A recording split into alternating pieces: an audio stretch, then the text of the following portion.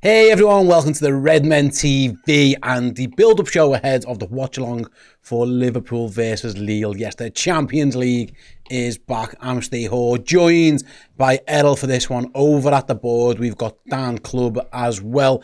Yeah, as soon as the team news is out, we will bring it to you, of course. But Errol, you're looking flames as ever, pal, first of all. Nice one, thank you for that. Rocking the new do. Second of all, it feels, this is mad we're saying this, but like, you know, Liverpool are 6 games into an 8-game league phase of a Champions League, and we're chill. First of all, it's January and we're playing Champions League, group stage, whatever, which is mad, but like, they've done so well in this competition.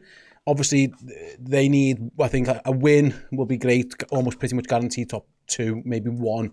But there's no massive pressure on this one, which is mad because it just goes to show how well Liverpool have done in this. That, you know, a couple of days ago, me and Paul were sat in this very studio and I was screaming like a banshee. And today, by the way, if you haven't seen that clip, where have you been for the last? Listen to it. I didn't know I could make noises like that. I can't imagine anything in this game would make that happen today because it feels like the pressure is calmed down, and that's credit to these lads because they've done so well so far, 6 out of 6. Oh yeah, absolutely. And what I'll take from what you're saying there is the fact that Liverpool have managed to navigate their way through this new format. Nobody knew. It was a step into for the unknown for all of the clubs involved. But, you know, most of all Liverpool, what was we going to expect from it? How was we going to handle it? And I think what Slot's managed to get out of his players so far in terms of fielding a strong team, most outings, it's proven to have worked, which now puts us in a position of a little bit of luxury.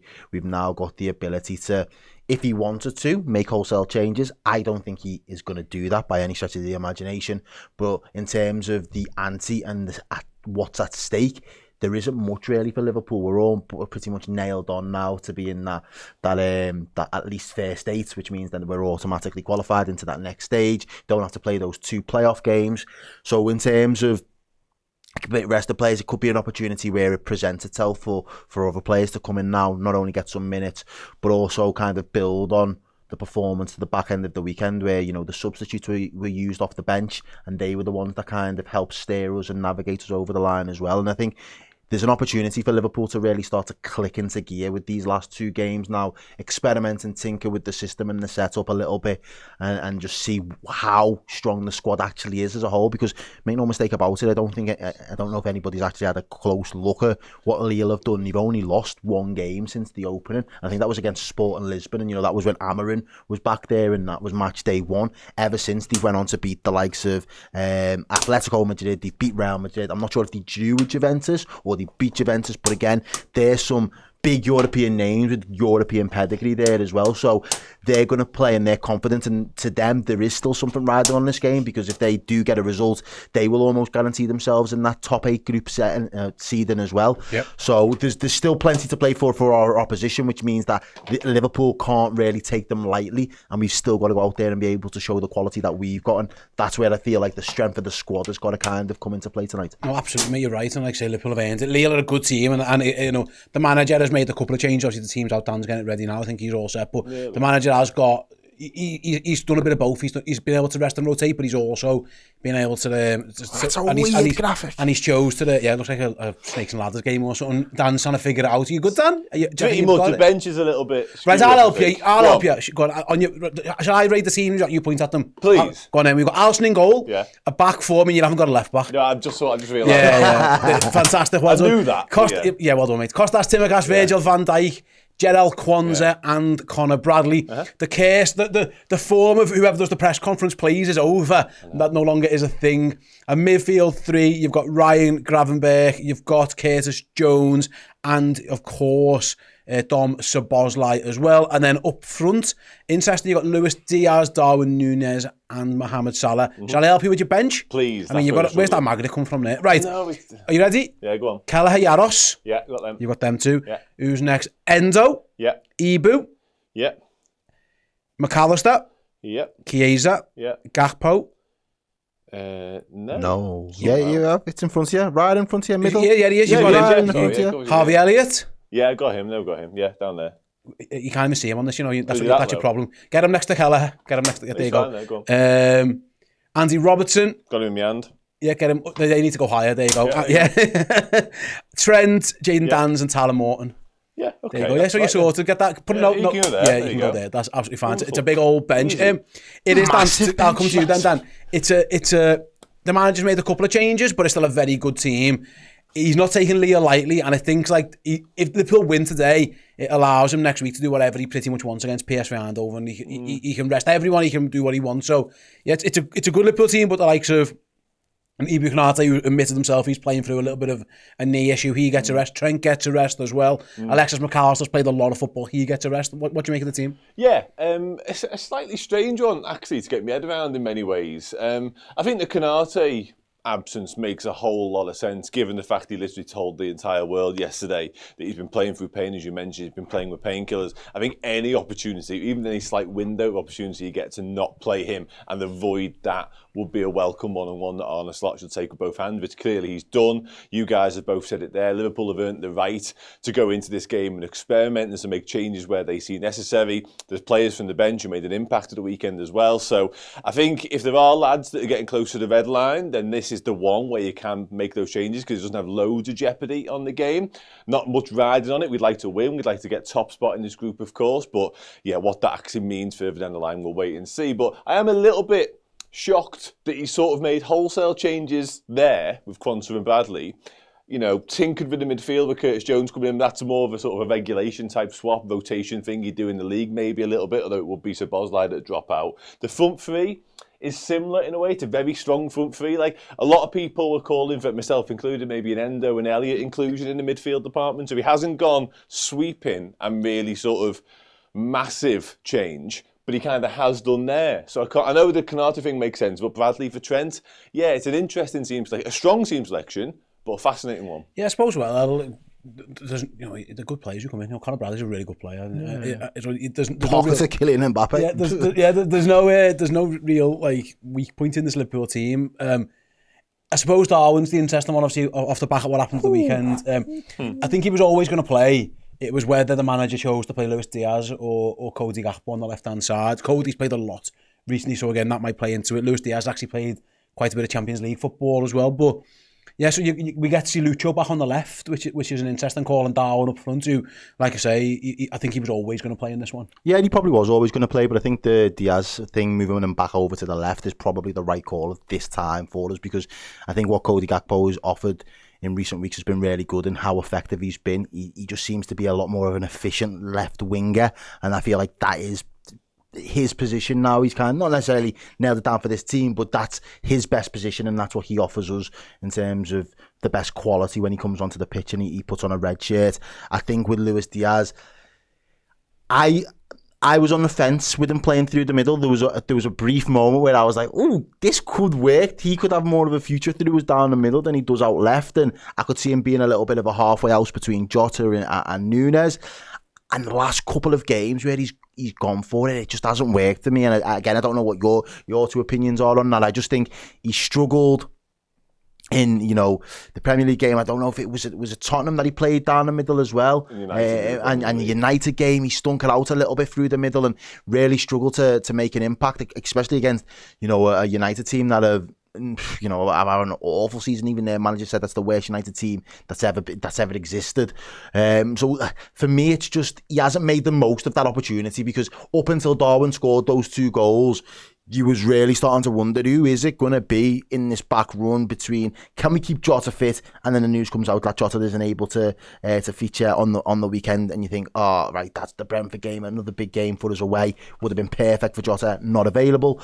Then you've got Diaz, who's not been ripping up cheese through the middle in some of the big games that we've had recently, where you've kind of expected them to kick on. You almost understand the system a little bit more now. You understand what the manager's asking of you. I thought, obviously, the debut game where he started in that position was the Leverkusen game, and he was brilliant that day, do you know what I mean? So you thought, okay, it's raw, let's refine it a little bit, and the manager might be able to work with it a bit, but it just doesn't seem to have worked out the way I would have expected at this point. There was an opportunity there, and I think he's missed it. But now the opportunity hands straight back over to Darwin Nunez, and it's like, right, can you kick on now? Can you get a little run of form and a run of games? Because I think there's a massive opportunity. I'm like a lot of Liverpool fans at the moment that still doesn't think it's clicked for us in that front three. And at times this season, we seem to be effective, but we don't seem to be deadly and threatening yet. but there's still a lot of games left in the season where if we get to that level, it's only going to bode well because we could be on for a special season, so make the most of it now almost. Absolutely right. And let's have a look at the Lille team. Like Errol said before, Lille are a good side. They haven't lost for ages. I think they're third in France. They're doing really well in the Champions League as well. Chevalier in goal. Mandy, Decate, Alexandro and Goodmanson. You've got Mukau, Andre, Haraldson, Cabela, Bakker and then Jonathan David up front for them as well. So it is interesting down with Lille in that sometimes people look down their nose a little bit at French football. If you look at the Champions League this season, actually the French teams are doing quite well. It's apart from PSG. It's the team that you'd expect to be doing well aren't. But at this moment in time, Lille are 10th with a chance again to definitely qualify. They're almost certainly going to make that the knockout round. They might get top 8. Brest, 8th at this moment in time. They're doing really well. It's as you go down and you see, PSV at 25th. They're really battling for it.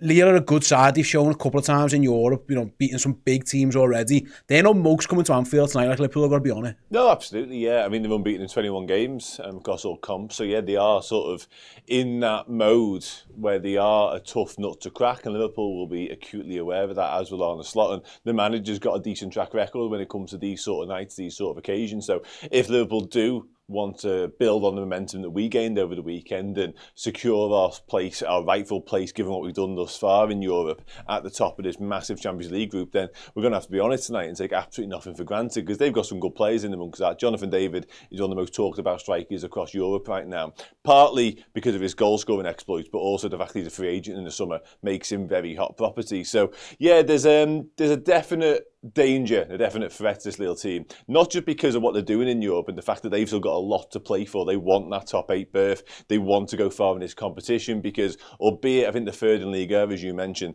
they are a decent points gap away from PSG, as is so often the case over in France. So a lot of their focus can afford to be on how deep can we go in this Champions League competition, which makes them a dangerous proposition. So yeah, make no choice about it. Liverpool will have to be on it tonight, and we've named a team, as much as I'm a little bit shocked by the halfway house when it comes to rotation, we've named a strong enough side there that can go out there and get a job done. Absolutely. I mentioned the French teams on Monaco are currently beating Aston Villa. The French teams are performing well. Monaco in 9th. So you've got actually 8, 9, 10 up for the 3 10s teams, and they're all performing quite well. What's that in French?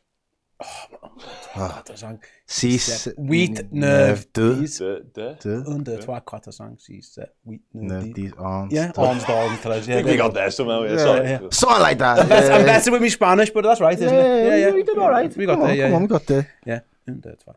I was right. I was decent. I was absolutely right. Yeah. Decent. We've got a super chat from Jensk. Dan, I'll bring this one to you. Thoughts on Darwin tonight? Obviously, superstar at the weekend, Darwin Nunez, much maligned. Wins Liverpool a valuable 3 points at Brentford. He's back in tonight. What are your thoughts on Darwin Nunez? He again could do with. He shouldn't be feeling. Sorry, let's reword that. It'd be hard for him to feeling better at this moment in time. He should be full of beans, full of confidence. He got the loving of the fans. Everyone's backed him to the hill. Yeah. It'll be nice if he has a good game today. Oh yeah, absolutely. Well, he needs to double down on what he did over the weekend, doesn't he? Because I think a lot of people are viewing Darwin now as not sort of what happens in 6, 8, 9, 10, 11, etc. months. What can he do over the next 3, 4, 5 months between now and the end of the season? That's all that really matters, and that's all we really need to focus on. So tonight is the first step. It's the first potential opportunity for him to capitalise on what he did over the weekend, because you're right, you could tell in his celebrations, you could tell in the post-match stuff, you could tell in his post-match comments just how much it meant to him to get those goals and to be the match winner and to be the hero for Liverpool, actually. So the word confidence is absolutely pivotal in this. You could see literally in the space of a minute and a half, he went from scoring the goal and the euphoria and the adulation he got from that to being this confident clinical striker who had the presence of mind and the wherewithal to take a touch when it might have been easier to hit it first time and hit it in the back of the net once again. So yeah, he needs to springboard off the back of that. And again, the long-term conversations, the long-term question marks around him will remain them. But for the here and now, just go out there and be on number 9. Jota's sideline for a number of weeks. Make it so. There's definite question marks about Luis Diaz playing that role for me. I don't think he's quite suited to it personally. I think that lack of ability to get in the box often enough undoes us quite a lot. Whereas Darwin Nunez has got a genuine chance here of getting a proper run in the team. No Jota, as I mentioned. Diaz is nowhere near perfect. We don't do Gakpo through the middle anymore. So Darwin Nunez can make that shirt his own. He can make it so when Jota is fit in 4, 5, 6 weeks, you can't displace Darwin Nunez, and that's kind of all we can ask from him. Yeah, absolutely. Fingers, I say, he backs up with another one. We don't know how long Jota's going to be out for again, so people are going to rely on Darwin Nunez a lot. So you're right. That's something to look forward to today in terms of. I hope Darwin performs well. There's a school of thought looking in the chat here, Errol, that the manager could have went wholesale changes. He could have give Gravenberch, Van Dijk, Salah a rest.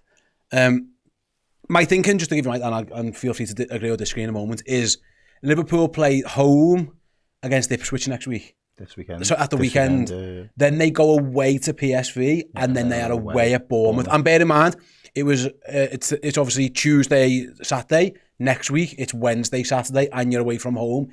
It feels like Arne Slot's decided, I really want to win this game. I want to get this one done, secure us in whatever we're doing, and then next week is the time, if I want to, and he doesn't have to, that I can maybe that's where you might give a few more players a rest, because you probably a Wednesday away to a Saturday away against a good Bournemouth team probably feels like the better time to do it than 2 home games. Because if you rest them today and it goes wrong, he has to play them next week. It feels like he's really keen to get this one done at home tonight. I can see your logic, definitely, but I also just think, have we not been watching this manager for the last 6-7 months, and when there's been other opportunities to rotate or make wholesale changes, he's just went no. Other than the League Cup, other than that League Cup game, and the FA Cup, more often than not, it's been surgical with the changes. It's been 1 or 2 here, but I don't think he wants to disrupt that balance, and I think he's even more doubled down than what we was used to with Jurgen Klopp, in the way that Jurgen would sometimes make wholesale changes or make 5 and 6, 7 changes. He's like, no, I'm trying to keep the balance, and I want to make 2s and 3 changes max, and that's kind of it. And as you said there, someone like a Jones is often used as a rotational player anyway, so it doesn't disrupt the balance of that midfield. They all understand the jobs and what's expected of them. So Quansah coming in now is probably that one where he's rolled the dice and said, this will be the game, because protecting Ibu is a long-term priority, and there's a little bit more of a strategy behind that. There's probably a little bit more medical science gone into that as well. But in terms of keeping that team together and keeping the freshness in the legs, a player like Salah wanting to, play himself back into form again, he needs games that probably don't have a great deal riding on them, but you're playing up against tough level opposition, get yourself a couple of goals, and more importantly, influence a bit of the game, lad. Get involved, get stuck in, do other things in the game that, in the Premier League, when we're relying on you for output, you don't always get the opportunity to do. We've seen Mo light up the Champions League nights for us in the past, because he's just got a different lease of life and a different energy to him. Same with Luis Diaz, he came to life, and again, going back to the Bayer Leverkusen game, and in the way that he had that free roll through the middle a little bit. So I just think that this is the way that this manager is. He wants the spine of his team to be as consistent as possible and play as much games of football together as possible, as long as they're fit and there's no real worries or concerns that, there's going to be an injury looming at the back end of a game. And I get it. It's worth mentioning, he's made 4 changes. That's a lot. If by his standards, exactly. You've got 10 outfield players and he's changed 4 of them. He's made a fair few. So what, Nunez, Jones, Bradley and Quansah? Yeah. And I'm almost say he'll use his bench. I'd be shocked if he didn't make 5 subs. He made 5 subs at the weekend. So he's If he didn't, in the end, Kay's come on late. So he's already starting to show that he's using his bench a little bit. JT Poole, have we spent too much on Darwin for him to be accepted as a super sub? Like Ole Gunnar Solskjaer. Forget the money for now, lad. That's how I'd say. The answer's yes. Yeah, of course. The plans would have been for him to be Liverpool's number 9, play every week starter, but he's not that. And Liverpool are still top of 2 leagues without that. It's fine. But I'm also quite glad that you don't just, you've got to earn that right as well. Do you know what I mean? And I don't, without disrespect, but he's in a good moment at this moment in time. He hasn't done enough to be that yet. The price tag might warrant you needing to be that profile. But in terms of what you've done on the pitch, and I put it out there on Twitter the other day, he is an enigma, because his numbers for, in terms of his goals and his assists for how many starts he's had, they're not that bad. They're not horrific. You're not looking at them thinking, and wincing. You're looking at them thinking, That's a decent. If you just looked on the numbers value, you think, and you hadn't watched him kick a ball, you think, oh, he's a decent striker. People talk about him in the same breath as they've talked about some of the and again, big flops that have come to England, and that is because of the price tag. So, for clarity on Darwin Nunez, he has now played 124 games for Liverpool. He has scored 39 goals and has got 21 assists. So you're talking 60 goal involvements in 124 games. So it's 1 in 2. And by the way, bro, I know it sounds harsh, but you like. I'm sorry, I want the goals. We 1 in 2. I know. This is my point. That guy. I'm. By the way, it's worth mentioning. 47 of those games he started, of which 47 he's come off in. And 50 he's come off. He very rarely plays 90 minutes. So he hasn't worked. He should have been the best player. But when you spend that much money, he's meant to be the best player, and he hasn't been that. But I think it's the way he gets labelled, and he gets tarnished with like. I've sort of do with like Ngog and Voronen and like Andy Carroll and all that. Literally people are literally singing you're a shit Andy Carroll, like it, and that's fine. It spares him on. It's not that. It isn't as good as it should have been. But I think people are very disrespectful. At this moment, he's Liverpool's 5th choice forward, and there's a chance he ends up as the 6th choice forward, depending on whatever Federico Chiesa can do. You're not in a bad nick if that guy's your 5th choice. Arsenal will be screaming out for Darwin Nunez to come off the bench for them. Yeah, right now. Yeah. When they were looking for a goal the other day. And they had no forward. They'd have been screaming out for him, and so it's.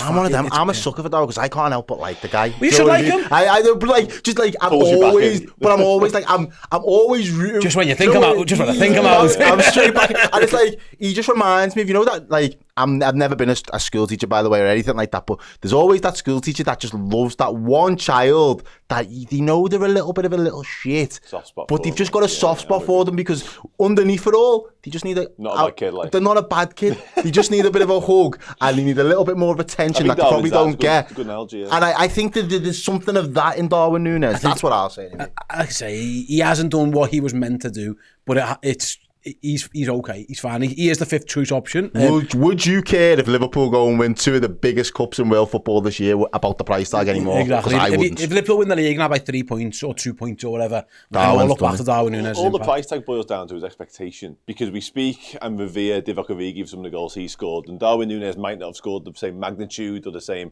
importance of goals just yet, but we still love Divock Origi for what he did. But he cost a handful of £1 million compared to what we spent on Darwin. So by the way, Darwin's better than Divock Origi. Yeah.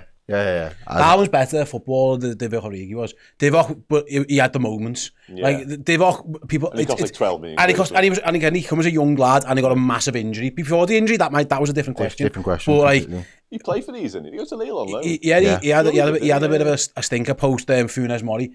He come back and had some of the biggest moments in our history, and that's great. Yeah. And he's a legend of the football club. But he could never get a run after that. No, well, he didn't. After that injury, he didn't score. He started regularly, did he? But he couldn't. That period just before the injury, there was that period, post that he just couldn't. There was no place for him to start regularly. Do you know what I mean? He scored 41 goals for Liverpool in 175 appearances. Go back to what I said before about Darwin.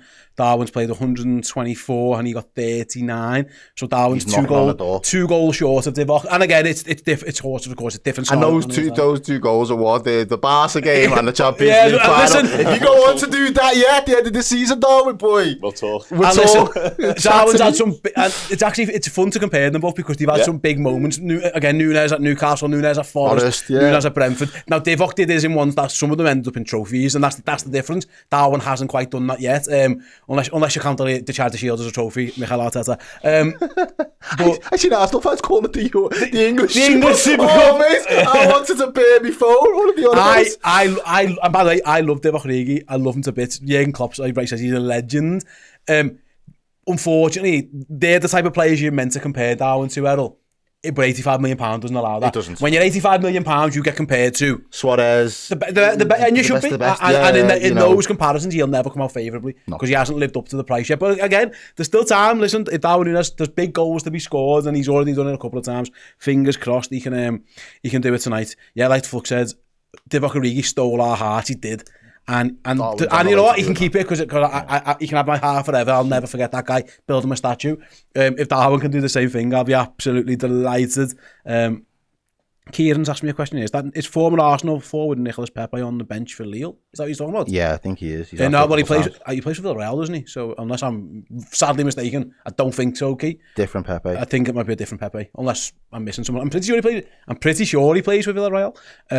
My knowledge of European football might not be as good as that one. I saw a tweet the other day and I loved it. And I put it out there myself, and it was Arsenal fans are always explaining something, and that's good. It is so factual. That English Super Cup thing, man, it really made me laugh. It really made me laugh. So yeah, they're unbearable at the moment. Yeah, they're going through it, bless them. And so listen, we all need an arm around the shoulder sometimes. And if you know an Arsenal fan, give them a cuddle and just go, oh bless. It'll all be fine. They don't. I think I'm right in saying Arsenal's game. They play Zagreb tomorrow, so they win that. They should be pretty much secure of themselves in terms of a top 8 spot as well. So fair play to them. Right then, elsewhere, Dan, I've got a couple more questions for you before we hand over to the next part of the show. Team news wise, good to see Conor Bradley getting 90 minutes again. Errol mentioned it before. Champions League, he got that injury when he played against Real Madrid, and he was one of Liverpool's best players, if not the best player, when Liverpool beat Real Madrid. Good to see him back. Yeah, I love watching Conor Bradley. I absolutely love watching Conor Bradley play football. Really, heart on his sleeve type, more conventional fullback than what we see from Trent, because obviously he hasn't got the same repertoire, the same range of passing. But in terms of being a fundamentally very, very, very high level fullback, he's got everything. He's up and down all day long for you. Yeah, and he doesn't really allow the level to drop off down there. He does a job on his man. He does a job in the final third. He's got great quality on the ball. So, yeah, just delighted to see more of him. It's been a shame with injuries, really, with Conor. Obviously, the latest example of that was a real one, because it felt like that Real Madrid night was sort of the second coming of him all over again. And here we go. We've got this exceptional young talent. And that came in around a lot of the noise around Trent. And a lot of people were like, well, don't worry, because this kid's here. That's the level of footballer we're talking about. So anytime, any opportunity to watch Conor Bradley play football for us, I'm all in on it. Absolutely. He's got another chance to remind us of that as well tonight, hasn't he, really? I think he's fantastic. We're blessed to have him. Whatever happens. Fair play to Liverpool's academy again, and the recruitment and bringing players in from where he is just like, he's destined to be a superstar, that kid, and again, hopefully he can put in another good performance today. Jack asked a question. He asked it to me, but I will, as the gracious host, I will direct this one to you guys. I'll start with you, Errol. Go on. Do you feel sorry for Harvey Elliott? This should be the game he starts. I do feel sorry for him at the moment. I think he's a little bit of a victim of circumstance at the moment, because I'm not 100% sure Slot fancies him in terms of... And we've had this conversation a number of times of where is his best position, what does he do? He hasn't really got the pace to hold down that right-hand side, especially because now Chiesa has been brought in and kind of brought back up to speed. You'd probably stick Chiesa out there, and then in that midfield, he doesn't probably fancy him in one of those 8 positions particularly, and sometimes obviously we use the 10 if it's a bit of a double pivot. I thought that would have been perfect for him this season. I thought there'd have been opportunities for him to, if there's going to be a double pivot of Gravenberch with somebody next to him, Harvey Elliott just a little bit in front of that, to be able to operate in those little pockets of space, tight areas, play those cute passes, left foot, would have been perfect for him. He just obviously hasn't been trusted enough to get those opportunities. The one thing I will say is, if he keeps making impacts like he did off the bench the other day, it will be very hard to ignore his talent and what he offers this team, and the manager will have to find a way to utilise him. If that means he then becomes the super sub he was for us last season on a more regular basis, and I mean that 60-minute mark, Harvey's coming off the bench, he probably won't be happy with that, and he will probably expect more. But it's kind of where I'd expect him to be at this stage in his Liverpool career now. If he can be a regular 60-minute mark man, come on, change the game, inject something into it in terms of quality and maybe a finishing touch here and there. I could live with that for him. I think he would probably want more, though. Yeah, I suppose, Dan, and it is worth mentioning, like, the lads who play in that position have all been good. Yeah, yeah. You know, I know Curtis had his critics a little bit, he had a couple of bad games, but, you know, in the Champions League especially, Curtis Jones has had some really, really good performances. McAllister's been fantastic. Szoboszlai is in good form as well. I think Harvey Elliott, although, and he said himself, that he's had a chat with the manager and he wants to play, and everyone agrees with that one.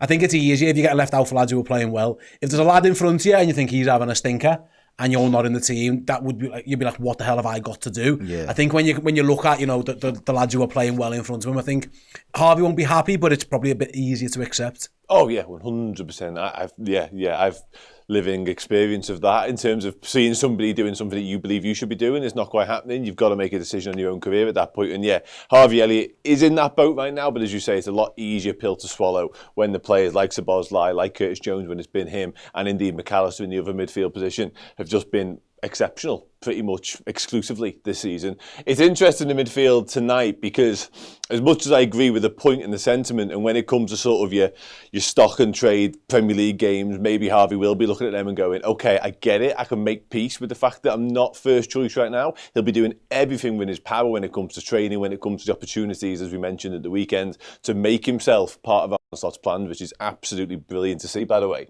However, I will say, I do think he would have looked at nights like tonight as an opportunity to get a start because he's made an impact at the weekend. He'll know Dom Szoboszlai has put in a lot of work already this season when it comes to the minutes he's amassed. Likewise, Ryan Gravenberch for Vittorio Endo as well, by the way. I would have been cards on the table, I started both of them. Endo and Elliott would have been in my starting 11 tonight because I think that is a drop-off of quality that you can withstand and you can cope with to still win a game of football, but that's by the by. I think for Elliott, he is running out of opportunities to play and start matches because Errol said it there really. He won't be happy. He's already spoken out last season about the fact he doesn't want to be a super sub. You're 12 months further down the line now, admittedly with an injury in the middle of it, so broken him a touch, but he won't be comfortable with his position in the squad right now. He'll be happy to come off the bench at the weekend and make an impact and have a say on the matter. That's great. He'll say all the right things in the media and in the press, the fact he wants to play for Liverpool, because he does. At the heart of it, he's a Liverpool fan on the pitch. He wants to play for this football club. However, if you give him 5, 10 more handful of cameo appearances for the rest of the season, he's going to have serious questions with where he stands come next season. Absolutely. I think he's so young. Like, it'll be fine. Honestly, it'll be fine. Opportunities will present themselves for different people at different stages of a season. And listen, he's made impacts before. He's played over 100 odd games for Liverpool. It'll be fine for Harvey Elliott. Like, he's not a bad player. He's a really good player. I think he's a great player, but he's a bit of an anomaly in terms of the system. You know, and he's just what he is. He's fourth choice. And that can happen at Liverpool. If you're a young player, you can be fourth choice. Curtis Jones was fourth choice a while ago, and now he's third choice. Like, things can happen. It's good for Harvey Elliott that if there's, you know, he said himself he doesn't want to leave. He's Liverpool through and through. Make those opportunities every time you play. Just keep doing what you're doing, and this manager will pick you eventually. That's just is what it is. Some things change. Players get injured. Players lose form. Like, suspensions happen. People get ill. Like, there'll be opportunities. He'll probably play, like, you know, that Plymouth game. He'll definitely start that one. If Liverpool get through tonight, there's a chance Harvey plays. I think he should be playing Spurs as well. He might play in Holland next week, and he'd probably get off the bench today, and he'll probably get off the bench at the weekend. I think Harvey will be just fine. In terms of feeling sorry for him, I don't feel sorry for him because I don't think there's anyone ahead of him who I'd be like, you are definitely playing better than him just now. I think Curtis has had a dip in a couple of games, but like, over the course of the season, Curtis Jones had a good season. The one thing, the thing with Elliott though for me is, I think out of in this team at the minute, and it's a bit of a wild shout, but I think he's the output guy. I think Harvey Elliott's going to come on and be good for a goal or an assist in almost every 1 and 2, 1 and 3. Whereas the likes of a Szoboszlai, and then again, it's that trade-off of what do we want? Do we want to lose that physicality, but you're going to put it on a plate for someone and they're going to score, or do we want to keep that physicality, keep the control in the game, but we have to work that little bit harder to, manufacture shots and goals and opportunities in front of goal. And at the moment, Slot's very much, we're going to work harder, we're going to have more control, and over the time, we had 37 shots the other day. At some point, we'll break the walls down and we'll get the goal that we deserve. Could we do it a lot easier with Harvey Elliott in the team is the trade-off, but what do we lose? And in losing something, are we more vulnerable going the other way? Yeah. And I think they're the things that are there's just no way that he's better than McAllister and Szoboszlai. And that isn't a knock on Harvey Elliott. He's a very good footballer. Those two are better than him, and that's fine. He's younger than those lads. He's played 100. He'll be absolutely fine. Don't worry about Harvey Where Elliott. the question marks come in, though, and you're right, but ultimately, if you look at the minutes he's played this season, they just don't exist. Like, he's not even been a super sub up until the weekend. Like, he literally hasn't been called upon. Honest Slot's already spoken about the fact that he could be a right winger, he might be our backup there. So in his mind, 12 months ago, he was definitely a midfielder, definitely that advanced attacking midfielder, whatever you want to describe him as, the creator, and he was that in pre-season as well. So it must be hard for him to grasp his place in this squad, and he's been sat on the bench more often than not and not came onto certain games. He's had literal handfuls of minutes here and there. He's not even been used for half an hour at this point. Yeah, but whose minutes should he have? That's what I don't get. I understand the point, and listen, no one loves Harvey Elliott, the player, and the guy more than me. He's a fantastic player, and he's a fantastic fella. Like a kid, he's a kid. I know his dad's great as well. Honestly, he's unbelievable. But like, you play for Liverpool, man. Like, nothing's given to you. Like, nothing's got. But I'm just thinking, in this system, in my head, the 10, that was like, that role. I'm not saying the role itself, but that position, that's where you're best suited. Oh, yeah. So whether you start in that position or you come on as the first sub to substitute that guy who's ran himself into the ground for 60 odd minutes, 70 minutes, and you're getting 20 minutes almost guaranteed every game, to just add that extra. If we're 1-0 up and we need that extra goal to kill off a game, Harvey's that little bit of quality in those tight spaces that can manoeuvre and build towards that. He just hasn't been given that platform for me enough this season. And ultimately it's like, you again, almost a Darwin thing. There's going to become that point now. It's not really what you're going to do for the next 12 months. It's what can you do in the next 5 to 6 months that leaves enough of an impact for Slot to then sit down with the team and think, right, there is something we've got to do with this lad now moving on into the summer. And that's, for me, giving him those opportunities. And as you mentioned there, you are spot on. I think over the next 3 weeks, there are enough games there. Not saying that they're at Harvey's level, but will present enough opportunity for rotation where Harvey should feature heavily enough to he'll probably come on tonight. I'll be shocked if he didn't. Right then, me and Errol are going to take a quick break, get ourselves ready for the Watchalong. Dan Club is going to sit in this very chair. It's the fan interactive part of the show. So yes, listen to what Arne Slot had to say in his pre-match press conference. Stay tuned. Dan will be in the chair after we've listened to the manager. Arne, Thomas Frank said after the weekend that you're a level above Manchester City, you're a level above Arsenal, and went on to say probably also the best team in the world, which I suppose is easy to say when you're 6 points clear at the top of the Premier League and 3 points clear at the top of the Champions League standings as well. But what do you think? Are you the best team in the world? His opinion means definitely something to me, because he's shown at Brentford how well he's done.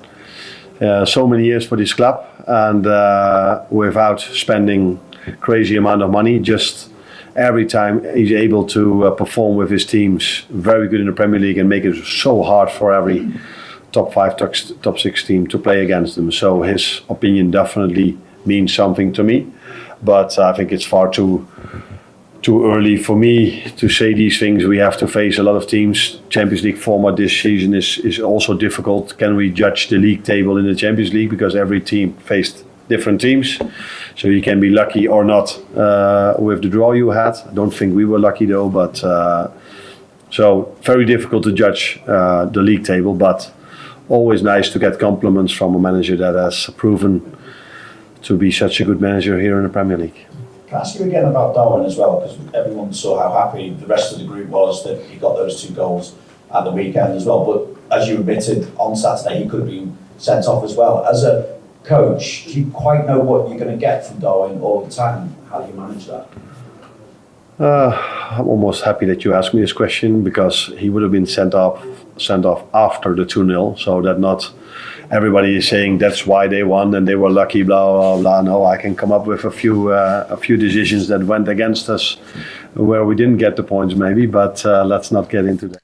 Hello everybody, welcome back to the Redmen TV and the fan interactive part of the night. Ahead of Liverpool taking on Lille at Anfield in the Champions League. Another opportunity for Liverpool to take a huge, ginormous step towards not just qualification, of course, but qualification at the top of this massive Champions League group, which, you know, may be good, may not be good. We might end up facing Real Madrid next round, but all will be revealed. That is for another day. For now, the Reds just want to get the job done. And Arne Slot has picked a team that suggests he very much wants to get the job done. 4 changes in total. Curtis Jones coming in, Darwin Nunez, the hero from the weekend, coming in, and 2 changes at the back as well. Conor Bradley and Jarell Quansah into the starting lineup.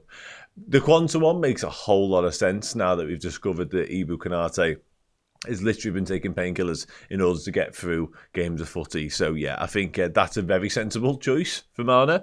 I think Yeah, sorry. I'm only like, it could be a thing. It's not definitely a thing, but it's on the cards is all I'd say right now. Conor Bradley coming in for Trent. Yeah, I like that change. I said it a moment ago. People feel free to disagree or agree with me. I would have made a couple more changes personally. I would have started Harvey Elliott in this one, and I would have started with Endo as well. Because I think both of them are deserving of those minutes and the opportunities. Certainly Harvey Elliott, given what he was able to do at the weekend. But I think Gravenberch and Szoboszlai are two, alongside McAllister, actually, who are very high on my list of concerns when it comes to the sheer numbers of minutes they're getting. So, yeah, an ever so slight concern of mine, let's put it like that. But listen, Lille are a good side, Omar. I take that point.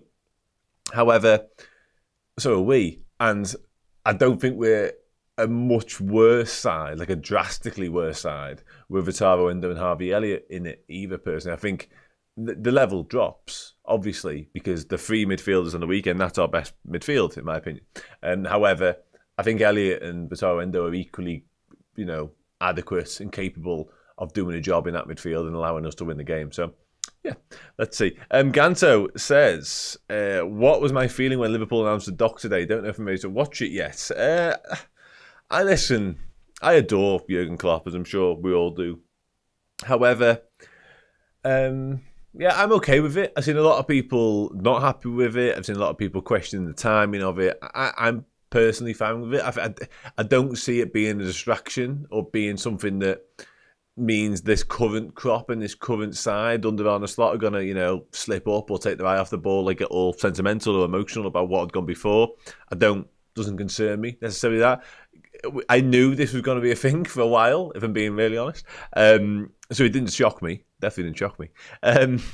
So yeah, I'm okay with it, and I'm actually looking forward to watching it. To be honest with you, for lots of reasons: the time that we had, the man that he was, and again the fact that we've already featured in it once. So yeah, keep your eyes peeled for that. Catholic Zach says, "Yes, stand up the Reds. Hope you're well, brother. Let's make a statement and keep the momentum. Momentum's a big word, I think, in that, and I agree with you, mate, and hope you're good as well." I think the Champions League momentum is something, but we had just, gone on a little mini wobble. No wheels had come off, but one of them was looking decidedly dodgy, I think. So I think it was pivotal, not just because of the league state, but because of what it meant in terms of our morale and confidence levels and all that sort of shit to win at the weekend. So the momentum is key in Europe, yes, but you can't just isolate Europe as being that's that competition. I think actually winning the game of footy, and in the manner that we did as well, allows us to bounce into this tonight. And I think winning tonight allows us to bounce into the weekend, hopefully, etc., etc., etc. Winning's a habit. Winning is an absolute habit. And it's one I think we need to get into. So yeah, let's continue that, shall we? Yeah, Blue documentary, Jurgen Klopp documentary coming to your screens. Bran with the first goal prediction tonight says, Conor Bradley is scoring in a 3-0 win. I've got a little sneaky suspicion for Conor Bradley as well, to be honest with you. Dan, who do you think will be on the ceiling today? I'm thinking Bradley. Yeah, I'll be up for some kind of Bradley ceiling action. Who do I think it'll be, though? Oh, that's a good question. Who's likely to steal the show here? Can't be Darwin. It could be Darwin again. I like the Conor Bradley shout. I'm veering towards that myself. So yeah, I'm going to stick with you on that. Ian says Nunez and Salazar score in a 2-0 Liverpool win. Mihail says, I really hope Harvey starts against Ipswich. I know Arne doesn't like rotation in the league, but I think it's a better game out of the fitness of players than they thought. Yeah, that's like a YouGov type thing. The Harvey Elliott debate, we had a mini Harvey Elliott debate a minute ago, so I'm not gonna go back into that as deeply as we did. Maybe it's a conversation for another day, is what I'm trying to say. Because I think it is. I think it's a conversation worth having as well. Because as much as Steve's right in Dom Szoboszlai, Alex McAllister, Curtis Jones, and of course Ryan Gravenberch from a deeper role have all been, in moments superb and generally excellent this season. Therefore, Harvey Elliott, he's had his broken foot, of course, to contend with. Where does he get his opportunities from? But for me, there's been games and moments within games that you could have started him or you could have brought him off the bench, and we've been reluctant to do so. And I've not really understood why. I think we were quite reluctant to do so for a large part of the weekend. So that might just be Arne Slot's way. He might be, not as gung-ho when it comes to making the subs as Jurgen Klopp was, or maybe he doesn't do them as early. I'm not quite sure. But the Harvey thing remains a thing right now. And it's a conversation until it's not as well, really, because I said it a second ago, the minutes just don't stack up. I think he's played like 50 odd minutes in the Premier League this season. And I know he's unavailable for a large part of it, but he's been available for a large part of it now as well, and just hasn't got up and running at all. And there's only 2 starts this season that have come in the FA Cup and I think the Carabao Cup, and both of them was a right winger.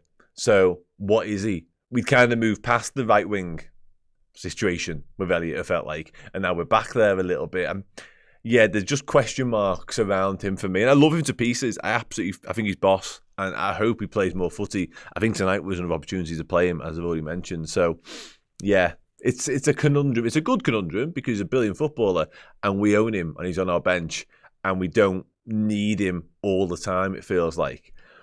But I do just wonder. Andreas says he sees Fede scoring in a 5-0 win. Darwin and Lucha. Listen, a 5-0 win would be excellent.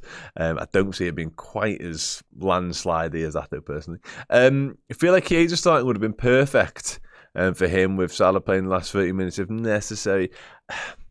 I don't think Salah's got anything written into his deal that means he has to play. Salah's just desperate to play football all the time. He keeps himself in peak physical condition to go and go and go. And also he wants to break as many records as humanly possible whilst at the peak of his powers. But I also think this is a good point as well. I just saw this at the corner of my eye.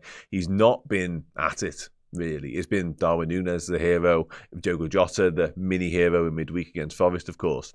So he will probably want to play himself into a little bit of form, a little bit of rhythm. If he, he might get a handful of chances. Now, let's say he gets 4 or 5 chances and sticks 2 in the back of the net.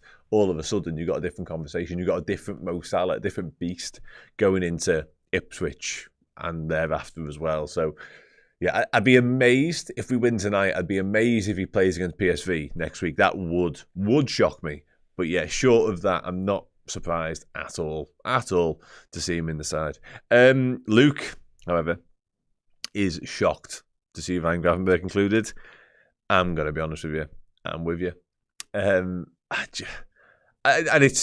absolutely love watching him play football for Liverpool. He's been majestic this season thus far. He really has. Probably, if the season stopped now, short of Salah's numbers, if you had a without Mo Salah competition, there's a good chance Ryan Gravenberch wins the Player of the Season. However, he's playing some serious minutes. He's racking them up at this point. And there's always the chance that he just continues to do that and he's just bulletproof from here on out between now and the end of May. And that's wonderful. Absolutely wonderful. But there is still that inbuilt fear that what are we doing? What are we doing? And listen, Liverpool's backroom team, Liverpool's medical team, the fitness staff, etc., will have an absolute, complete and utter handle on every possible metric when it comes to Gravenberch. They'll know exactly where he's at, exactly what he's got in the tank, exactly how he's performing fitness-wise. So it shouldn't be as big a concern in my life as it is to me, the fitness of a Dutch fella who plays football for a living. But yet here we are. It terrifies me. Do I reckon the talk of January Salah makes him more desperate to prove to doubters? Well, not really, no. I just think he has this, again, just this inbuilt determination to just be the best version of himself every single time he steps on the pitch, and doesn't always deliver. With that, let's have it right. He's not always, 10 out of 10 Mo Salah, but more often than not he is. And there has been this drop-off of Mo, certainly in the years containing AFCONs in the new year of the season, but yeah, it doesn't concern me just yet, to be honest with you. Grav is made out of Kevlar. I hope, for your sake and mine, Barry, I hope for your sake and mine, that you're right. Gian says 1-0 Van Dijk. We need to be careful with Ryan's minutes as well as Virgil and Mo's. Yeah, I think personally, the Gravenberch minutes actually concern me more because we've got living proof now, and I'm going to touch wood when I say all of this. We've got living proof of Van Dijk and Salah being able to go and go and go, more or less exclusively throughout the entirety of the season. However, with Gravenberch, he's 2 seasons since he really had a proper season. Like the Bayern Munich year was non-existent. Nothing happened really. Literally like 7 appearances, I want to say, in the Bundesliga. I might be inaccurate on that, but not many. Not really a lot, full stop, during that. Last season, Liverpool fits and starts, moments here and there in a different position as well, it's fair to say. So never really racked up upwards of 40, 50 proper football matches for us. So to ask him to go from them two to this feels alarming to me, is what I'm trying to say. And again, listen, I'll make the point, like, I might just be making a mountain of a molehill. He might just be perfectly sound and just play the rest of the season at the absolute elite level that he's performed thus far, and there might be no issues, and he might guide us to glory, and that's just wonderful. But yeah, there are still moments in time and games like tonight where you think, could you rest him? And I tend to fall down upon the side of maybe you could have. Maybe you could have. Good thing about this game tonight is the scouts don't have to travel. Yeah, I think there might be one or two to have a closer look at in the Lille side, to be honest. Jonathan David being one of them. A free agent in the summer. I mentioned it earlier as well. Like, if Liverpool are looking to recoup some of the potential losses walking out the door for free, which is blasphemy, by the way, but accurate, they can do much worse than Jonathan David, I think. Whether he's the answer in terms of being the out and out, you're the number 9 that we need, I'd have to see some more. We might get an opportunity to do that tonight. We've got a habit down the years of signing players that play well against us, so watch this space. But yeah, I'd have to do a lot more digging on Jonathan David to really, sit here with a firm grip and say, yeah, that is the case. However, there's something there, isn't there? There's goals there, that's for certain, albeit in, what many people will describe as a pretty poor French top tier right now. Daniel Ward says, excuse me, if Virgil didn't play, then Mo would be the only Champions League winner on the pitch. That's why I think Slot has played him. Possibly. I think there's enough leadership experience, quality ultimately on the pitch without. Even if you took Van Dijk, let's do it. Let's take Van Dijk out for Endo. It'd have to be Endo, wouldn't it, I guess, on the bench, which is something in itself. And you took Salah out for Chiesa. And Chiesa's won the Euros. You know what I mean? Like, you're not bringing, with all due respect, and Jaden Dan's probably will know how much I think of him and his potential. Like, if it was Dan's for Salah, then yeah, you are looking at a vast drop-off in terms of experience. But Salah for Chiesa, yeah. I mean, Van Dijk for Endo, experience-wise, there's little to choose between them, to be honest. And positionally, it's a different conversation. But yeah, I don't think that's it, personally. I don't think it's a Champions League experience selection. I think it's, again, Van Dijk wanting to be the leader, wanting to lead from the front, wanting to be the captain that guides us through every single step of the way. Certainly in the big competitions. And Salah, again, the pursuit of glory, the pursuit of records, and maybe the pursuit of a bit of form as well. Yeah, I've just seen that comment as I said it. Okay, no one's mentioned why Keller was never going to start this, I don't think. I'd be amazed if Keller was going to start this, personally. Because again, I get this is Champions League night, and I get that there is a mini bit of jeopardy riding on it in terms of wanting to finish top of the group, which I do. I'm saying it very blasé, but it's accurate. I do want us to finish top of the group, of course I do. I want whatever gives us the best potential route to the final of the Champions League, so that's that. So yeah, but I would have still made changes. I wouldn't have changed Alisson for Keller. Alisson himself could do find a little bit of form, to be honest. A clean sheet tonight and maybe a couple of decent saves from the aforementioned Jonathan David might just do him the world of good, because he hasn't looked at his brilliant best since coming back. I thought he was better at the weekend when called upon against Brentford, but he hasn't been his elite level, imperious self by any stretch. So yeah, there's actually a case, when similar is to Salah, of getting the best version of Alisson Becker back quickly by playing him tonight as well. Yeah, let's watch. Wants to play every game before he leaves. I think he just wants to play every game. He played a lot of Europa League games last season, Sal. I think we forget that. Like, even in the group stage when games were won. I remember he came on against LOSC when we might have been 2-0 up, I want to say. And I think he scored a couple of times late on too, just to round off the performance. But he just wants to play football for us. Like, you can turn it and twist it into whatever you like, and that's fine. That's your prerogative.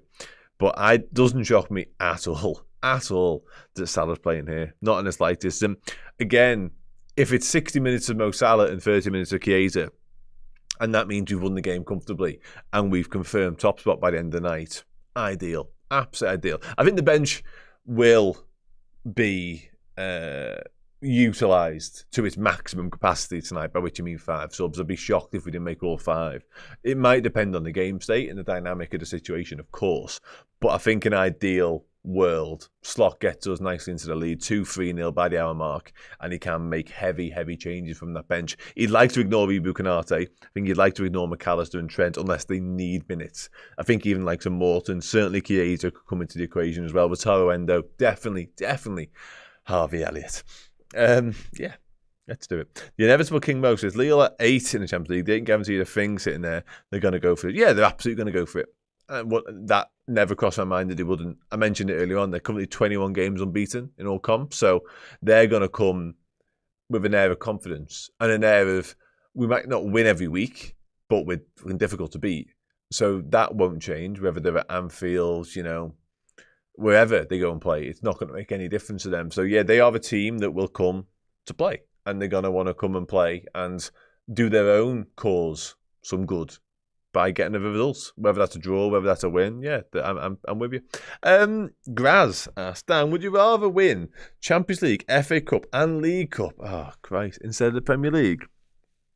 No, give me the Premier League. And the only reason that was even a conversation or a slight hesitation was the Champions League elements. I adore the Champions League. And listen, I'm semi with you on this.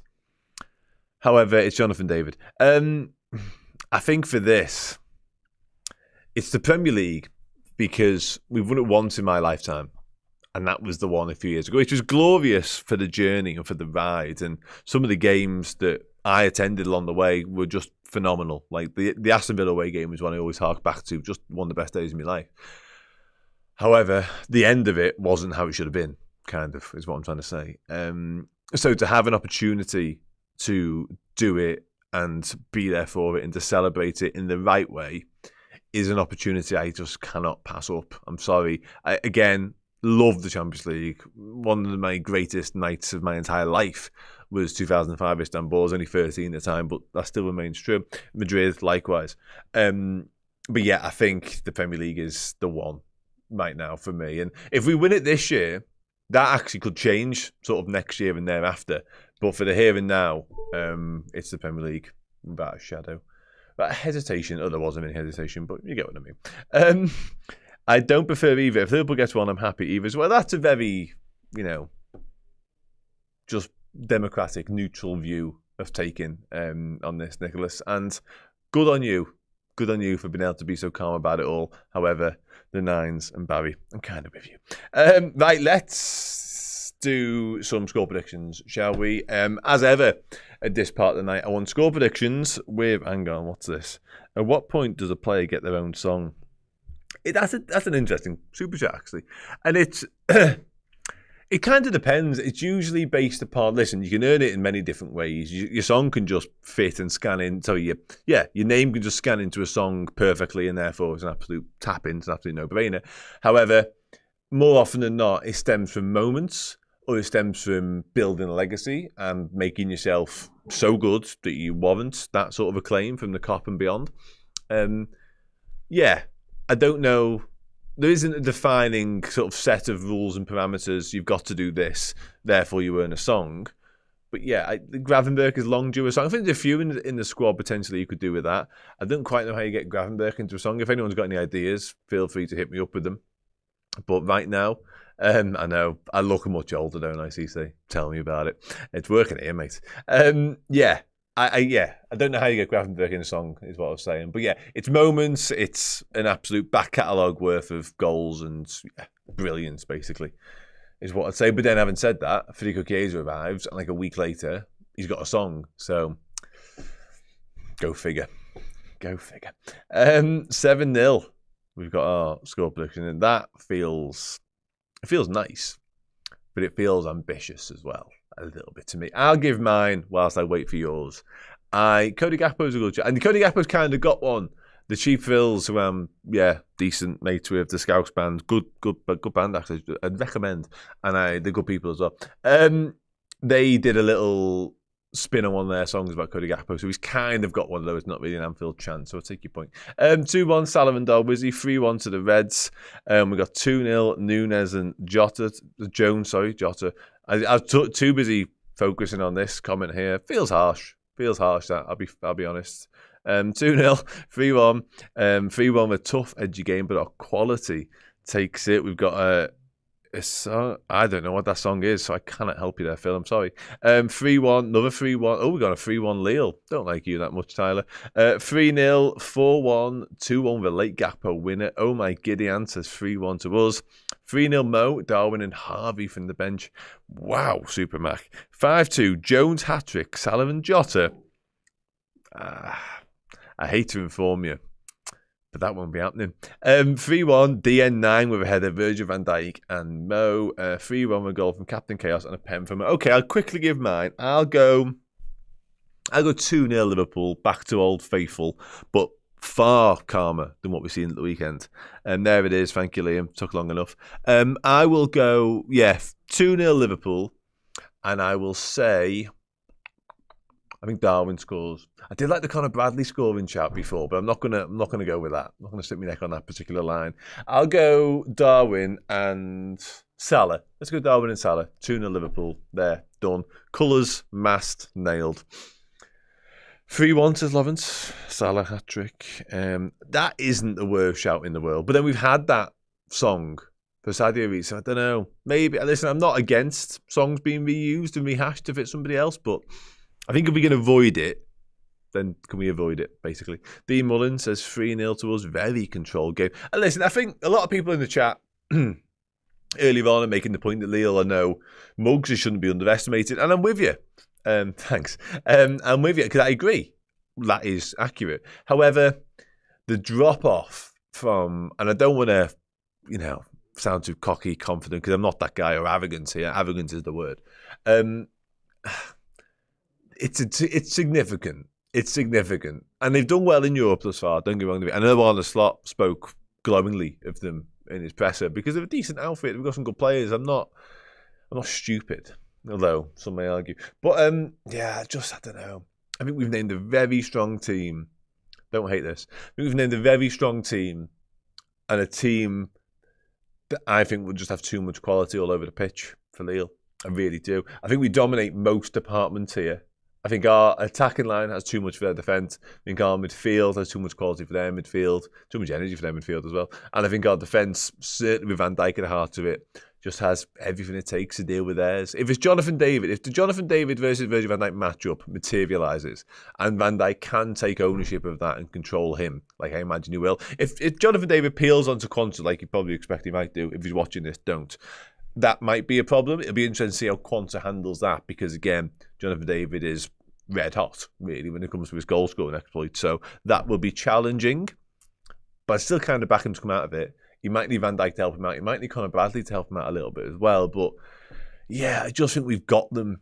I think we've got their number. And I don't want to be sitting here in 2 hours' time and being made to eat my words. So do me a favour, Liverpool, and do a job. But yeah, I think we'll be all right. I'm confident. I'm relaxed and confident. And that's born out of the fact that we don't have loads riding on this game, I guess, and the jeopardy isn't extreme. Aston Villa got beat by Monaco. Monaco? I've always rated French teams. Always spoke highly of French teams. So I reckon Simicast will score. Okay. You do you. Listen, I sat here the weekend when Kirkez scored that boss goal. And I don't want to talk about left backs that aren't ours, because that's a ridiculous comment to make 15 minutes before kickoff. But a lot of me did wonder and did think, left backs don't do that very often, do they? I love them both to pieces for different reasons. Andy Roberts has been an incredible servant and has been one of the best left backs, probably the best left back I've ever seen Liverpool own. Simicast has been a very able understudy, and then the FA Cup final goal, penalty, and all that sort of stuff. Really like him, great lad, etc. But yeah, they don't have that in their locker, doesn't feel like. But I'd love to be proved wrong, inaccurate tonight, if they can possibly sort that for me. So I'll start to wrap up now, because you've got a load of an absolute icon, expert and legend at the French football game coming up to follow me. So after that, Steve and Errol will be back in situ. But before that, what's this? Sorry, will we see Dan? Yeah, you will soon, actually. I think the Spurs Carabao Cup semi-final I'm down for, so I'll be seeing more of you all then. So look forward to that. It's always a pleasure. But yeah, I'll be back later on for the post-match fan reaction, so stick around for that. You get to have your say on what we've just seen. And then after that, I'll be doing a player ranking show, which is where we rank all the players from boss, sound to your messing. But ideally, we don't need to use your messing. But as mentioned, I got a couple of minutes from Julien Levon, the French expert, not just a French football expert, the French football expert. And that I say without any apologies to any other French football expert out there. So you got 3 minutes worth of Julien now telling you pretty much everything you need to know about Lille and what could happen tonight. So yeah, love you all. Bye for now. Hi guys, I think we've got a really fascinating game tonight at Anfield. Of course, you guys, Liverpool, will be favourite because you've been so good both in the league and in the Champions League this season. 6 wins in the 6 games that you've played. So it will have to be something very special from Lille to even get a point tonight. But I think they are a really good team. They're unbeaten in 21 games now in all competitions in a row, which is the longest run unbeaten for any teams in the Big 5 league. So credit to Lille and to Bruno Genesio, their coach, who, by the way, is the only coach in history with Jurgen Klopp, your former manager, to have beaten Carlo Ancelotti, Pep Guardiola, Jose Mourinho and Diego Simeone in Europe in the Champions League in his career. So nobody outside of Klopp and Genesio have done it. So I'm really looking forward to seeing Genesio against Slot tonight. And I was going to say that tactical battle, because this one thing about this Lille team, they have really good individual talent, especially 2 outstanding players in Jonathan David, the striker, and Lucas Chevalier, the goalkeeper, both super highly rated and rightly so. And the rest is a very strong collective with a bit of experience in terms of age, certainly, and a lot of youth, a lot of legs to run, a lot of hard-working players and talented players, but hard-working players. That's how you could sum up this team. Very strong collective, plus 2 really outstanding talents in David and Chevalier. But the tactical battle will be interesting because Genesio usually is very good tactically, sets his teams up really well. We saw that so far already in the Champions League with this Lille side. So they will need something very special tonight at Anfield for sure. I guess the main weakness they have, I see two. The first one is the inexperience, because this is a team that averages 24 years of age. I think the player with the most Champions League game is Jonathan David with only 14. There's a lot of players who have 3 Champions League games in a career, 4, 5, some of them 6, but not more. So the contrast in terms of experience on Champions League level with the Liverpool side is huge, as you would expect.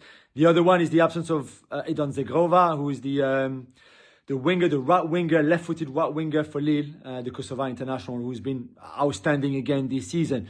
Maybe not consistently, but he's got that talent, that can do something outstanding outside of nothing, really, of nothing. And that's the talent that he has. He'll be a big miss for Lille.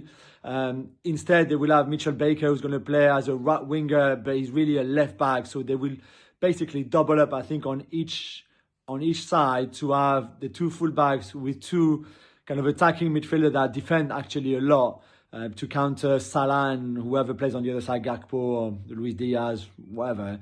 So it should be very interesting, but again, it needs something very special for Lille to get something tonight. Hey, welcome back. Thanks to Dan and thanks to Julien for that one with a very impromptu video from his hotel, which was very kind of him. The wonderful Julien on. Right then, Errol, we are about 10 minutes away from kick-off. We've got the sweets, we've got the snacks, we've got the drinks. We're looking forward to it. I am. As we kind of built up before, it's just another opportunity for Liverpool to kind of strut their stuff and play with a little bit of freedom, a little bit of swagger, not an immense amount of pressure. Obviously, Champions League under the lights, you always want to give a good account of yourself.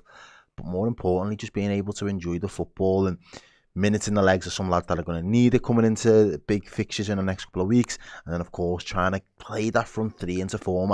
That's my big one for me more than anything else. Obviously, the clean sheets are something that we're going to start needing in the next couple of weeks, really, if we're going to go full tilt for the Premier League and the Champions League. But getting that front 3 firing and they're playing good football together, they're all getting involved, they're all mucking in, chipping in with the goals, is something that I'm really keen to see. So, to me, at this moment in time, that is probably Liverpool's arguably strongest front 3 based on current form. Maybe Cody Gakpo might want to have something to say in that conversation. But yeah, at this moment in time, I am pretty confident that whatever side Liverpool put out, they're going to find a way to get the job done. And again, winning a late winner on the weekend, it kind of gives you and reinforces that confidence, because before that we was probably on the tethering on that. Is the form on a bit of a dip? We've rescued it. I think the Forest game, especially the second half, we watched that in, you guys were doing the live, we watched it back there, and the performance was good. Forest defended for their lives, and I think the same could almost be said for Brentford at times as well on the weekend. And I think the performances are starting to get better. It just now might click in a game where there's not as much pressure. I think the Premier League rarely ramps everything up and you feel like everything's got to be perfect. Yeah, absolutely. We'll see how they go tonight. Kev says we need another Steve celebration like Saturday if Darwin scores.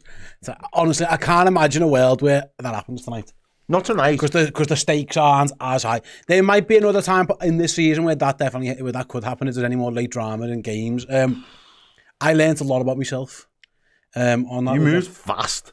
I've seen the 2-second clippage of it. I moved fast. I screamed very high pitch, which I didn't know. And you guys can't see, but just over there towards the exit door here, I nearly fainted there because I jumped up. I jumped up so fast. I got to there and I genuinely felt dizzy. And then I walked back in and I stumbled here.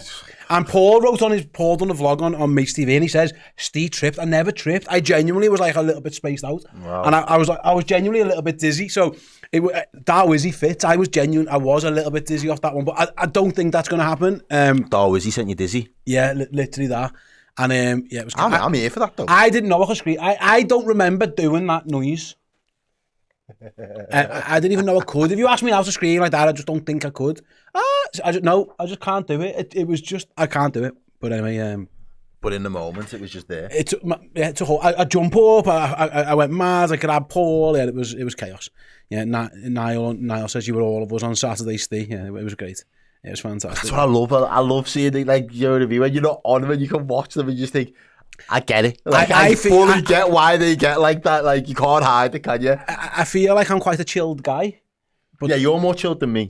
Yeah, footy in general, I'm all right. But yeah, I mean, the wife saw that and she went, "Oh my, what the fuck?" Like I've never seen you do it. Like, you ain't that happy like when we had kids? And I was like, that was expected. No, I was in the hospital. Like I didn't know that. I was there for hours. Love, don't get me wrong. Like Darwin scoring's a big shock. Yeah, Jason says Steve's screen went so high, only dogs could hit. Yeah, it was. I can genuinely only apologise. Yeah, Carl, I thought it was the wobbly chair. You all had problems. No, this chair's fine now. We got new chairs. It wasn't the chair, Carl. It was me genuinely nearly collapsing under. I imagine I fainted. I got to there and I thought, oh my God, I need to lay down. And then I realised, shit, I'm on the internet. I'm meant to be doing a live stream. Kind of stumbled my way back into the composure went out the window, ladies and gentlemen. It went out of the window. Absolutely. Just for those who are wondering, by the way, and this is the cool thing. Especially if you're in the UK, I apologize, I don't know what it's like in different parts of the world. The game is on Amazon. Amazon have a feature where you can turn the commentary off on your TV and just listen to the crowd noise. So if that's something you want to do and you want to, so you can still hear Anfield, but you can listen to me and Elle doing the commentating, and that is an option you'll have on Amazon Prime. So that's probably a really good idea. So what we can do, if you sync up our clock with the match day clock on your Prime or whatever you're watching it on, and we'll do the commentary for you. Like I say, it's a good option that you can get on the Prime, because it saves you having to listen to the commentary if that's something that you're not interested in doing. Right then, 5 minutes to go at Anfield, which is blaring out "You'll Never Walk Alone" as per usual. Some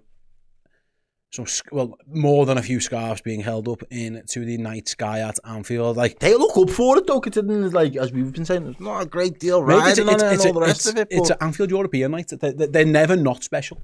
Like they're just like, so, and there'll be people there. It's their first game. Like, it's always somebody's first game. So it's a massive opportunity. And like I say, Liverpool are taking it seriously, rightly so. This isn't a dead rubber game. I've been critical in the past of Liverpool picking real strong sides in real dead rubbers. This is not a dead rubber. There are points to be won. There's a competition there are points up. Make sure you secure it. I understand a lot would have to go against Liverpool for them not to qualify. But technically, as it stands, they're not. So. And like I say, it's also worth mentioning. Listen, Monaco just beat Aston Villa. Yeah, like the French teams ain't no joke right now. PSG are the exception to the rule. Lille, Monaco, and Brest, they're all performing well in the Champions League, and the English teams. Good old Brest. I'm a big fan. I think I prefer Lille, but I've been impressed. I prefer Brest. Every time I've seen Brest, I've been impressed. No, I definitely prefer right Brest. then, easy. There are 3.5, no, less than 3. No, let's do that again. My maths was horrendous there. Just coming up to 3.5 minutes to go until kickoff. So we're going to take a quick break. Before we do, I'm going to ask you to do the same thing we ask you to do every time me and Errol on the watch along. I don't know what it's like sometimes with Paul and Chris or others, but me and Errol ask for the same things all the time. Press that like button. That is step number 1.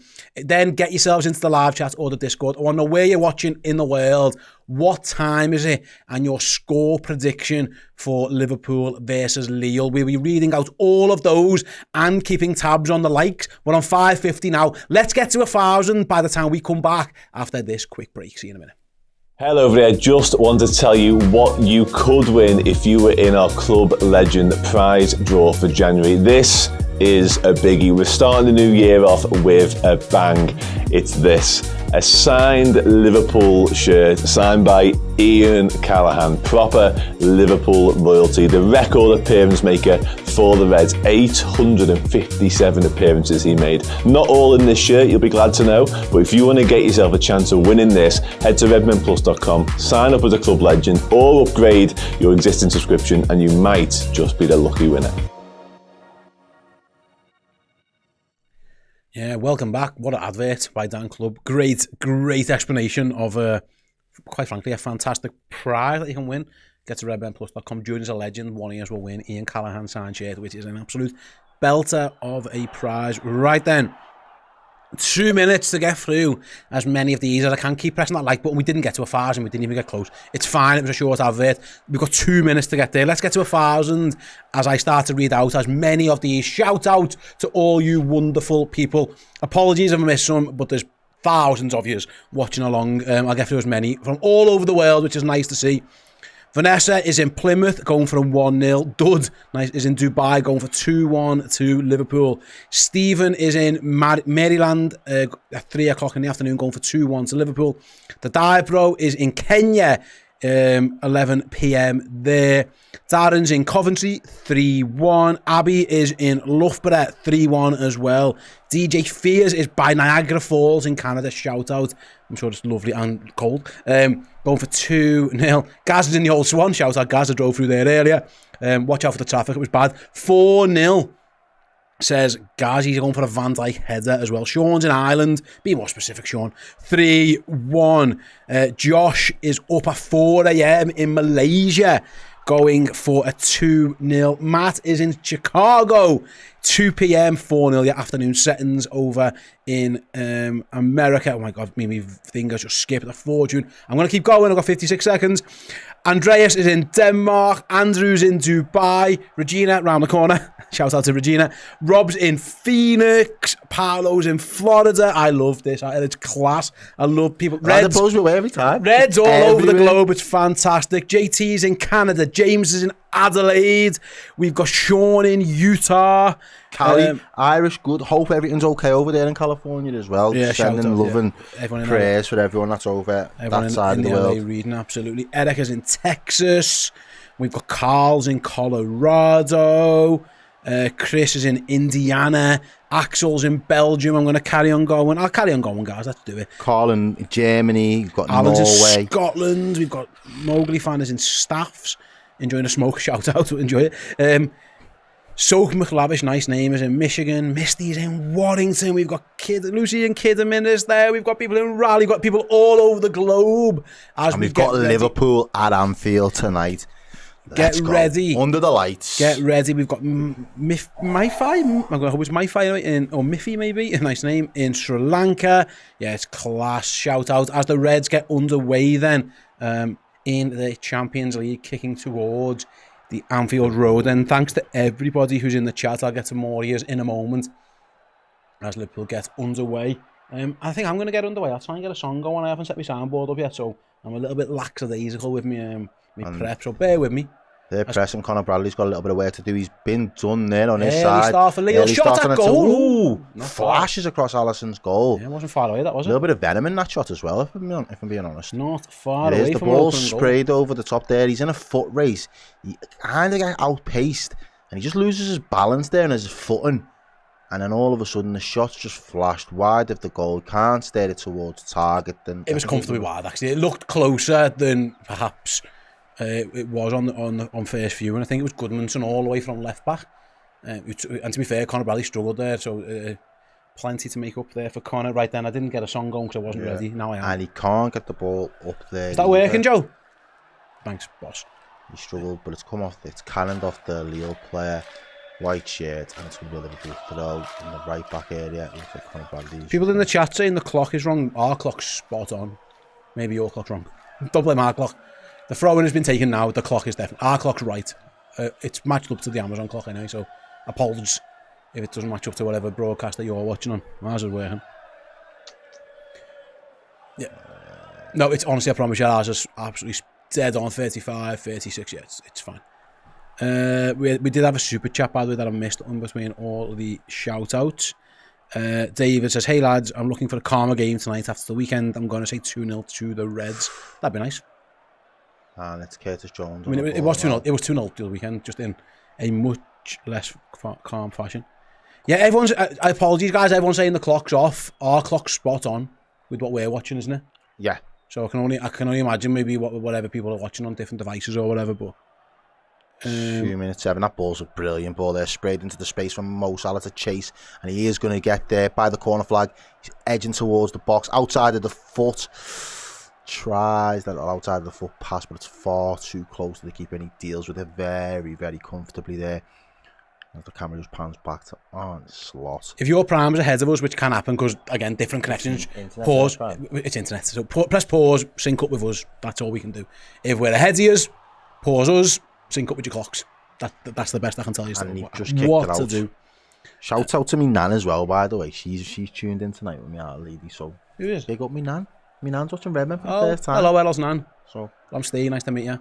Right then, as Mo Salah dances into the box, he's just about tackled, but the ball. Oh no! I thought Gravenberch was going to steal it. He didn't, and Lille can look to counter down the left-hand side. With Jonathan David. Know many of these Lille players. I'll admit that. Yeah, Jonathan David's he's the name. One. Yeah, he's the standout name.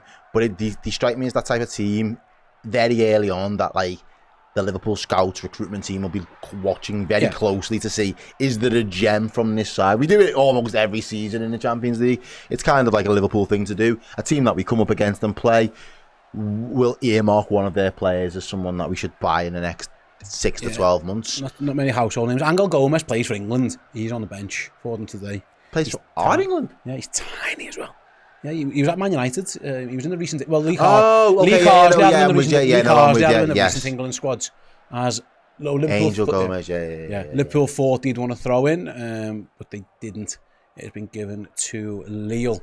He'll be actually quite impressed with how they started. By the way, Benfica are ahead at home to Barcelona. So if Liverpool win this and Barcelona don't win their game... we win. Liverpool will be top, guaranteed.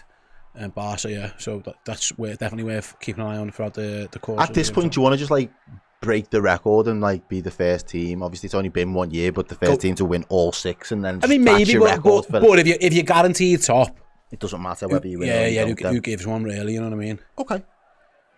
Who cares? I think being top in its own. I know there's money involved in winning Champions League games, and that's something. Well, that's what I was going to ask, because I don't know about this new format. If you finish top, I don't expect a trophy for finishing top of that group stage thing, but you get like a winner's prize, like a pot of money to be like you won that first phase of the new Champions League format. No, I don't think so. You get wins, you get money per game, right? Then here come Leo. Yeah, we're minted again. Ooh, deal with it. Liverpool done also for our cost. That's Timocas clears. That's really good from Darwin Nunez. Working back towards his own goal. And wins as a throw. Done really well there. So what we're just minted because we've won the most. You get money per win. And finishing top of the group, you technically should get the worst team to qualify through the next stage. And you get a home leg, second in the last 16. So you see it all the way. If you come first, you can't play second place until the final. Love that. At best, provided they get through. So yeah, it's God help us today that Real Madrid finish first. Well, they're probably going to finish like 24th, and we'll get them in the next round. That's how this one tends to. That's how it feels. This one's going to pan out, but we'll cross that bridge as and when we get to it, of course. Right then, 5 minutes gone. Yeah, relatively slow start. Really, again, the best chance kind of fell to Lille, but it was in the end. It was a flash, wasn't it? It was more comfortably wide than I perhaps thought it was upon first viewing, although Conor Bradley will have been relieved that it wasn't on target after losing it. Liverpool trying to play out. Lille are trying to press high, which is interesting. As I say, I thought Jonathan David drops back in and maybe tries to cut off some passing lanes for Virgil. Yeah, we'll definitely keep an eye on the table for you guys as well as we go through the games. So Barca's the one we want to keep our eye on the closest. Yeah. As it stands, if it stayed the exact same as this right now, Liverpool will be guaranteed to finish top. Given so a draw does it as well. Well, it technically depends because Arsenal could win their next 2 games, and but if Liverpool win, it's messy, but effectively, Arsenal could in theory still finish top if Liverpool didn't win this one. And I think Inter Milan's the same actually because they don't play till tomorrow. Well, Jono reckons that the predicted round of 16 games would be Liverpool, City, Madrid, Barca. I'll do Liverpool and LFC, and Barca get rewarded for being top by getting City and Madrid. That's a madness. It's just because they've been shite. They've been awful, that's what it is. Here comes Mo Salah down. Liverpool's right, cuts inside, goes for goal comfortably. Too tame. Comfortable, right? He patted that down the goalie, but there was no one near him in the end. It was a good break for Liverpool. It starts with Szoboszlai out to Salah. He's defo shooting, I think, Errol. Oh yeah. It doesn't. It looks in the end like a bit of a cross, but I think he's actually going for the shot. Corner, yeah, tame effort though. Snacks wise, we got some Galaxies and some Haribo. Yeah, absolutely. One of these days we're going to get a sponsor by Haribo. You know, I swear we're going to do. My dream. It would be mine as well. I think we should show them all the clips of the times where we sent we have Haribo because that's just the way in. We eat them anyway. Yeah. Just send us a big box. But they're probably thinking they're paying for them anyway. Why should we give them more money? Maybe that's how they work. You're an influencer. I know. Do you know how many people you've got on Twitter? Yeah. You need to flex. Okay. That well, this. If anyone from Haribo's watching, we're gonna not eat your sweets anymore until you pay us. Boy, there's the challenge. There's the gauntlet. a little bit of a no name brand Aldi owned special sweets until the Haribo sorted out. You've been warned. Right then, nearly 8 minutes gone. Liverpool have won the ball back in the Lille half. Good press. Yeah, Darwin's done well again. It's Diaz on the edge of the box. His pass is deflected up and headed out clear. Yeah, cleared out. Good clearance as well. But then that was good by Kwanzaa. It was just pressed into the and man. Good refereeing as well. Jonathan David was looking for a foul. It definitely wasn't a foul. Which Haribo we eating? They are squashy strawberries is what we're eating today. Red. Well. We've gone for a red theme. Yeah. Purely because he didn't have no sparks. Sparks are the... You've not had the sparks. The sparks are great, yeah. A little bit of tang. No, did you see the Christmas ones? The elves? Yeah, they was alright as well. Yeah. Right then, 8 minutes gone. Not too much happened so far in this game, or indeed around the Champions League. Only 1 goal so far around all the games, and that was Benfica's early goal against Barcelona. What did you make of Curtis Jones's comments earlier in the week, Steve? Because I don't think I've asked you this question yet. Yeah, ill-advised. Well, listen, we'll come back to it in a minute actually, because here comes Liverpool on the break, although Nunez just can't get on the end of the long ball. It might have been offside anyway. Probably was. I see his point. I think he words it badly. You would rather have Mo Salah in your team than anyone in the world. If his point was Hazard was more skillful than Mo Salah, he probably should have worded it that way. Yeah, okay. Hazard wasn't a better player than Mo Salah. He was a better dribbler, probably. He was a bit more silkier than Mo Salah. But yeah, listen, it's preference, isn't it? If that's what his thing is, then that's what his thing is. Callum's made the best point of the night so far. The beard game is going well, Steve. Thanks, Cal. It is on its way. We're getting there. Growing it out, aren't you? Yeah, I'm having a go. Yeah, I'm having a go. Go ahead, lad. I mean, I'm all up for that. I don't know where 2025 upgrade. I don't know where. I don't know at what point it'll stop. But I think I'm about 8 days into this so far. It's doing okay. It's doing well. Yeah, I had to cut some guy out of it yesterday. As Lille come down their left, Liverpool's right again into the box. Ball across. Ooh. And Liverpool should defend that. Oh, yeah, done well in the end. Just plays it off. I think there was an offside anyway. Yeah.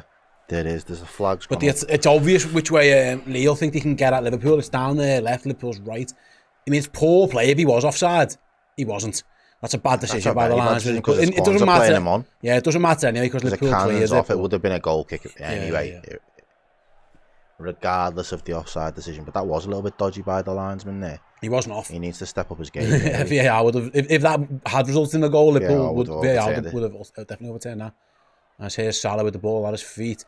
Looks around the corner for Nunez. Good pass. It's a great Darwin's pass. going to get there as well. And fire it across There's goal. And no nobody one's really there. there. Nobody gambles. But Salah's going to pick up the... And just as he picked up the pieces, he plays a little Unfortunately for Liverpool, Nunez, obviously, because he's playing up front, got pulled out wide.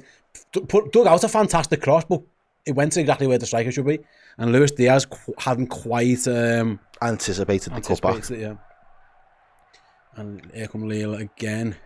Been a bit of a good game though so far. Open game. It's free flowing. Both teams are there to kind of... They've come out swinging to an extent. Yeah.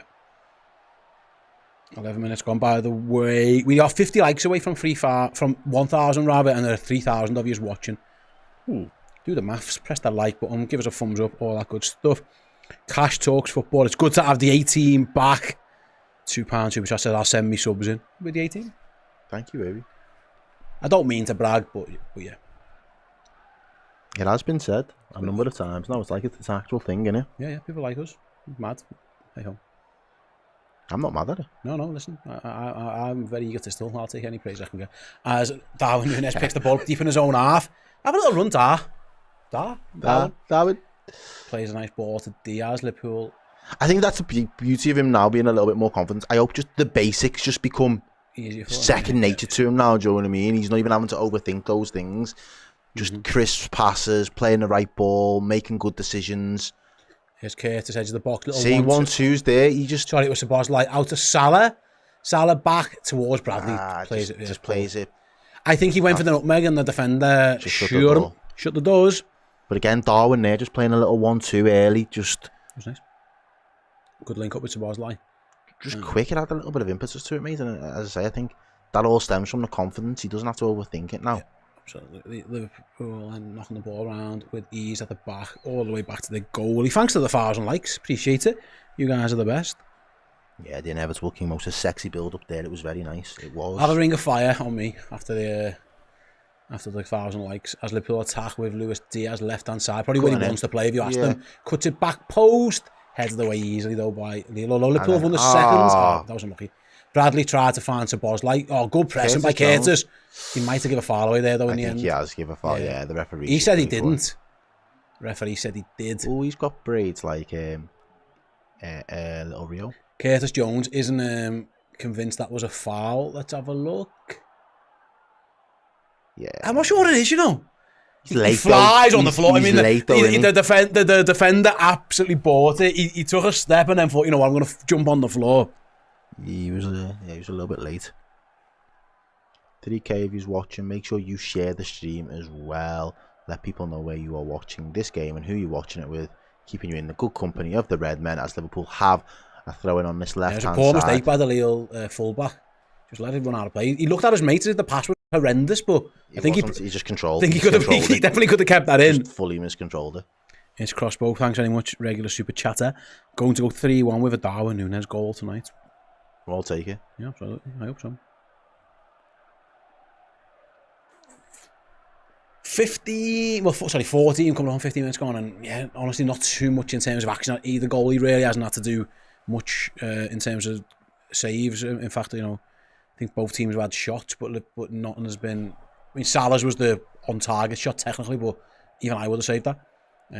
As Liverpool play out from the back, Alisson finds Conor Bradley. Good touch inside. I think if that ball went forward and Ryan Gravenberch kind of lifted his head up in frustration at Conor Bradley there, Gravenberch wanted it to feet and Bradley just took the safe option and went back.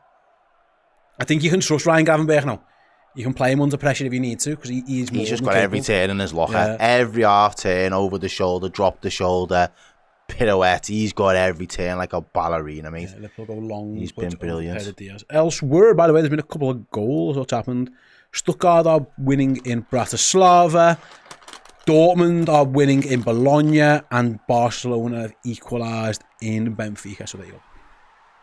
Even on possession so far, 51-49. Yeah, it's been a very forgetful, for lack of a better word, 15 minutes. There hasn't been too much happened. As Liverpool go long with Kwanzaa looking to feed in Mo Salah, and the ball is probably a yard over it. Yeah. It was a good attempt from Gerald Kwanzaa, and Salah was onto it, but the ball just skipped off the turf into the goalie's hands. Wasn't far away. Liverpool have tried that a few times. It might be a tactic, maybe something they've spotted against Lille, that you can go straight direct through the middle. Because they tried it early with Szoboszlai and then they just tried it again with Errol Kwanzaa. It was a good pass as well, actually, unlucky. And they're prepared to play off from the back. Trying, Liverpool are going to try and press them. Curtis Jones Jones is going to have a looks little like go. a How man. good's the goalie? He's dinked it out, he's kept his calm, but he's given it straight to hasn't. Costas, who's nodded it. Straight into the path of Luis Liverpool's Diaz. press has been good, yeah. Diaz. Back to Costas. There's Great ball. got to be someone attacking that. Yeah, someone got to run towards that near post there. Yeah, someone's got to attack that. That was a good move from Liverpool. They won it back with the press. Costas plays that into a really good area. No one attacked it.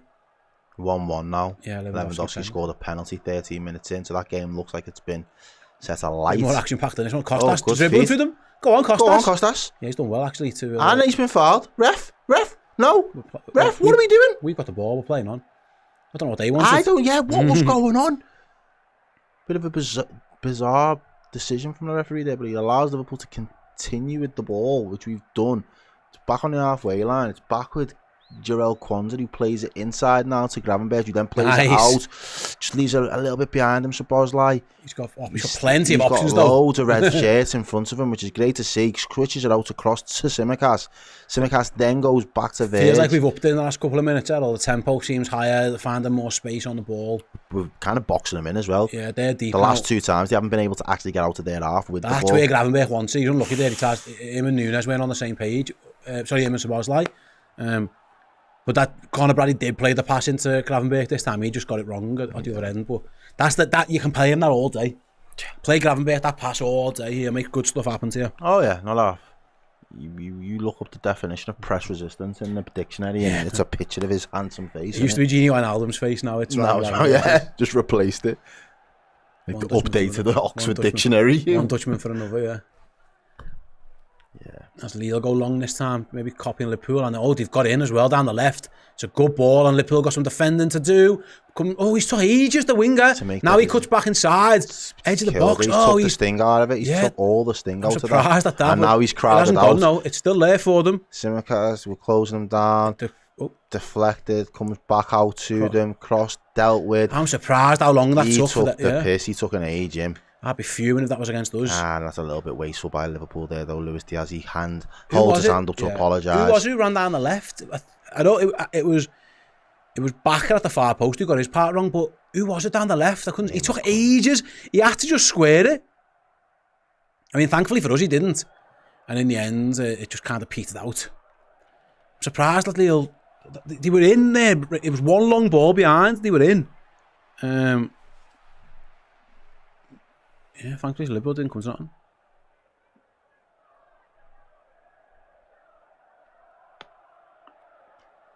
Right, then ball is back with the goalkeeper. Lille, you're right, they are confident playing out.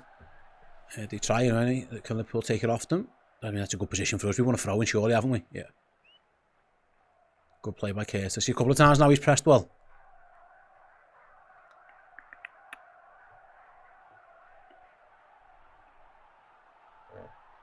Yeah, there's a few people saying in the chat that the ads are coming on again. I think it's a YouTube problem, guys. We're not playing ads through the show. It's not us. We've got it turned off. I think it's a YouTube issue. We have contacted them to try and get it solved. I can only apologise. I promise you, it definitely isn't us. It feels like very sporadic, depending on people's locations and stuff as well. So, can only apologise. It definitely isn't us. I promise you. Yeah, some people are saying no, not having any. Some people are saying yeah. So. Seems like a very mixed bag.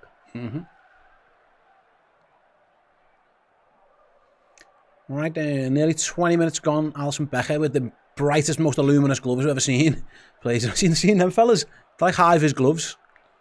You'd wear them on a motorway if you're in the middle of the night when you're doing your work.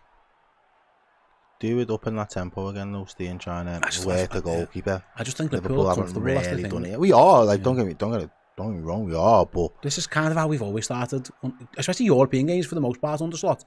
Quite chill. As Conor Bradley might have a chance to run with it. Go, Conor. Go. Make the pitch really loads of space for him to run into. Keep going. Just don't stop. Just run. Just keep going. Lovely nice ball. It's Salah, edge of the box. Tries to find Diaz. It didn't need to be that precise. It's a great idea by Mo Salah. But I think the angle was just too straight. It's just too tight. He didn't need to be so precise, I don't think. you can just find He them comes there. into like the 10 position, it's way too straight. I love the across, idea that diagonal. he tries to play it between the centre-backs for Diaz to run onto. It's a great run by Conor Bradley, though. I think Salah could have just played that to Diaz's feet. I don't think he needed to be that cute about it. But hey, who might tell no Salah how to play football? According to Curtis Jones, only Eden Hazard can do that.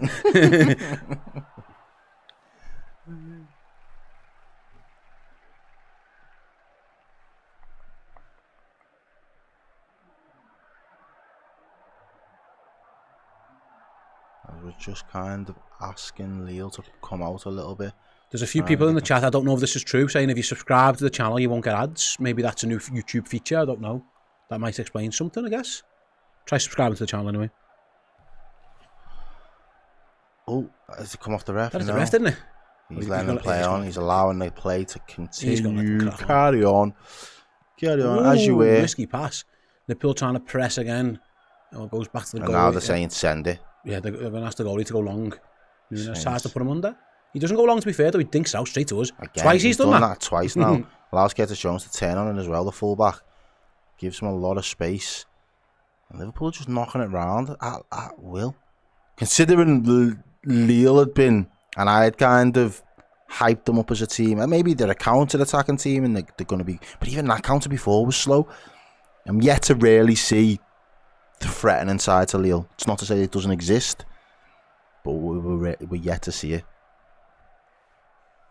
Right then, where are we up to? 22 minutes gone, Liverpool 0, Lille 0. Thanks to the 3,200 viewers who are currently watching along with us, and the 1,200 of you who have liked the stream. Tell a friend, come and join us. We're having fun. As Sabozlai in the middle of the park finds Curtis. He's got Costas over if he wants to use him. He's got Diaz. Goes to him instead. Lucho's going to cut inside. Yep. He's going to cross. No, he plays it across the... Oh, good ball. Sabozlai couldn't get it under control, and Lille can break. And now there's a break on. There's a break on. Look at Darwin Nunez. Brilliant from Nunez. I mean, it's a rugby tackle at the end of it. But it was effective enough. Listen, he stopped the attack, and he's not going to get a card for it, so fair play. It really is. Yeah, he just times it wrong and comes in from. To be honest, I think side. Goodmunson, who's the fullback, sorry, I've just run over my wire. Kind of bought that. I think he could. Darwin was closing down on him like jaws, and he thought, I'll just take a foul. But it's that determination in it from him, not like someone. It's not even his fault that the attack breaks down, but he bails his mate out there, and he just works tirelessly for the team. Here come Lille down there, right, but the ball's going to play. That'll do us nicely. And Liverpool will restart play with a throw-in.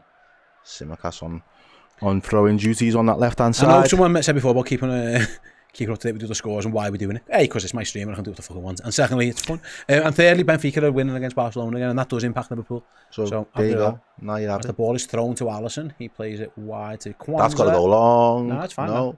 Bradley, does he fancy a run? No, he's going to play it in to Sabo. And he loses the ball rather twice now that he's kind of just lost the ball. Might win it back though. He has. And ref said foul. No line. It was just the line. Yeah, it was the line. Yeah, you're right. It was the lines when you give that foul. The ref said play on. I mean, there aren't too many complaints from Liverpool, so was it a foul or did he give a throw in? I can't quite tell. Was it a foul? That was a foul. Looks like it was a foul. And Lille are going to start with the ball again. They're going to play it around the back. Yeah, Thomas Doubting says, I really like what Bradley brings to the table. He's full of energy. He's a live wire, man. Here come Lille again. They're no shrinking violets. Oh, nice. Lucho comes back and takes it off them. Doing a and bit plays. of that, He went for the worldie. He went for a Trent type ball. Yeah, there, he tried to skim it into Salah after winning it back. Didn't get there. Bradley, that's a great tackle, that. Yes, Conor, get up, lad. Great tackle. Conor Bradley loves that tackle. Yeah. He stands up, stays strong. And Liverpool with Salah. Nunez has got to stay on side. Nunez has got to stay on side. Yeah, I think Bradley have to play that. Oh, we'll take the free kick then. Yeah, we will. Will Liverpool take a quick free kick? Conor Bradley was trying to, but I think from this position, you're probably best just whipping one in now. Yeah, CC says Costas' throw-in was a bit risky. I agree. To the goalie? Yeah. Alisson dealt with it well, to be fair to him. He's got that in his locker. He was fine. He was fine. Pavlidis is... Scored twice for Benfica. Oh, has he? Right then. Liverpool free kick, first chance for the big guys to get themselves forward. Van Dijk, Kwanzaa in there alongside Nunez, Gravenberch as well. All up there. I think Timmercast is playing centre forward at the moment, which is interesting. He's not taking the free kick. It's going to be Liverpool played short. Salah dinks it towards the back post, looking for Diaz, get it wrong. Liverpool tried a little trick play kind of thing.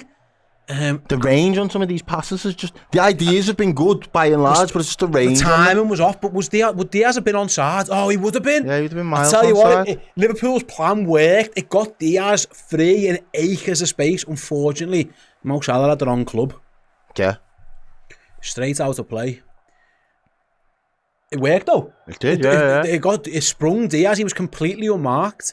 Better pass. Yeah, but again, Salah hasn't found his range just yet. Still plenty of time, but again, he is trying to obviously have an influence in game as well.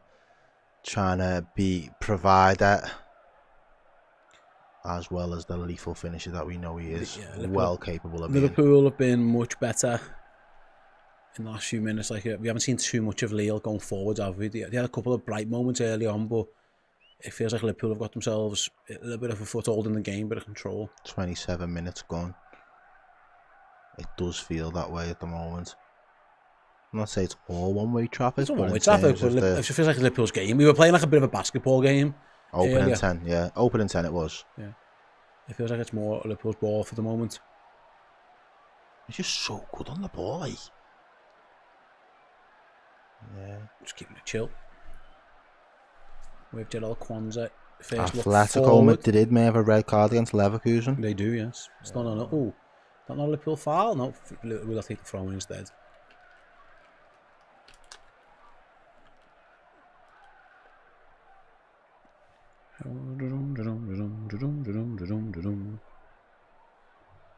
Yes, again, people asking about the ads, Chris. I do apologise. It's not us. It's definitely a YouTube thing. Some people are getting them and some aren't. We've turned that setting off. We don't play ads on our live streams, so I can only apologise. Try a different browser or app or something is all I can suggest. I'm really sorry. It ain't us. We've told YouTube about it.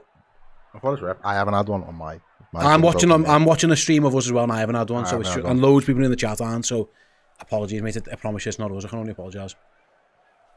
And also, for what it's worth, I am actually subscribed to the channel as well. Yeah. So Liverpool with Connor Bradley tries to find Nunez, doesn't, and then Darwin fouls. I was going to say something then. Actually, it's not a foul. It's not a foul. It's a Liverpool throw.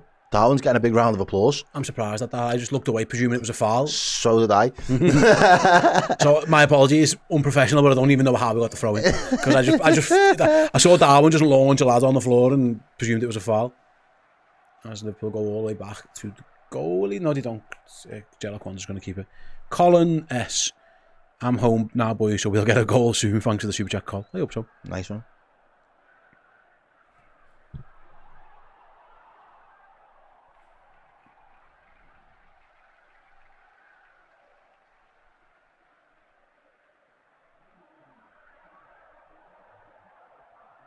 Simicast has got the ball, plays it over to Diaz. We've made it to start time, half an hour in, it'll be alright. Not amazing. It's been fine, we haven't done anything. Goalie hasn't been tested enough, has he? No, I feel like it's like light sparring, do you know what I mean? They're just kind of feeling them out, trying to see if there are any weaknesses. It feels like Liverpool might have sussed them out a bit. Well, yeah, you said it before with that long ball over the top as a potential option, and I think there's the space there. Again, I just think we're just trying to find the range on the pass a little bit. The ideas seem to be good. The Lille press has stopped us, I've noticed as well. They're kind of just playing passing lanes at the moment rather than pressing us. And Liverpool break through that with good cutting. Like there's a lot of this happening at the moment. It's just 4-4-2 for them at the minute. Yeah, Liverpool is playing along the back. Now it goes forward to Jones.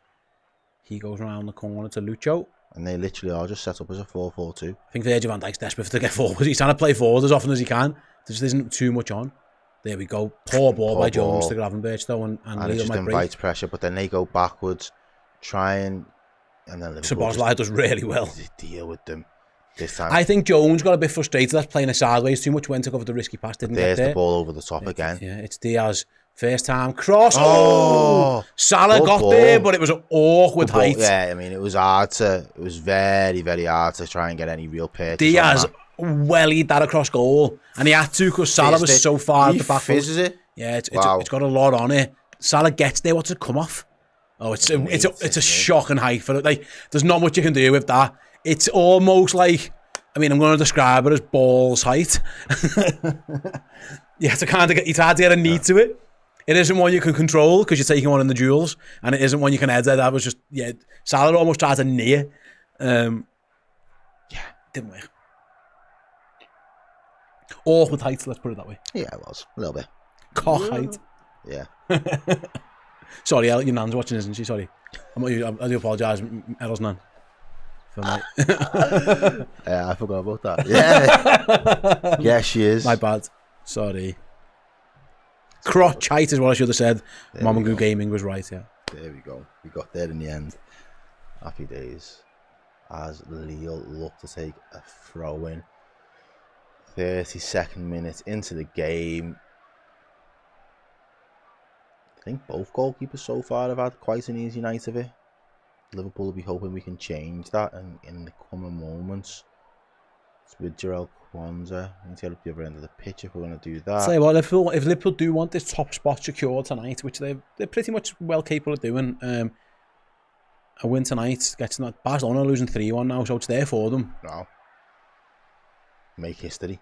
Yeah. Go and do it, lads. Get themselves to 21 points. That'll be everything boxed off, and they can do whatever they want next week in Holland. LOSC can play. Me and you can play. Get Johnny Heitinga back in as Liverpool go back to Alisson Becker, who's under pressure though. Plays it wide to Kwanzaa, who's under pressure himself. He dealt with that really well. He done really well there. Oh, Conor Bradley's playing a poor ball inside though. Asking for trouble. Liverpool just aren't really quick with it. Yeah, they're very slow, aren't they, when they get it? They don't break with much speed, but they got to the byline and put across. Liverpool were clear. In that final third as well. I'm surprised there, because, yeah, you're right, they don't like, they win it high and don't just break. They're quite methodical. That was poor by Bradley as well. Kwanzaa did so well. Conor Bradley got away with one there.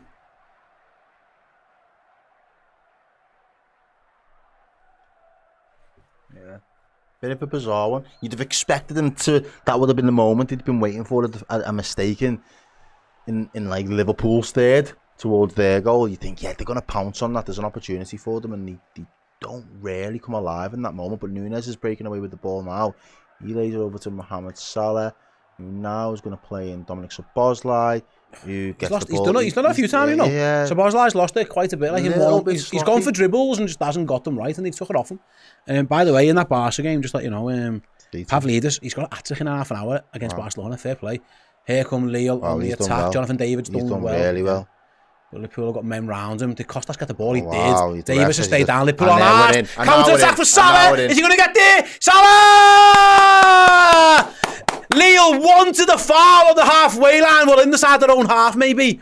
Or inside Liverpool's half. He didn't get it on Jonathan David. Liverpool sprung the counter. Mo Salah gets there ahead of the goalie and scores. Adamant it's not the ref is adamant it wasn't a foul. I think it was on David. I'll have to check back in a minute. Either way, Mohamed Salah scores. I think the pass was Curtis Jones, which was a worldy of a pass. And Curtis Jones. This is my guy. This is why he's in my team. Let's see, was it a foul? Let's have a look. Let's see. Nah, he wins the ball. No foul. The ball. Costas won the ball fair and square. It comes to Gravenberch. He gives it to Curtis and goes, have a bit of that, Mo. Yeah. He's on side as well. Goalie rushes out. I'm surprised at the goalie. Salah just plays it round. Just lifts it over him. Nothing wrong with the range there. He picks the right club on that occasion and he literally lifts it over the goalkeeper. Good finish. It's a brilliant finish, I thought he was going to pass it, but he, obviously, why would you? When you're Mo Salah. No, he's literally got his eyes on one thing there, and that's getting a goal. It's a worldie of a finish. Getting a goal. And look, and Curtis Jones celebrates. So, no, it's him. I promise you. It's definitely him, honest. Eden Hazard couldn't do that. He's playing in soccer aids at the minute. Like, Mo Salah. When he scores down that end, he loves a little chill on the advertising board as well. Get on the Danny Road end, yeah. And Get on that. Mo Salah back in the goals. Curtis Jones with a great ball to play him in as well. So, wonderful assist by Mo Salah. Look at that little lad made up in the crowd. That's what it's all about. Yeah, gets to see one of Liverpool's greatest ever players score a goal on the European. And there we are again. And we go again. Liverpool have stolen it again. Gravenberch, he's got Salah to his right. Give him it. Taz. Salah looking for Nunez.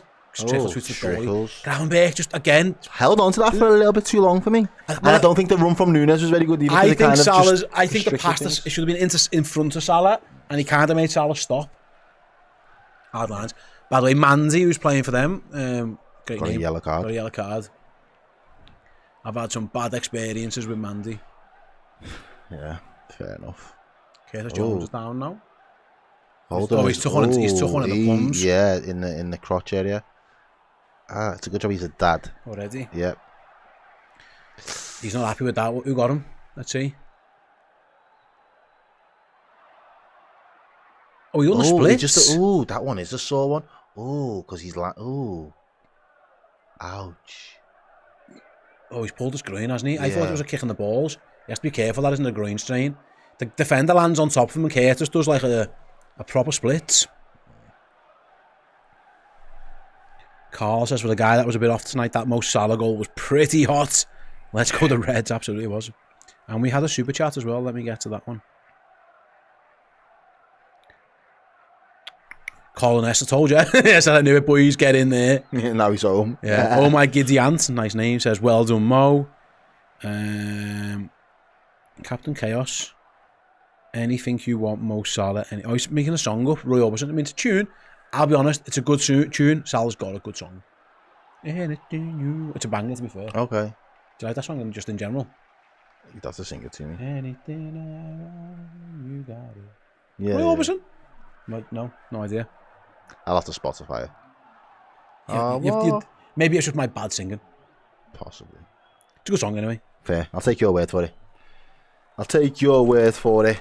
What's Salah been booked for here? Or no, given a free kick away? Let's see. He's not happy with whatever happened. What's Mo Salah done there? Like literally the same thing that happens to him every single week, in every single match game, at least 3 or 4 times, and he probably only ever gets 1 foul for it. Strange.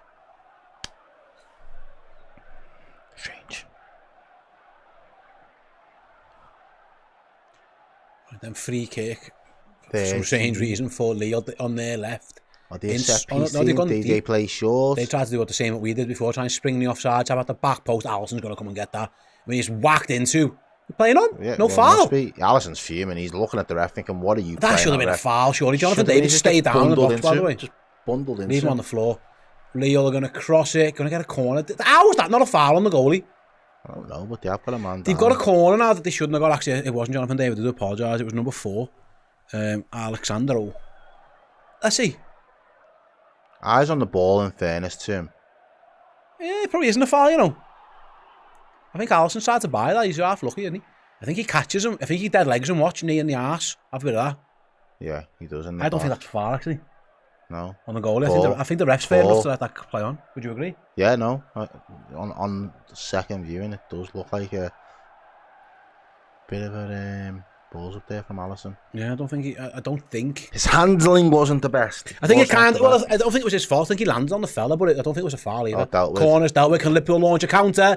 Good touch by Diaz. The red arrow stream for Virgil van Dijk going forward. It's a great ball. Look at this. Go on, Virgil. Get Virgil on the counter. Either way, it's Nunez. Left to Salah. It's a good ball as well. Salah back post. Oh, dealt with. Corner. See Virgil? Virgil I don't know why. I'd never seen that before, but he went for it. He wanted to be involved, and Salah's pointed at him to say that was for you. It's a good ball, right? Van Dijk was back post. Salah tried to find him. He tries to find him, doesn't he? Alessandro did well. He got up after taking a whack earlier. Knocks it behind for a corner. Good Liverpool counter, actually. Very good Liverpool counter. I think Diaz did really well on the edge of our box. Curtis is still feeling that issue, you know.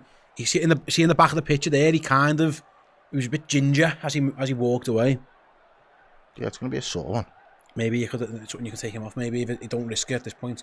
You've got Jones and McAllister on the bench. Sorry, Elliott and McAllister. Anyway, so Boslai's got a corner to take for now. Yeah, ref's telling the defender, watch the ball, mate, not the man.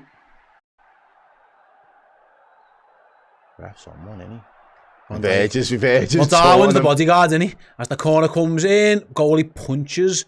Gravenberg nods it back into an area. Lille are going to try and launch a counter of their own. Can Liverpool win the ball? Oh, they've won it. Excellent by Nunez. So Boslai from distance, wide.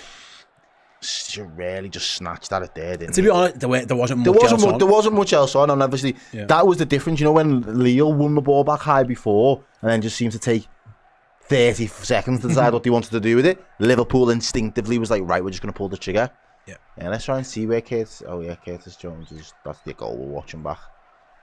Salah takes it so well. He does. It's a great finish. First time, just lifts it over the goalkeeper. Yeah, 3.5k of yous watching in chat. What's happening? 1.3 on mine saying that you've liked it. What's Mo Salah moaning for now? I don't know. Like the stream a little bit more though, guys, because why not? Yeah, press the likes. Hussein said, what are you watching the TV on? It's on Amazon, pal. By the way, that was Mo Salah's 50th European goal That for Curtis Liverpool. Jones down. I think that might be Curtis Jones down, you know. Might be, yeah. He definitely, he done the splits, didn't he, before? And then someone had someone else's body weight on top of him Yeah, while he's feeling that. Weight. He is feeling that. I think you take him off. I think I'd take him off anyway, regardless. Why risk it, you know what I mean? Yeah. He's tried to run it off, just... What's the point? With all, you know, there's bigger fish to fry down the line. If he misses the end of this one and he misses Ipswich at the end of the week and he misses PSV next week, give him 2 weeks off. You know what I mean? Okay. I'm here for it. Sean says it looks like it's his knee. But that was where the guy landed on him as well, though. So I think they were testing his groin. They were doing the stretch. Rafa's Reds, thank you very much for the super He's chat. having a wee pint and a wee pint. I hope that doesn't mean what I think it means. Down at work, down the grapes, lads. Come on, you Reds. The slot machine is going to pay out the jackpot this year.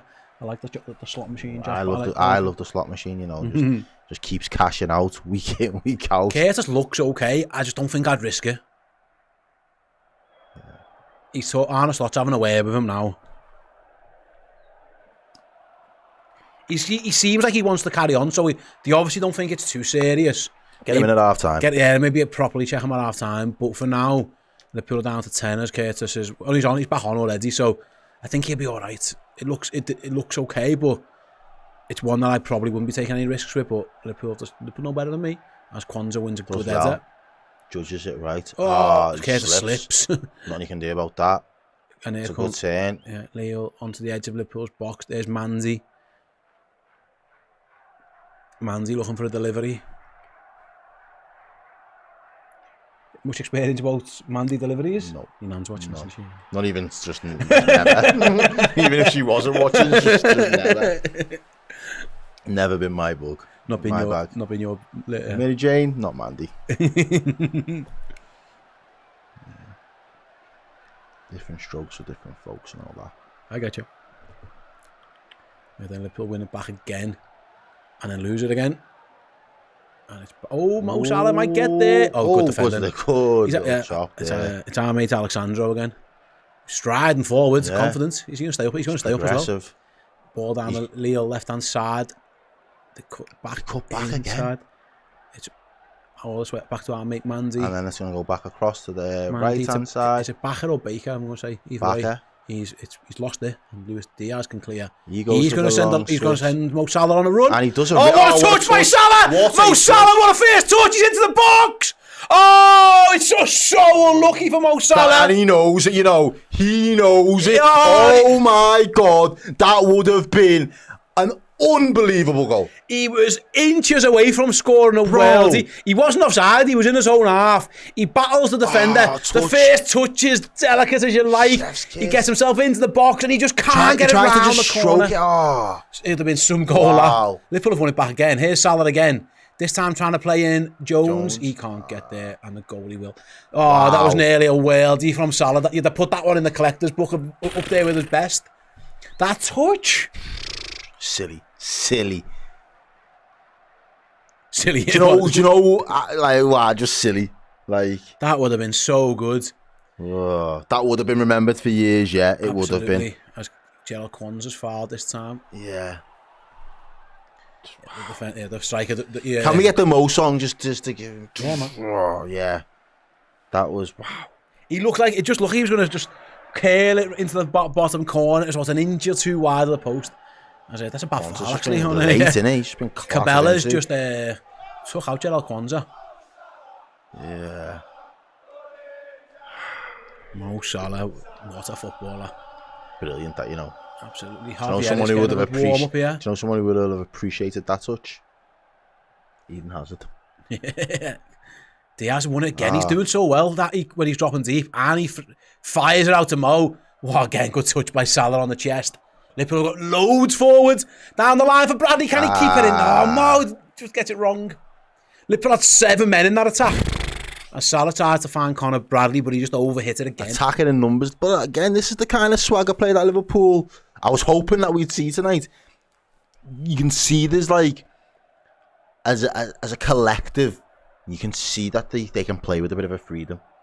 It doesn't feel as intense where like, every pass has to be perfect, because if it's not perfect, it's not going to be to the next spot that leads to a goal. They're just playing with a little bit of a swagger at the moment for me. They're the best team in Europe. Well, they are. and they're playing like it. But yeah. There's a certain confidence that comes with winning loads of footy games and not losing many of them. But Lille, don't get it twisted. They Lille don't lose in the many. same boat. Yeah, they don't they lose many. So and they come on the it's attack. just levels. Oh, Curtis Jones does really so well. Does really, and he keeps it in. Not only does he win the ball back, he keeps it in as well. Referee clearly says he won the whole ball. And he had to get that right, Curtis, because it would have been a penalty. Oh, Yeah, Costas is giving it away, though. It's Cabella, and Costas makes up for it, fair play, by just welling up the pitch. That was great defending by Curtis Jones, because the guy was in. Yeah. That's what I was saying. There just seems to be levels to the fact that they're in again. It's the same guy. Heraldson, a cross goal. Kwanzaa. He's playing well. He was in acres of space, and Curtis Jones just got a little toe to it to end a dangerous move. There's 2 balls on the pitch. I do apologise. We're into the 2 minutes of stoppage time. We're actually past that 2 minutes already. Is the ref going to give Lille the chance to finish this attack? It looks like he might. They've got a throw in. That Mandy takes. Lille get the cross in over the bar. That should be out of time, shouldn't it? Yeah. First half thoughts. I think Liverpool have been good, comfortable. Some real good moments on the press. Scored a very good goal. Could have scored. And Mo Salah's still looking back at that other one. He's very disappointed. He knows that could have been an absolute worldie from Salah. Given he almost probably wants to watch it back, but then at the same time not watch it back because it didn't go in the back of the net. It's one of them ones. Yeah, but Liverpool have been I think Liverpool have been good. Like, if we look towards the stats, as we are tending to do, Liverpool, slightly more the ball, 58 to 42. Again, at one point in about 20 minutes in, I think it was 50-50. So Liverpool have got back a little bit more control than they had earlier. Have you got that momentum graph? Can we bring that momentum? I can certainly find it for you in a moment. 5 shots we've had, 2 on target. Lille had just done 1 shot, nothing from it as well. Yeah, it's been all Liverpool basically. Long way traffic. And I think I'd say 1-0 feels a fair score. And Lille have been game and they've defended quite well. But Liverpool have been the better team. Yeah, Liverpool have definitely been a better team, and if it would have been 0-0, I think we'd have probably looked at that as a bit of an underwhelming half. Probably for about 30 minutes, it was a bit of a sparring match, just a few like jabs here and there, just kind of feeling out the opposition, seeing if you can get in those spaces and kind of find areas to expose them. And ultimately, it's that big, it's that counter attack. They make the mistake. We nick the ball back. It's not as high up the pitch as we usually find ourselves pressing, but they kind of give it away into the middle of the field. And Curtis Jones comes out of that little skirmish. He plays the ball straight through, first time into Salah's path. And Salah, with this pretty much his first touch, is able to just lift it over the goalkeeper and into it. As the keeper comes rushing out, it was a great finish in that respect. And then from there, you kind of see Liverpool, we kind of kick into second, third gear at that point then. And you can see that the lads start playing with that kind of confidence. The passes are flowing. There was another couple of real good chances of quality again, especially the Mo Salah one where it's just a touch. It's filthy. It is disgusting how good that touch is, really, because it's out of the top drawer. He plugs it down, and he's so unlucky to not just steer it into that far post. As he knew what he wanted to do. He wanted to just bend it around the keeper and steer it in, but he just can't find the target. And I think Liverpool have been good value for money in terms of being 1-0 up. They had early chance, flashed it across goal, but outside of that, for a team that are unbeaten, and in Liverpool's, from Liverpool's perspective of us being unbeaten in the Champions League as well, and you just mentioned there, Liverpool are a really good side and we don't lose a lot of games, so there's a confidence that comes with that. I'd almost expect a certain level of confidence to come for Lille as well, and the thing that surprised me the most is there's still levels to it, and we are quite clearly 2 or 3 levels above this Lille side really putting Liverpool under the cosh in any capacity. Yeah, and they've done well in the Champions League. They've beaten both Madrid sides. Like I said, they haven't lost a game for a long time. Errol loves a momentum chart. We'll bring the momentum chart up now on the screen if we can, please, guys. For those who don't know what momentum charts are, Liverpool are the green blocks, Lille are the blue blocks. When you've got the ball in a good area, you get the block for that minute of the game, per se. It's been all Liverpool. Lille have had something at the very, very start when they had a couple of, not even opportunities. It was a basketball game, really. They had that one shot when Conor Bradley kind of lost out and it went harmlessly wide. They had a little bit right at the end, but yeah, it's been all Liverpool. And the taller the blocks, the more like attacking chances you've got. You can see the goal there as well. Yeah, Liverpool have been, it's been pretty dominant actually. I'd say the first 10, 15 were quite even. And then Liverpool figured out the game. They figured things out and they've been, again, they haven't really got second gear. And they scored a very good goal, Errol. And it comes actually with Kostas Tsimikas winning the ball. Very good challenge, running across with Lille's best player, Jonathan David, takes it off him. If Gravenberch finds Jones and Curtis plays the pass of dreams and Mo Salah, first time finish, it was a very, very good Liverpool counter-attack. Very clinical, very, very clinical. And I think that was the beauty of it, really. Like, there was the opportunity there and Liverpool didn't take a second to think about what they wanted to do. All of a sudden, they've turned them round and they're running in on goal. And as I say, Mo Salah's there, sitting on the stand, they're pointing towards the guy who just set him up, teed him up lovely, Curtis Jones, the scouser in our team for tonight's game. And I thought from the way Liverpool have conducted themselves in that first half, took control of the game. And again, it just comes back to overall quality, man for man. We've just got better players than them front to back. And, you know, I think Darwin Nunez has worked really hard. Again, it's still a work in progress in terms of how we utilise him in the box and get the most out of him. But his all-round play, I think his decision-making's been a lot quicker. It's been a lot sharper. He hasn't carelessly give away the ball. He's been defending from the front really well as well. I think even a lot of credit's got to be given to Luis Diaz, back in probably his preferred position on that left-hand side. He's sprayed a good few passes over to Mo, and then obviously had a couple of good runs as well. That kind of balance from that front three is a lot more of what I would like to see. Obviously, we want to see a few more goals. I think he likes this role where, because he's playing left wing, he can go he likes playing deeper anyway, I think, and he's almost playing left back at times and picking the ball up. I think if you asked him, he's been doing a job for the team as this de facto centre forward, but I think he would like to play here. Now, Cody Gakpo's one of the reasons he's not, but they're both offering a different values, and like say, Luis Diaz has been excellent. I think if you go through the Liverpool 11, actually, the goalies had nothing to do, really. He had one slight mishap where he kind of clashed with the attacker, but other than that, everyone's been pretty good. You know, there's been a couple of missed passes. Conor Bradley had one earlier on. Bosley's had a few sketchy moments. For the most part, Liverpool have been pretty sound there across the board. There's no one you go and get him off. The only thing you might consider is it dependent, you know, Curtis had to get a little bit of treatment there after. Seeing Harvey warming up just before half time. So for those who maybe not aware, Curtis Jones kind of did the splits because he got his leg caught under the defender. And it felt like he maybe tweaked the groin muscle or something. He got some physio treatment. He did come back on. Maybe that is something Liverpool look at. But in terms of like for performance reasons, there's nobody you'd be looking at, I don't think, taking off just yet. No. Anything you take off would be if there's an injury issue to Curtis, or actually you're just looking after lads and want minutes into someone else. I don't think performance-wise, Errol, you're desperate to change anything. Definitely not. I think the rhythm's been wonderful at this moment in time in terms of what we've done in that first half, the way we've kept the ball, the way we've pressed as a team as well. I thought Curtis Jones pressed really well. Obviously for the goal, he's involved in, you know, kind of getting the ball forward in that respect. But there've been other moments where he's won the ball back high up the pitch at times for us. I also think that when it's come to, you know, the likes of Gravenberch, you even said before, you know, he's happy to take the ball under pressure and just turn with it and just get us into space. Conor Bradley's had a couple of runs. That run that he did to kind of set us on our way at one point as well early in that first half. That was another good moment that probably should have come to, or we should have tested the keeper off the back of it. Salah nearly scored a worldie, didn't he? He was so close. There's the long ball forward. Was it by Diaz? I think I remember now. Yeah, it was the switch out from Diaz. Yeah. It was brilliant. Salah's touch. Brilliant. He holds the defender off. He shrugs him, get off me, you're not strong enough, you're not fast enough. And he's in on goal. To be fair, he's under pressure from the defender. And he just slid it wide the post. It could have been like an all-time Mo Salah goal. He scored now 50 times for Liverpool in Europe. He almost made it 51.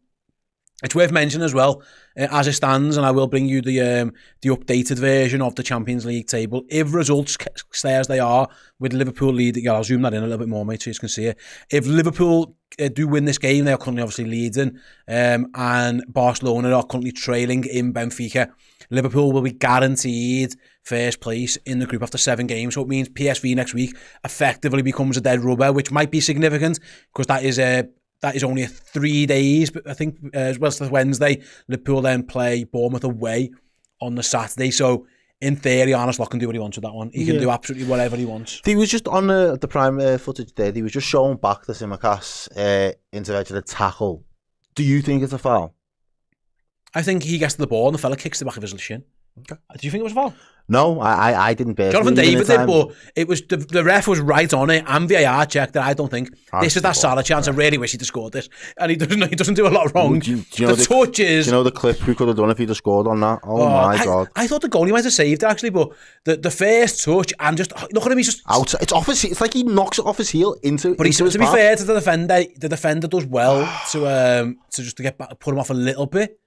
It's just so unlucky from Salah. He should have just put that through the goalkeeper's legs. Imagine if he puts that through the goalie's legs. Oh, wow. Yeah, absolutely. It's so close. Yeah, do you know who else I think someone, I don't know if they're being genuine, but I think he's had a good game and started well, Kwanzaa.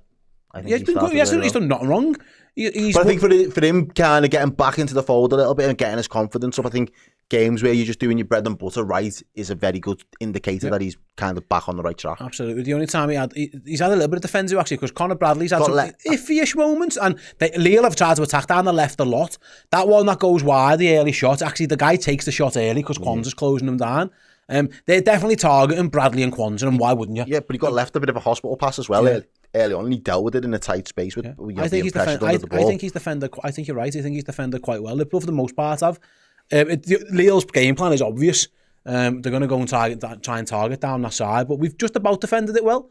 There was one that was pulled across goal that in the end Jones and Kwanzaa between them just to manage to clear. So their game plan's obvious, and it's his side, so he is going to have to be aware of that. But I agree, mate. I think he's done really good. Storm Shadow says, how's Alisson played? He hasn't had to do anything, mate. And the one thing he did... The ball came into the box and he kind of collided with the defender and he dropped. I don't think it was either player's fault. I don't think it was a foul, but also there's not too much more Alisson can do. He kind of got his arm trapped between the guy's heads, and he did lose it, but thankfully Liverpool clear. But yeah, mate, honestly, Lille have had nothing in terms of...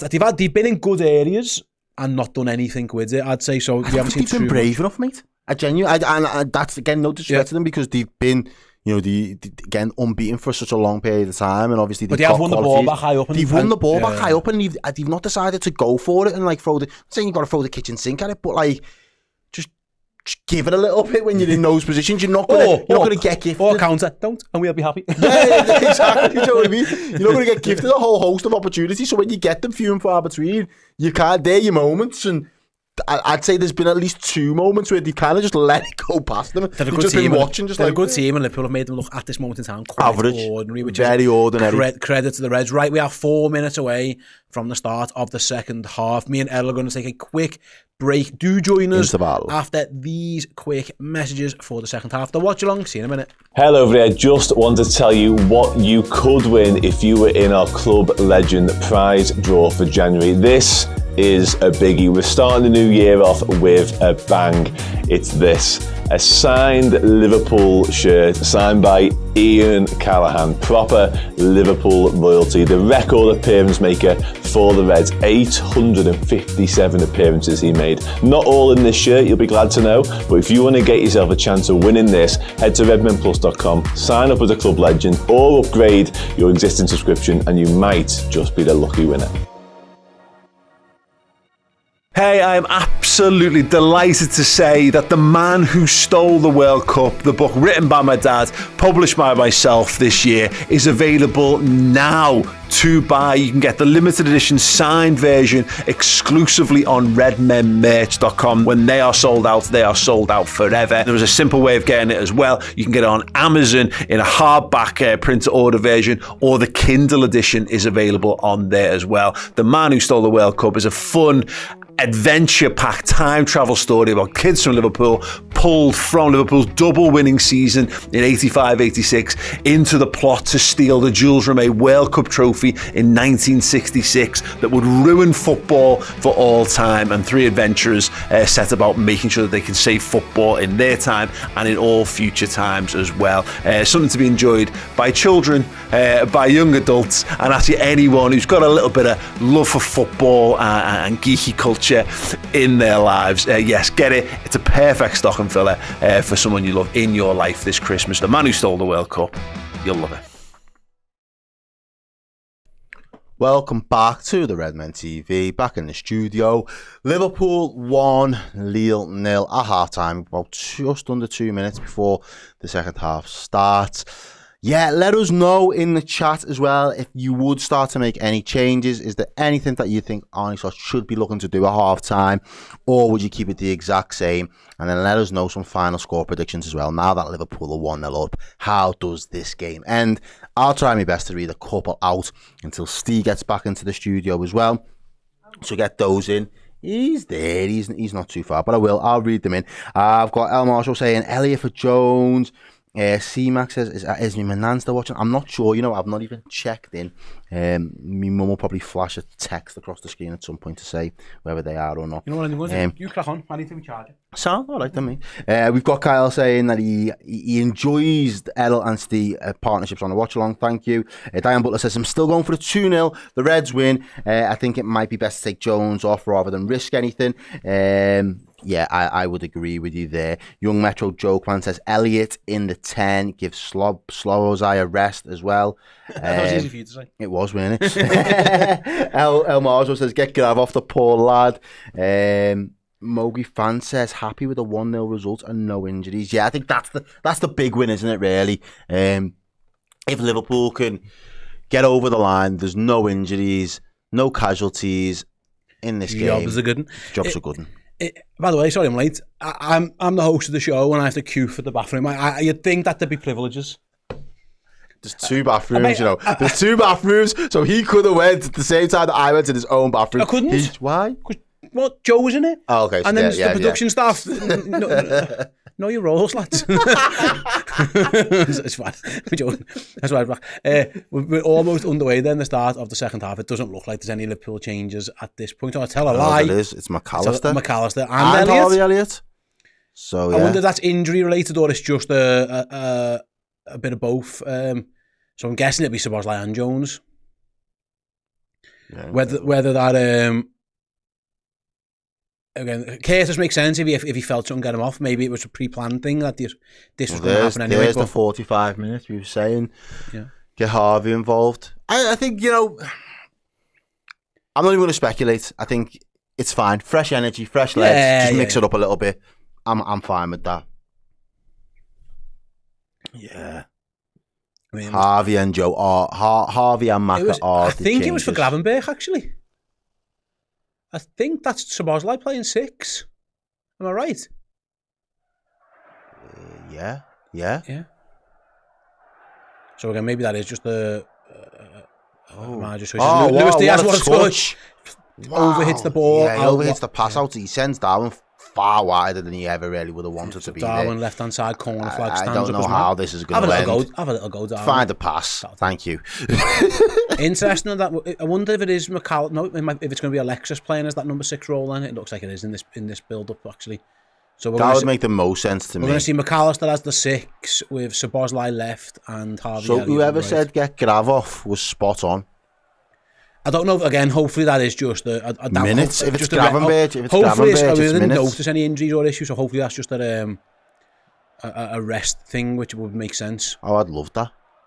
1-0 up and we can rest our linchpin. Yeah. And Curtis, Curtis definitely felt something. Why take any risks? I haven't heard nothing on the commentary. If anyone does in the next few minutes or something, do let us know. But I'm sure the manager will explain near the end of the game. Hopefully there's no major injuries or nothing there. Oh yeah, and Liverpool are going to win A. Yeah. Player Szoboszlai says he's come out. What? Curtis Jones has stayed on. They couldn't have got that right. The graphic has literally just said Szoboszlai came off the pitch. That's Szoboszlai. But that's Szoboszlai there. We'll come back to him in a minute. Szoboszlai's on the pitch. Anyway, here's Mo Salah. right-hand side. Finish that. Goes to the bottom he's not corner happy and misses He it. missed it. Bro, everybody, if you're watching on Amazon, the graphic definitely just said Szoboszlai came off. I'm not tripping, am I? No, he was there. That was him. I know he was. I seen him on the graphic pitch, wrong. I'm sure they got the graphic wrong. People are saying that was greedy from Mo, but come on, that's, you know, have you ever seen the Mo box where he likes to take his shots from? If he's in that little zone, he's going for it. It's a great little interception from. Yeah, the graphic was wrong, Errol. Yeah, thank you. It's easily done. I know how difficult it is to do that producer's job. I got to sneak behind the curtain the other day, and producers are like magicians when they're putting all like on broadcasting. Yeah, it looks very difficult. It's not easy. Too much Mandy Errol, potentially, yeah. Not on the school night, guys. Oh no! Hey! Look! They've realised. They've been listening. Right then, here are Lille in their left back position. Long ball forward. All the way over the top. There. So even the top of the top broadcasters make mistakes from time to time. Yeah. We're all humans at the end of the day. AI can't replace us just yet. Could you imagine an AI Redmen? It'd be rubbish, that. Yeah. Never get a high-pitched scream out of an AI. Never. We got that emotion that we had. As Liverpool go long, is Darwin on side as he picks this ball up? I'm guessing he was. You guessed right. He plays it inside to Elliott. It was a poor ball, actually. It was a poor ball. Yeah. I think Elliott was a little bit on his heels as well. Yeah, it wasn't great. And Lille can look to counter. Elliott wins it back. Does well. Wins it back. Yeah, they got it wrong. Oh, Liverpool give it away again. A couple of dodgy moments for Darwin there. A couple of loose passes. Yeah, you can't. Jay says you can't AI a page Jack. Wouldn't want to. Geez, one's enough. That would be like Skynet if there was a. If someone made if someone made another one of him, they deserve everything they get. Lou says Chiesa at 60. I don't know if he'll get that long. I reckon he'd probably be on by 70, 75 at the latest. Do you think Dan's could get a run? If he doesn't get a run in this game, I think they could. Wouldn't be a wild shout to say next week when there's nothing riding on it at all. He could feature. The ball's with Virgil van Dijk over to Kostas, plays it into Szoboszlai, then plays it back to Virg. Maybe that was his intention, to always get someone off in that midfield anyway. And then the Jones thing forced his hand to make 2 substitutions. Conor Bradley takes the ball down there from a big switch. Advances into their half. Ball's clipped. Just hooked there on the way back out. Chested down by Harvey Elliott. A nice chested into his path. To Mo Salah now. He just, oh, wow. Just twinkling. He decided to dribble a little. Thanks to Trig Josh for the member chat. Says, hey, Steve and Errol. Good. Oh, Errol and Steve, actually. Good to see you on the comms. Hope your families are well. And you. Yeah, we're good, mate. You all good? I'm all good, man. I'm very good at Thanks, Josh. Here come Liverpool then. Left-hand side with Lucho. No, they're not. They're going backwards. We're good. Szoboszlai. Just taking a chill. You just look like a very chilled team. I'd like to hope that Gravenberch thing is just a rest. I'm going to go with a rest. He didn't look like he didn't look it. It just looked like he felt something, so that makes a bit of sense. You know them way there. You've been watching too much expressions. Tom says, is Jones okay? I've seen he stayed on. He didn't stay on. Because Jones is off. Don't listen to the graphics. The graphics lie. Listen to us. Yeah, it's Liverpool's midfielders, McAllister, Szoboszlai and Elliott. As Darwin Nunez just played in. Can he get there ahead of the goalkeeper? No. He can't. It was fired at him. He half took the sting out of it, but didn't quite get enough on it. And the goalie clears. Who was it with the pass? Was it Diaz again? He'd have probably been offside. It'd have been tight. Either way, the goalie clears and Liverpool get the benefit of the no flag. That's like a proper year 7 haircut by that goalkeeper, isn't it? It's very short, isn't it? Yeah. Mo Salah whips it wide. Good touch by Costas. Oh, brilliant touch. And spins takes away. it into his path. Nunez is asking for it. He's fouled, surely. He's not, you know. Ref, yeah, gives it. He was. Oh. He must have been. There's no way that I could get that ball from that side. Yeah, he's not arguing either. Fair enough. Oh, yeah. Yeah, he just... Wow, he stands on his foot as well.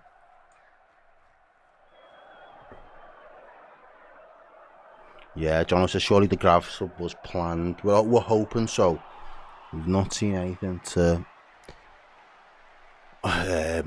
say otherwise at this moment in time, as Liverpool have got... It looked like McAllister standing over that free kick there. Lucho and Darwin are talking to each other.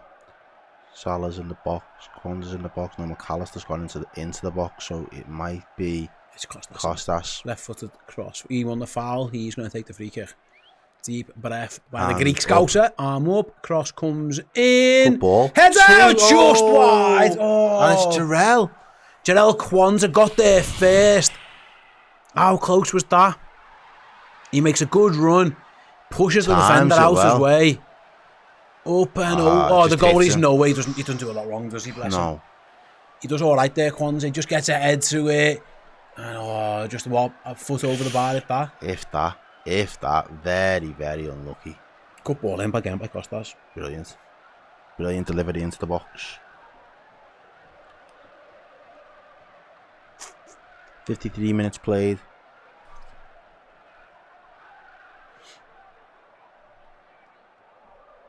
That's not a song.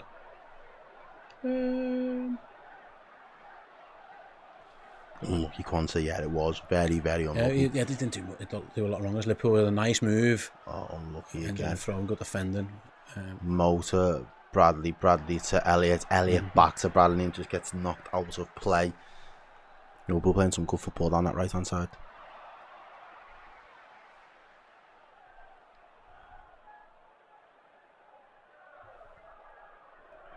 Maybe.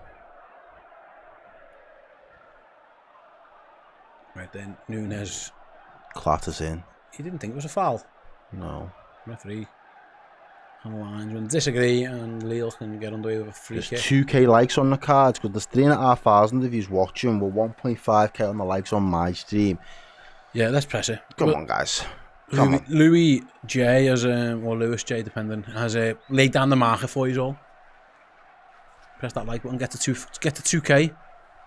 Let's go.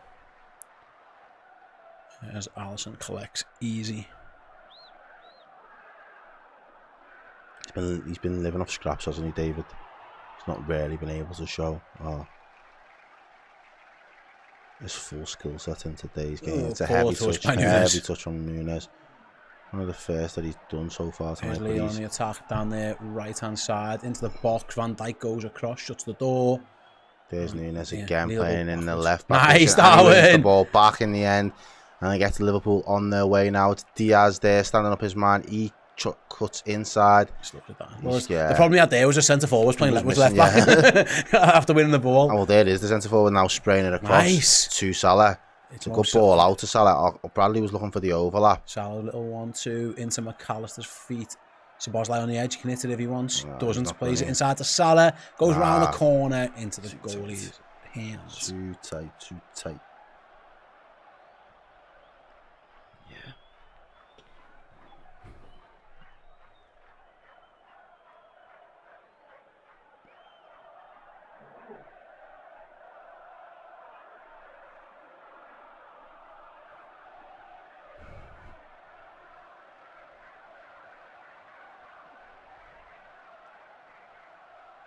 Oh, poor ball. They've given away there. Darwin's got a chance. Finds Salah. It's good defending, actually. Yeah, really. Elliott can win. Oh, good defending. Wow, fair play. Alexander with a little cheeky little skill on Harvey Elliott. Again! Yeah, take it off now. He's taking the piss. Take the piss. He tried to one time, alright. We can kind of... He got a little bit over his skis there. The centre-back went on a marauding run. He did do well to get it past Harvey Elliott. He tried to do Alexis McAllister, and Alexis McAllister was having none of it. Mate, I've won no fucking World Cup. I'm not getting rinsed like that on the halfway line by a centre-back. He looked at him on the floor. That's kind of brave, though. Fair play. He looked at him on the floor and went, mate, come on. What are we doing here? Like, you know. Liverpool go long, Nunez flicks Battles, he does enough. Yeah, does enough. Go on, Mo. It's Salah, edge of the box, inside to Elliott, round the corner to that's Bradley. lovely. Bradley across Oh, goal. that just needed to be... Oh, Nunez is screaming for that as well there. Poor by Conor Bradley. It's bad decision making there. I'm by not the even young sure man. what he was trying to do. I think he's trying to shoot. I'll be Really? honest. I think he's trying to shoot. He's miles on. He can't. I mean, I think he's trying he's to got shoot. Diaz at the back post. Look He's at got where Nunez on the is. pen spot. Nunez is in the same position he was in on the weekend where he it's goes and poor, scores that. the winner. He stays there. He has his hands out. He's screaming for the pass. And Conor Bradley just gets the execution all wrong. And it's Nunez's good work that as well. That was able to flick it on in the first instance. But Liverpool pressed really well here. Lille tried to get out of the press, but unfortunately is still boxed in. He can't get out of their own half at this moment in time. I think Bradley might have been looking for Diaz and just got it way wrong. You'd open he's looking for Diaz. Who was it when he hit the post? Was it United? Yeah. And he got that. Very close. Sometimes that's maybe a little bit of area of game that he might be able to work on. A bit more composure. There he goes again. Down the line to Nunez. Good ball. Nunez's shot is saved. Oh, what a save. Good save as well, What yeah. a save. Harvey Elliott's misjudged the bounce there and he's let it get away from him. And Lille might be able to launch a counter-attack. No, they're too slow for Good that. luck with that. Yeah, Too slow. yeah, Too slow, mate, again. They just want to overplay it. They're just overplaying the ball instead of just... He tries to feed Nunez this time to feed him in. It's always getting away from him ever so. He tries to just... Tries to blam it through his legs, doesn't he? Goalie does well. Yeah, Just does well. It's a good save. Nunez gets it on target, but it is a very good save. It was a good ball in to him from Bradley, actually. He didn't get the last cross to Diaz right, but he got that pass right. Good save. The dink was on. Yeah, potentially. Yeah. Angle was tight, though. Yeah, that's Probably just wanted to have a little bit more. I'm not sure. If you think that, there's probably a covering defender might get round because you take all the pace off it, don't you? But it was there. Oh, Elliott's won it back. Done well. Can Liverpool counter again? He's on the ball again. He's now. trying to find Diaz. Oh, Good ball. great- Referee! I'll have him off for that. Cheeky. Oh, it's a second yellow. He is off. off for that. Oh, Hey! no. I'll have him off for that. Mandy in Liverpool. This is not the first Mandy-related disaster that's happened in Anfield and surrounding areas. That's a stinker of a decision by him. Harvey Elliott tries to release Luis Diaz, and for some reason the fullback just on a yellow card just throws him on the floor. Stupid. He can't even complain. He's mad at himself. I'm pretty sure he got the first yellow card for dissent 2 minutes ago. What a poor That's night terrible. Mandy's had. Oh my goodness me. Getting a yellow card for dissent and then a second one for that. You called it, you knew straight away he was off. And he's gone and Lille are down to 10. I'll have him off for that. Oh, Mandy. You came and you... Can't do that while I got you. Cross comes in. Can Yes, Liverpool that's make a free header. Oh, that's a free header. That's a free header. That's a free header. And Alexis McAllister knocks that one over the bar. World Cup winner, lad. Get that on target. Boom. 2-0. It's another wonderful ball by It's Timmercast. a brilliant ball, lad, and he's got a free header. McAllister. He's up early. Yeah, he should get that on target, shouldn't he? I know it's a little bit behind him, but he should get that on target. Poor Mandy. We've all been there. That was a poor choice. When you're on a yellow card to do that, do you reckon he just forgot he'd been booked? I mean, his first one, I'm sure, was for dissent. Oh, you'd be raging at your fullback, getting 2 yellow cards for that. Just let him run free. It wasn't like Diaz was going to score. There was still a lot to do. Well, now they've got a harder, if it wasn't even a difficult task in the first half. Let's see what they do. See how they respond. At the moment, they've stuck with a back 4. And they'll just take one of the strikers, pin the strikers back into midfield, maybe. They've moved one of the midfielders, I think, into right back.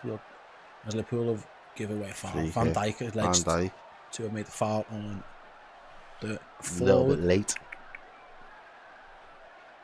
Oh, Mandy, what are you doing?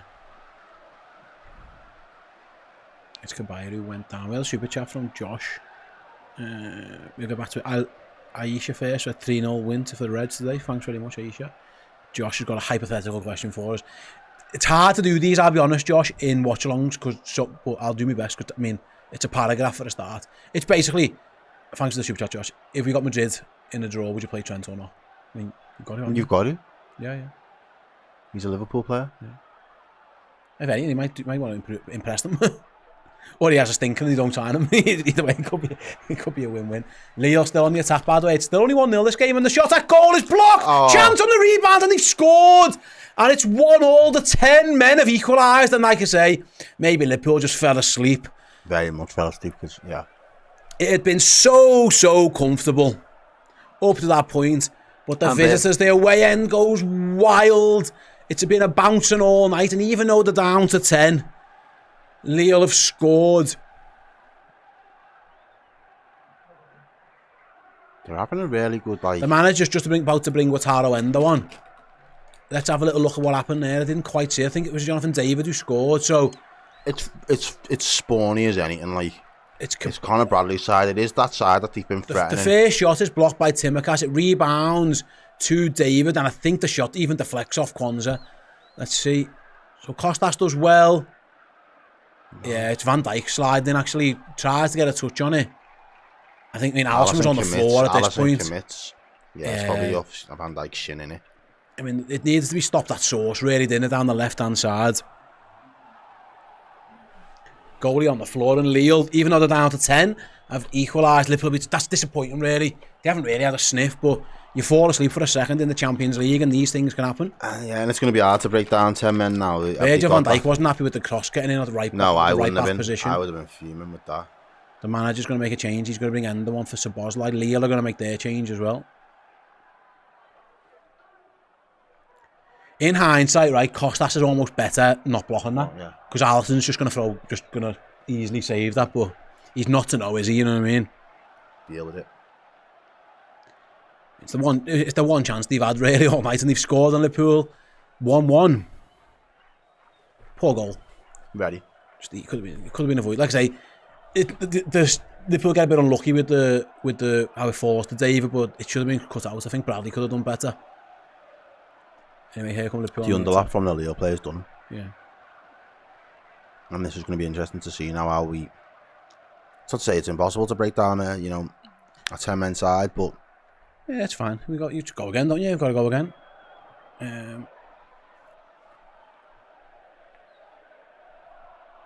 Bradley had 2 to deal with. Maybe we'll have to watch it back in a little bit, and we'll see. But they have been threatening down that. That's been the side where they've looked if anything was going to happen, either getting into the box or causing some trouble. That was going to be the area in which they was going to exploit, and they've stuck to it, to their guns, and made Liverpool pay for it. Yeah. Liverpool made the change, by the way. Just Endo did come on for Szoboszlai. A bit more of a natural DM as Luis Diaz. Can't keep it in. Throw-in or a free kick, I'm not quite sure, by the corner flag.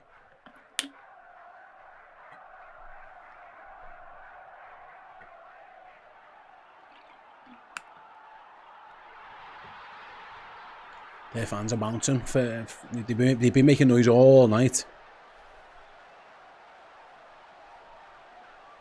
And they've won themselves a throw-in as well. 65 minutes approaching. 65, about to go on the 65-minute mark, rather 1-1.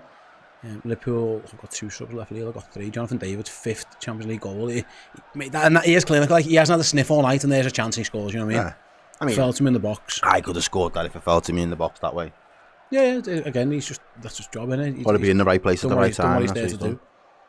Yeah, Liverpool, disappointing goal to concede. Really, it should be. Again, there's a bit of hard lines attached to it, but maybe like I say, they fell into maybe a bit complacent. We were relatively comfortable to that point. Liverpool again with a chance now. How did it? Chance to, I should have turned on that a little bit maybe. First chance for Endo to get in on the action, goes wide to Bradley. He's got Salah inside. I still think there'll be gaps in this team now. Yeah, Liverpool go to the bench if they want as well.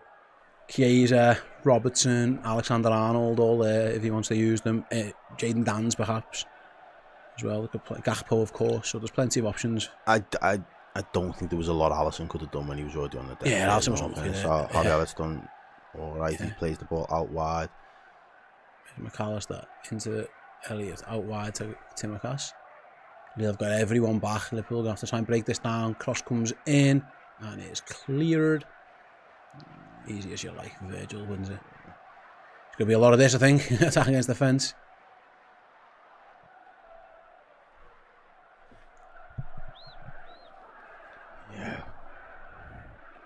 Yeah, Arnott, I'm not concerned at all. We will score again. I'm hoping so. Yeah, listen. Scott going to have plenty of opportunities from now until Timmercastle's ball in behind corner.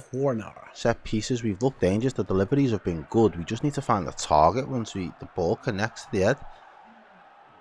Timmercastle's already put in 2 worldy balls from. It's only the second corner we had a lot of free kicks that Liverpool have looked dangerous from, but we haven't actually had that many corners. And in it comes. Someone. Corner does come in. It's headed to the box to Elliott. Shoots first time. Deflection in! You buy a ticket. You might just win the raffle. And Harvey Elliott does exactly that. He knee slides in front of the cop. And Chiesa's Federico Chiesa giving him a big hug over there. How's your luck? Maybe if Lille got a little bit of luck for their goal, Liverpool gets some back with theirs. It takes a wicked deflection, but fair enough to Harvey Elliott. He caught it really, really well. Caught it early as well. Took it early, quick shot. It takes a massive deflection. It might have even been off the goal scorer. We'll see. They look how deflated they look after that. That was cruel. It's borderline cruel. So let's have a little look. Timmercastle's corner is cleared. Elliott, first time. He catches it well. Yeah, it takes a massive deflection. I think, let's have a little look who it's off. It's off number 17. No. That's my mate before I was talking about Macau, is it? And the goalie just there's nothing flat you can do about that. Just stood rooted on the spot. But listen, mate, you buy a ticket, you might just win the raffle, and that's exactly what Harvey Elliott did. And just in a flash, and look at all the talking business. Even Harvey Elliott's at it now. He's saying, "Nah, ooh." So there's talking. I'm not going anywhere. I'm not going anywhere. Shut your chat I'm up. staying here. I'm the man. I hear it. I rate it. Still keep doing your thing. A little bit of that, Harvey Elliott. Yes. Yeah. And what it does mean is Lille can't park the bus now with 10 men. No, you've got to back as you were. You've got to go in again. And Liverpool need to switch on because they're going to come down this left again. Endo's going to come across to try and stop them doing that. I'm trying to figure out what they're doing. They're almost playing like a 4-1. Who can we do a little digging? Who is their last game? Who did Lille play next? Yeah, just because obviously in terms of securing it and locking it off, are they having to really go to the well yet to try and get a result, or is their next game that's home against Feyenoord? Okay, you'd expect the way the form that they've been in, you'd expect that to be. Yeah, maybe. I'll just double check on that. So they're at home against Feyenoord. As it stands, Lille are sitting in 13th. So they're going into that, as it stands, into that knockout phase, really. Harvey Elliott's been gifted the goal as well. Well, it was definitely on target. Feyenoord, for what it's worth, for 20th, so that'll be a big game for both of those teams. Nothing's guaranteed for either of them yet. So yeah, that's what they've got next, the home game, which would be nice for them. There we go. So that's what's at stake. As Liverpool clear with Alisson. Lewis, Jesus, Barcelona, Benfica 3-2. Yeah, it is. As Liverpool go long again. Diaz, good defending. It looked like bounced around a bit. Liverpool have won it back, have lost it again. It's back in the centre-back position under pressure from Diaz. Take it off. And Liverpool done well in the end to win a throw-in. Salah nearly had it. He backs himself, Alexandro. Yeah. He thinks he's good. I think he's a little bit of a baller. Benfica have just scored again, 4-2. Don't mess. 2. Why aren't we watching that game? Why are we not just doing So Rafinha scored, and then it was an own goal, I think. Oh, wow. So yeah, there you go. That game's fireworks right now. So everything's going Liverpool's way so far in terms of securing not only the advancements into the Champions League knockout phase, but actually top of the group. We just need Real Madrid to win the last 2 games. Top of the group with a game to spare. Yeah, and that can't be changed if it all stays the same. We just need Real Madrid to win the next 2 games so they finish like too high for us to get 16th or 17th. Endo marauds through the pitch, tries to find 16th or 17th will do us, do you know what I mean? Just like we'll cross them bridges when we get to it. City at the moment at 24th. Bring them on. 2 legs in Europe, fucking bring them on. I'll be here for it. I will happily do. By the way, City, there's no guarantee that they get through. They'd have to beat someone over 2 legs first. Yeah. No, would you back them against anyone at the minute? Like, no, not over 2 legs. You might, but you don't. Wow! Alexis has just been wiped out. Wow, and he's going to get a card for that. He's got to get a card for that. He got the ball and then smashed into McAllister on the follow through. He's got to get a card. He's always in the wars. That guy's like a magnet. I think the defender's unlucky. He's like, bro, listen. No, but he does get the ball. I'm sure he does. But then watch this. He slides right through. So I get it. I see his point. He did win the ball. But then he slides about another yard. And then he catches McAllister with a high boot. I think he's unlucky. If he keeps everything down, he probably gets away with it. I think he's unlucky. It's like he doesn't, even though he won the ball, he doesn't pull out after he's won the ball. He just allows himself to just fly straight through. Yeah, okay. I think he's unlucky. Yeah. But I can see why ref gives that. He sees the high boot and it is a bit reckless. As Lille are going to go to their bench again. With 10 men down, you've got to get. You've got to make good turn. Good turn. You should make 5 That was a very subs. much Gravenberch-like turn there from Endo. Yeah. When you're playing with 10 men, I think you should use all your subs. It's so hard. Like refill the tanks. You know what I mean? Luke says Celtic are down there too. That'd be a fun game. Celtic are 23rd at the moment. Yeah, absolutely. Here's Endo again. Good ball. He's having a good. He's having a little cameo so far. Here's Lucho. I've been impressed with Lucho. Steps inside. Gives it to Alexis. Back to Endo. Back to Ali Maka. Oh, Lucho's pulled up there. Has he? Oh, yeah, he has. We're going to kick it out, aren't we? What? I think you're alright. Keep an eye on that one. He's just walking slightly. He's alright. Oh, he's fine. What? That was so strange. I'm not sure he's completely comfortable, but you might see a substitution in a minute. Liverpool don't kick it out on play on purpose. The pass to Salah's overhit, but Lucho just kind of had a little look at his foot or something there, so maybe Gakpo time. There's some good games happening here, you know. I'm getting goal alerts. Left, right and centre. Bologna were 1-0 down against Dortmund. They've scored 2 in 2 minutes now, Bologna. They're leading. Macau goes up. He goes off. The unlucky man who's deflection. Good Mundenson. Good morning, son. See you later. Good night. Good evening. Ta-da. Ismaili and Bawadi. Is that Bawadi? Buadi. My man could do a... He could go and see a certain... Oh, yeah.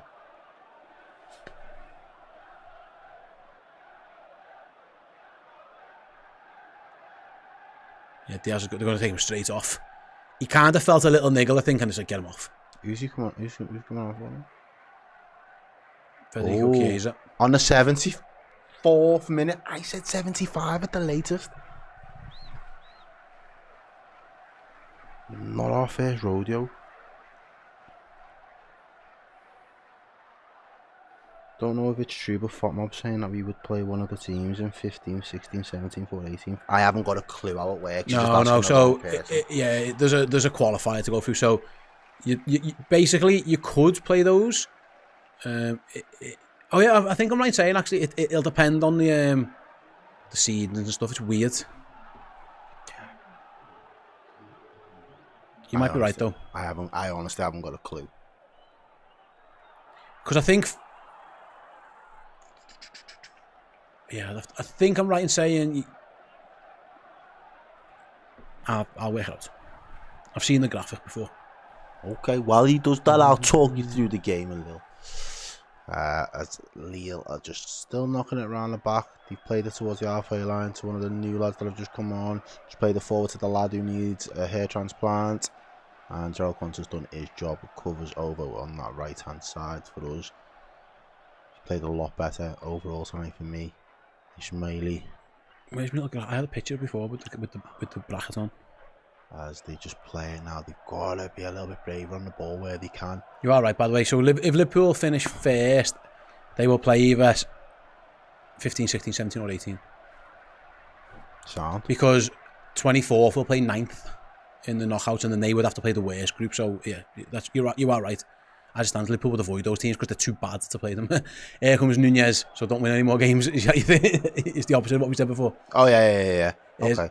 Elliot loses out, Endo wins it back, and it's smashed again by this new kid that's just. Yeah, if you finish first or second in the group, you will play a team who are 15th, 16th, 17th, or 18th in the knockouts. As it stands, Liverpool would be getting one of Juventus, Milan, PSV, or Club Brugge, which I think they'd be alright with.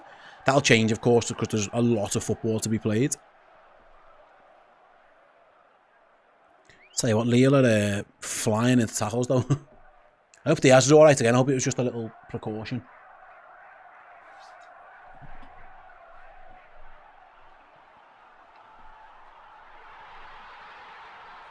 So Liverpool got a front three of Nunez up front with Salah to the right and Federico Chiesa out to the left.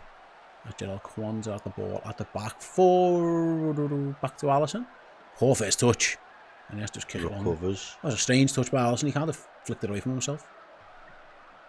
Oh, they just played another loose ball into the middle though. Yeah. Nunez plays a first time ball into the path of Salah. Salah has to pluck it down, but he does. Oh. Of course he does.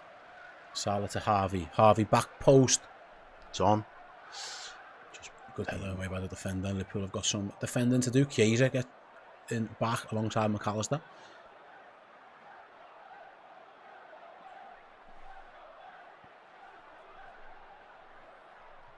Here come Lille again, down the left. No surprises. Nice play on the edge of the box. Patience. Going backwards, don't they? They've really only had that one dimension tonight, haven't they? They haven't been anything else other than that's the side that we're going to attack and we're just going to keep doing it. Fair play though, being down to 10 hasn't really deterred them. No, and listen, they're losing, so they have to go for it. Like, what's the point? What's the point? You might as well. I guess if they were still down to 10 and it was 1-1, there'd be a different game plan. Like that Elliott goal was so at the timing of it was perfect. As Timothy goes back to his keeper, who clears. PH says I don't like this new format at all. It's going to take some getting used to. But I haven't minded the games, to be honest. Nunez to Salah, good touch again by Salah. He's on his own, he's going to have to do it by himself. Salah around the outside, goes for goal, saved, wins a corner. Right foot, he had no choice. He was on his own, like he had to do something. I mean, the odds were stacked against him. His first touch is unbelievable. Timing, as it's just on the bounce. And he has to do something with his right foot, which is not his favourite foot, but he works to keep it on that near post. Yeah, Sean, yes, his Tal's touch is on point. You know them way there. Yes, we do. The sub they brought on could do with a trip to our mate Dr. Sinner. I say this as a board man. He hasn't balled yet. He can still salvage us. Yeah. Check it out, Dr. Sinner. You'll be able to see the QR code and the links pop up throughout the course of the stream. Sponsoring today's show. He's a legend. As Costas does not take the corner. Ref blows his whistle before he does it. Who's he talking to now? Jarrell. Phone died. Who scored? Harvey Elliott. Liverpool take it short to Elliott. And back to Costas. Whips it in. Good ball. That's good. Good defending again. I was just expecting a red shirt. Endo wins it back on the edge of the box. Needs help. Someone help him. He's going. Get over there. Someone get over there. He's run down a blind alley. Someone help him. Nice. He's done enough. He's done really well there. Yeah, just keeps holding it. I just thought that was going to fall to Van Dijk's head at the back post, but the defender did well. And Liverpool are comfortable in possession with Conor Bradley and Costas at the back. Just teasing them out, telling them to just come on. Slowly but surely.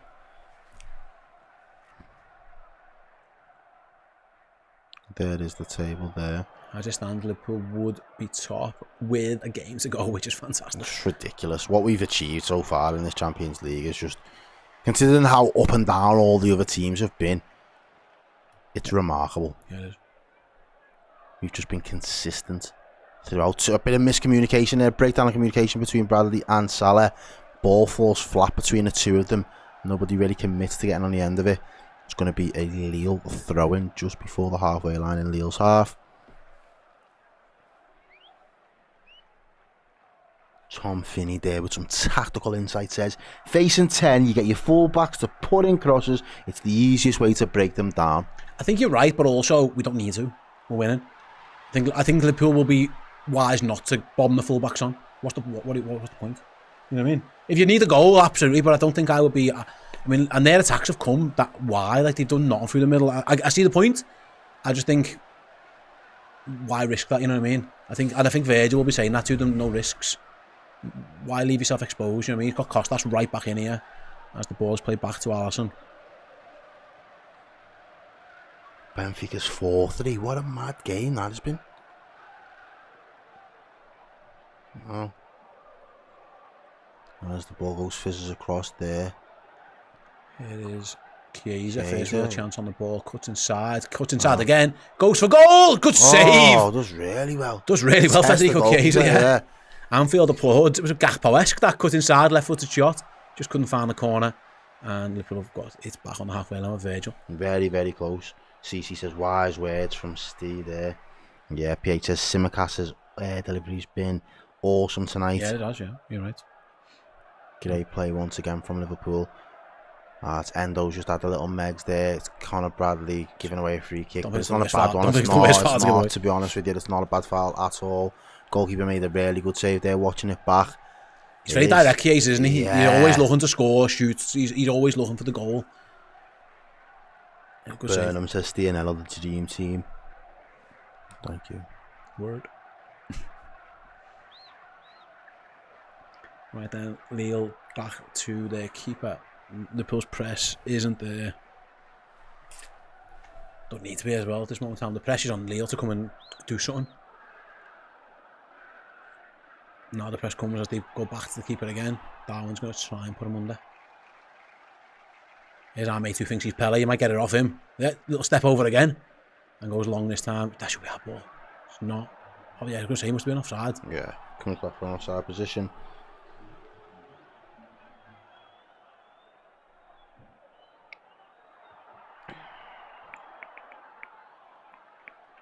No channel available in the same set. I'm just tuning in. No Keys or Endo tonight. Well, they're both on the pitch. I mean, Trent Alexander-Arnold's about to get on the pitch. He can be the last sub. Don't think that's a bad sub either. I don't think Connor's had the greatest performance he's ever had defensively. Not being too harsh on him. I think he's done some good, but and also they're targeting him, and he's probably knackered. Just a bit of fresh legs might be good over there. Careful, Nunez. Lille are technically playing quite. You know, they're comfortable on the ball, aren't they? Darwin just lays one of them out. Yeah. The ref says he got the ball. No, free kick. It looked like a foul. It was. Trent coming on. Yeah, it looks like he's. Trent Brown says, "Can we have a song, please, Steve?" Well, Trent, your name's Trent, and Trent's coming on. So, I think I should have a Trent song, shouldn't I? All the Trents. Where did they get to on those likes? Did they get to 2K? I don't know. There's nearly 4,000 of them watching. No, 1,800. Yeah, that's. Press the button. If there was ever a time to do it, now is that time. Lille again on the attack. They're not giving up. They're not giving up easily. He's done 2 of them. Yeah, he sprayed it out to that area once again. The touch isn't the best. Gives Bradley the chance to get back on his man. He plays a short one into the box. Good defending by Harvey. Oh no, he's lost out now. Be careful here. Edge of the box short. Ooh, and that deflection could have off. I think it was Enzo. Yeah, that Elliot did so well, anyway. and then didn't quite make his mind up. Elliot, watch this. He tracks the run, Errol, and he just leaves it for somebody. He's trying to let it go out. Yeah. Gets away with it. Shot from the edge of the box. It's actually blocked by Alexis McAllister, and that might have been going in. It was going in. Alisson was scrambling across the goal. And that's a little bit a bit of complacency there. Liverpool had dealt with that issue and just didn't quite tidy it up fully. The shot come from number 7, who's Haraldson. Punished. Yeah, absolutely. And Lille, again, with 5 minutes to go, they got nothing to lose. Get away one, but it was good. Alexis, right place, right time with the block. It is a corner to the visitors. In it comes near post, away by Liverpool. Salah gets a touch on it. He tries to spring Nunez. Can't quite. Lille get back. All the way back to the goalie though.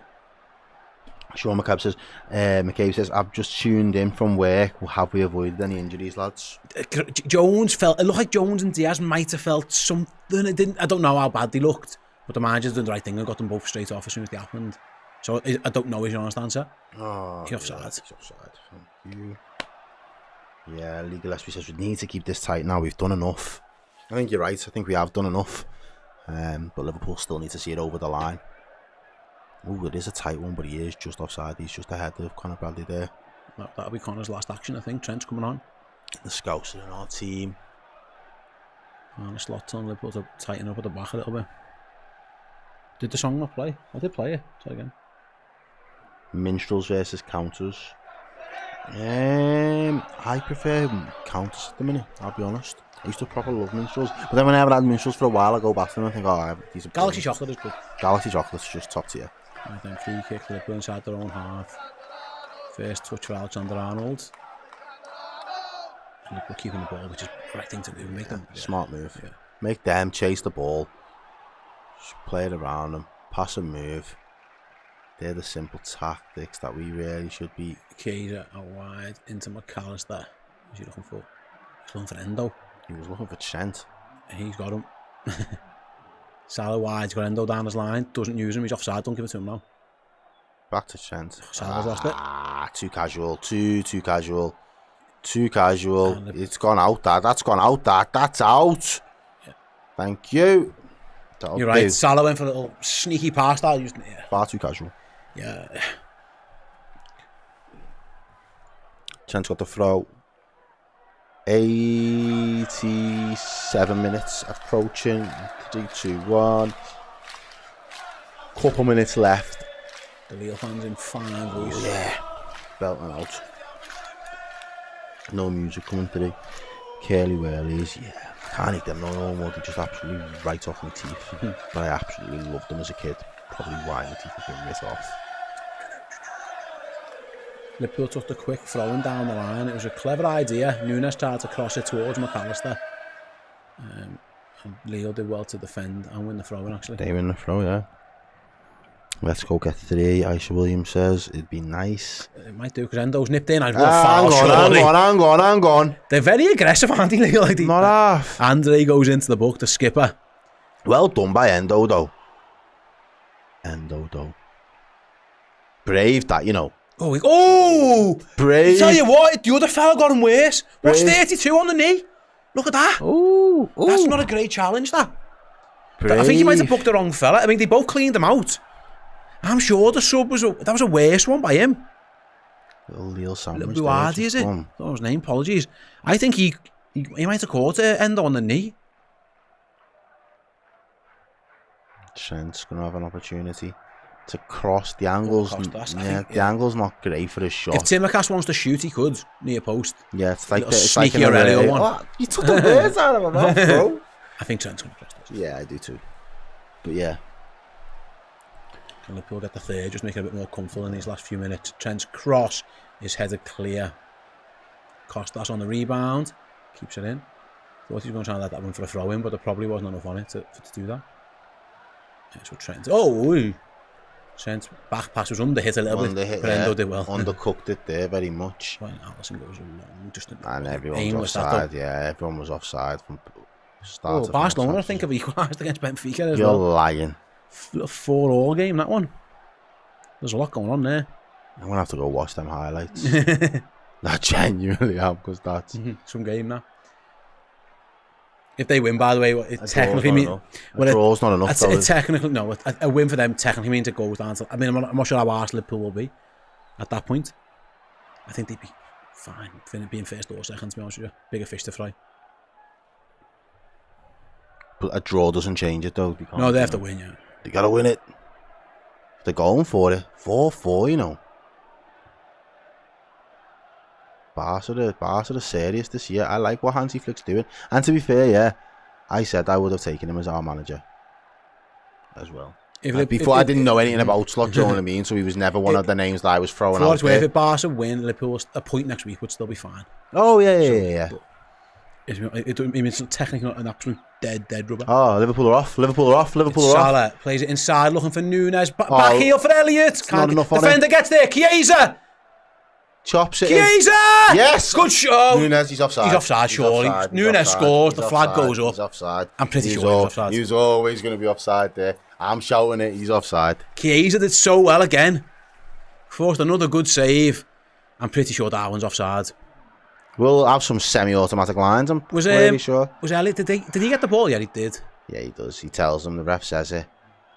Yeah, he's miles off. He's a yard. Why? He doesn't need to be. It's unlucky, isn't it? Yeah, I mean, it's not. That's criminal. It's a good save from the keeper to like Chiesa. Yeah, it's a very good save, but like you don't need to be offside. I say this a few times, watch him, he gets a lot of shots away. He's very direct. Darwin was offside.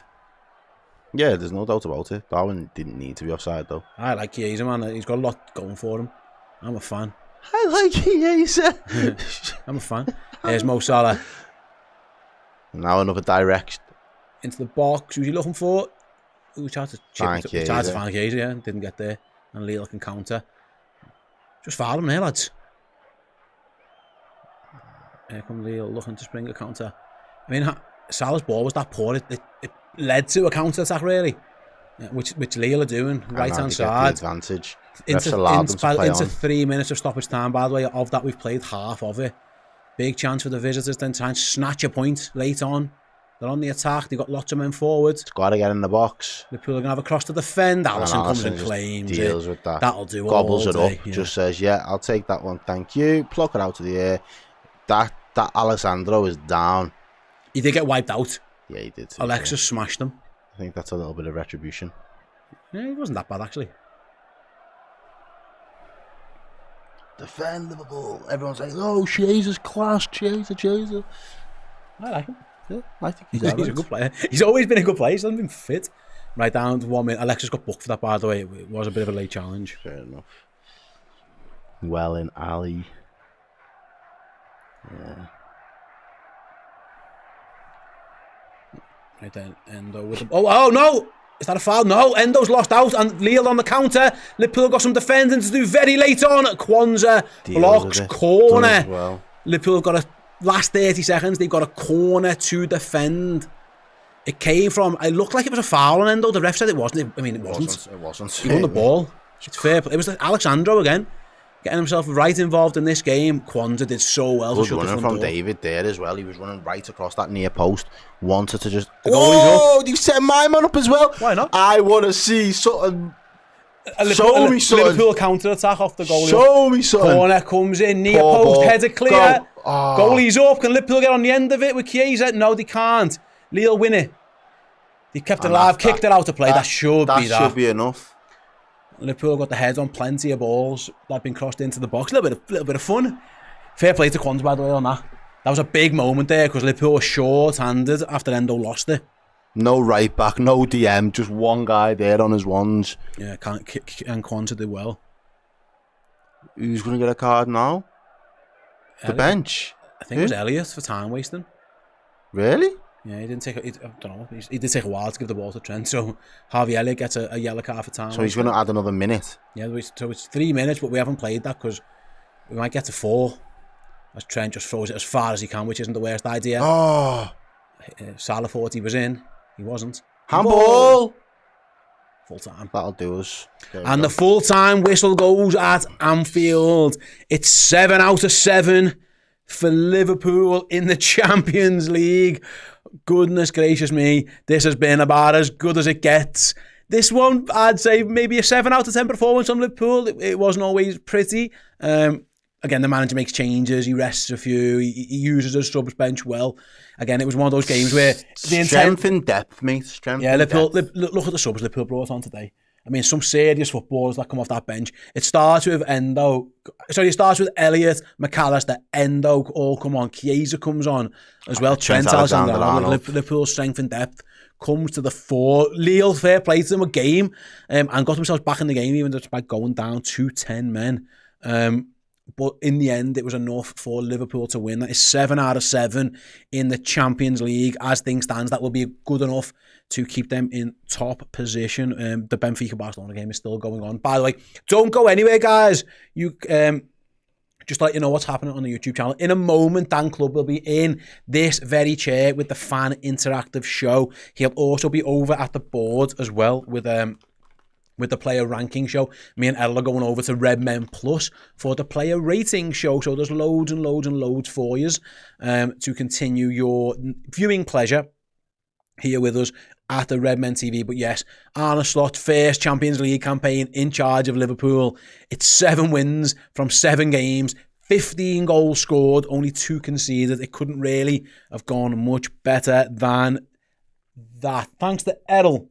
Thanks to you guys for watching as well. Stick around, Dan will be here in a couple of minutes' time. See you in a bit. Hello everybody, I just wanted to tell you what you could win if you were in our Club Legend prize draw for January. This is a biggie. We're starting the new year off with a bang. It's this, a signed Liverpool shirt signed by Ian Callaghan, proper Liverpool royalty, the record appearance maker for the Reds, 857 appearances he made. Not all in this shirt, you'll be glad to know, but if you want to get yourself a chance of winning this, head to redmenplus.com, sign up as a Club Legend or upgrade your existing subscription and you might just be the lucky winner. Hey, I am absolutely delighted to say that The Man Who Stole the World Cup, the book written by my dad, published by myself this year, is available now to buy. You can get the limited edition signed version exclusively on redmenmerch.com. When they are sold out forever. There is a simple way of getting it as well. You can get it on Amazon in a hardback print to order version, or the Kindle edition is available on there as well. The Man Who Stole the World Cup is a fun, adventure-packed time travel story about kids from Liverpool pulled from Liverpool's double winning season in 85-86 into the plot to steal the Jules Rimet World Cup trophy in 1966 that would ruin football for all time, and three adventurers set about making sure that they can save football in their time and in all future times as well. Something to be enjoyed by children, by young adults, and actually anyone who's got a little bit of love for football and geeky culture in their lives. Yes, get it. It's a perfect stocking filler for someone you love in your life this Christmas. The Man Who Stole the World Cup. You'll love it.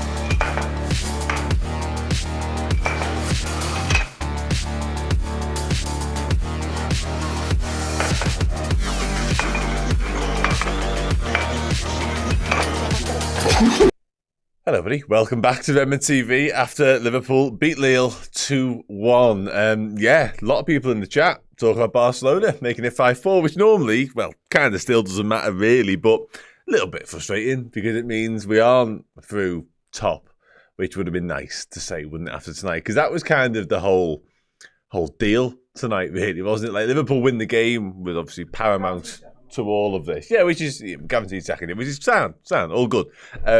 But yeah, it would have been nice. Because I don't know how much that means we've got to play for next week at PSV, but going through as leaders as guaranteed first place would have meant very little. So in terms of next week, what would have been at stake? So yeah, a bit annoying. But anyway, forget that. Forget the negativity. All good. How are we? Hope everyone's well in the chat. Let's talk about it, shall we? Yeah, the goals. Salah, Elliott. Yeah. Decent performance for Liverpool. I think I'm just a little bit...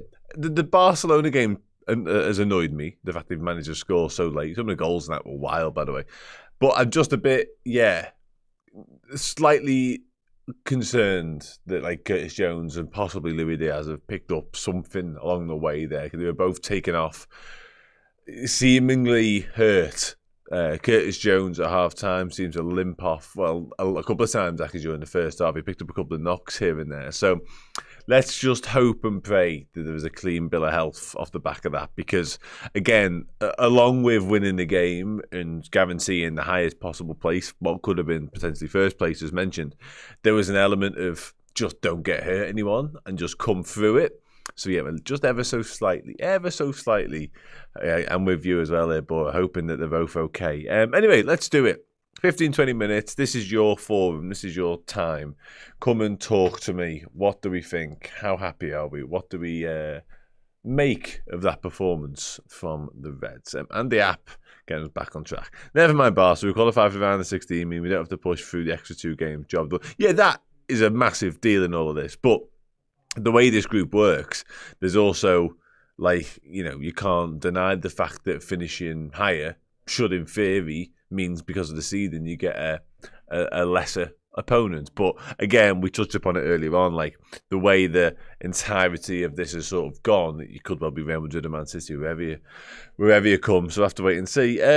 We played well in top gear. Yeah, I think I agree with that. I think the first half an hour in particular were very one-paced, very lacklustre from us. And Lille were a decent side. They were well-organised side. They were well drilled, and they didn't make it easy. Certainly for us to play through the middle, that's without a doubt. But yeah, it was just flat was the word I used to describe that first half in particular, and again the first half an hour or so. Sparked into life with a brilliant goal, obviously Jones through to Salah, ending what's been a week of drama and a couple of days of drama, and people getting frustrated with the Jones, Hazard, Salah comments. Yeah, I get the annoyance with it all, but at the same time, he adores Mo Salah. That's never really been in question. He tweeted yesterday, didn't he? Like, I know I'd rather have in my team. So, never really got me back up massively, to be honest. But it was a very ironic way to open the scoring with them two celebrating together, of course. So, yeah, and then the second goal, Harvey Elliott made an impact for me. Second half, I was really, really impressed with him once again. Adds that energy, doesn't he? Adds that directness and adds that, like I say, the buzz and the ability to get around the pitch and want to make things happen. Yeah, I just love watching Harvey Elliott play for us. Raheem says, Arne will want to beat PSV anyway. Quite possibly there's a Dutch connection there. Nervy at times, but we got the win. Bring on the tractor boys on Saturday.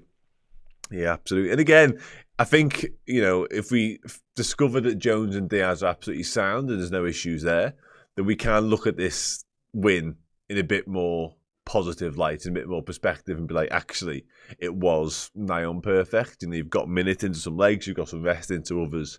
And yet again, you've picked up 3 points in Europe. 7 out of 7, qualified through to the last 16, as already mentioned. So yeah, positives, definite positives. Joanne Alaviso says, I'm sure Gakpo wants to beat his former team too. Yeah, he'll be on a mission, as will Arne Slot, and Virgil van Dijk as well probably falls into that category. So Gravenberch too, but yeah, the Dutch connection goes on. Booking your flight. Sorry, what? Booking my flight this Saturday. See you in May. Okay, see you in May. Yeah. See you in May. Okay. The Wayne Kerr says, lack of concentration after the sending off. Yeah, we did. Someone used the word sloppy a minute ago in the chat. And I think that's probably about right, to be honest. It was just a little bit, I don't know if it was too comfortable, whether we thought Lille couldn't really hurt us. Lille posed a bit of a threat when it was 11v11. Once we got the numerical advantage, maybe we did just go, okay, that's probably job done now. And then to their credit, they rallied and they created a couple of moments. Obviously equalised, Jonathan David with the goal. And then even later on, as the game looks to be petering out into nothing really, they had a couple more moments. So you've got to give Lille, a very resilient Lille side, some plaudits for what they were able to do. But again, I think we had gears to go through and we had levels to our game. And it felt like we were always just at 1-2 pace. And had needed, we might have gone into the reserves and really kicked it up a notch, but thankfully wasn't required. Okay, let's dive back into chat. Chiesa looks so promising, almost a mixture with Nunez and Gakpo in a way. Yeah, I was really pleased with Chiesa. I was actually really impressed with all of the subs tonight, more or less. Chiesa, I've already mentioned Harvey Elliott. Endo did well when he came on too. So yeah, I was delighted with their impact and their hunger, really. Because during the first half an hour, I touched upon it a moment ago when we were, again, a bit one-paced, a bit flat. I felt like we might have missed a trick in not starting some of the fringe lads, because they're the lads who want to make an impression. They're the lads who are desperate to stake a claim, really, for first-team, selection in terms of actually being part of Arne Slot's plans moving forwards and starting 11s. So I did wonder whether the game and the lack of jeopardy and the lack of sort of drama around the game and the team that starts most games or the players and the individuals that start most games, maybe as a combination it meant that it was just a little bit like, run of the mill, we should probably win this, but do we really want to extend and overexert ourselves? Whereas if you'd gone with Elliott, Chiesa, Endo, a couple of others sprinkled in as well, because I thought Conor Bradley was on the bright lights in the first half, certainly in attacking sense. And then obviously the others, as mentioned, when they came on in the second, they really showed a willingness to make something happen in that game. So that was my take on it anyway. But listen, all's well that ends well, as I often say on this show at a minute about Liverpool, because it is very much job done. That's the kind of the whole thing, really. It's job done. Cisse says, I must have missed Curtis limping on. Yeah, a couple of times. He managed to continue both times. There's one, he got in a real tangle and looked like he might have twisted his knee at one point, but got up and played on and saw out the rest of the half. So I'm not gravely concerned about any of the potential knocks, injuries, whatever. But there is that hope. Again, there's just that hope that there isn't anything. And if Slot doesn't mention it post-game, we're probably all right. We're probably in the clear. But yeah, let's just hope and pray. Darwin won most tackles. One of the more pleasing elements of tonight, actually, again, aside from the 3 points and what it means in the grander scheme of things in Champions League stakes, is the working back from Darwin. Diaz did it as well, so Bosley did it, but he always does. And nicking the ball off Lille, because it was as if Lille at times felt they were playing at a League One pace. And they had all the time in the world just to saunter and meander into Liverpool's half. And then it was Diaz, it was Nunez, as mentioned, getting back and just nicking it, and away we go. And that was really pleasing. Like, you haven't got that time in Champions League anyway, but certainly not on Anfield, and certainly not then just Liverpool side. So you just dwell on the ball and look up and take in your surroundings and maybe play a pass, because we're on you, and we're on you like a shot. And that was good. Really, really good. Barry says Chiesa just stinks of class. Again, I was really pleased with Chiesa when he came on, and looked dangerous. He gets himself into a lot of promising positions, and by that I don't just mean in areas. I mean with the ball at his feet, and he manufactures opportunities to shoot. He's done it a lot from the right-hand side, cutting in from the left, and tonight he was doing it from the left, cutting into the right. So, yeah, the signs are good. If you can get him sharper, more football, fitter, then, yeah, there might be somebody there ready to make an impact, because, again, promising. Really, really promising.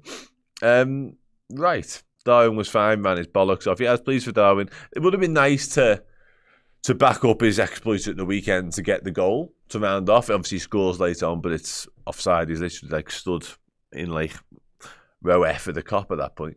But yeah, he impressed me tonight, to be fair. I was pleased. And just good for him to get more minutes under the belt, to be fair, because God knows he needs them. Right, let me see what the super chat is here. Let me bring it up on my screen. Good performance. Elliott with another good game. Yeah, once again, we spoke a lot about Harvey Elliott pre-match. His celebration was interesting.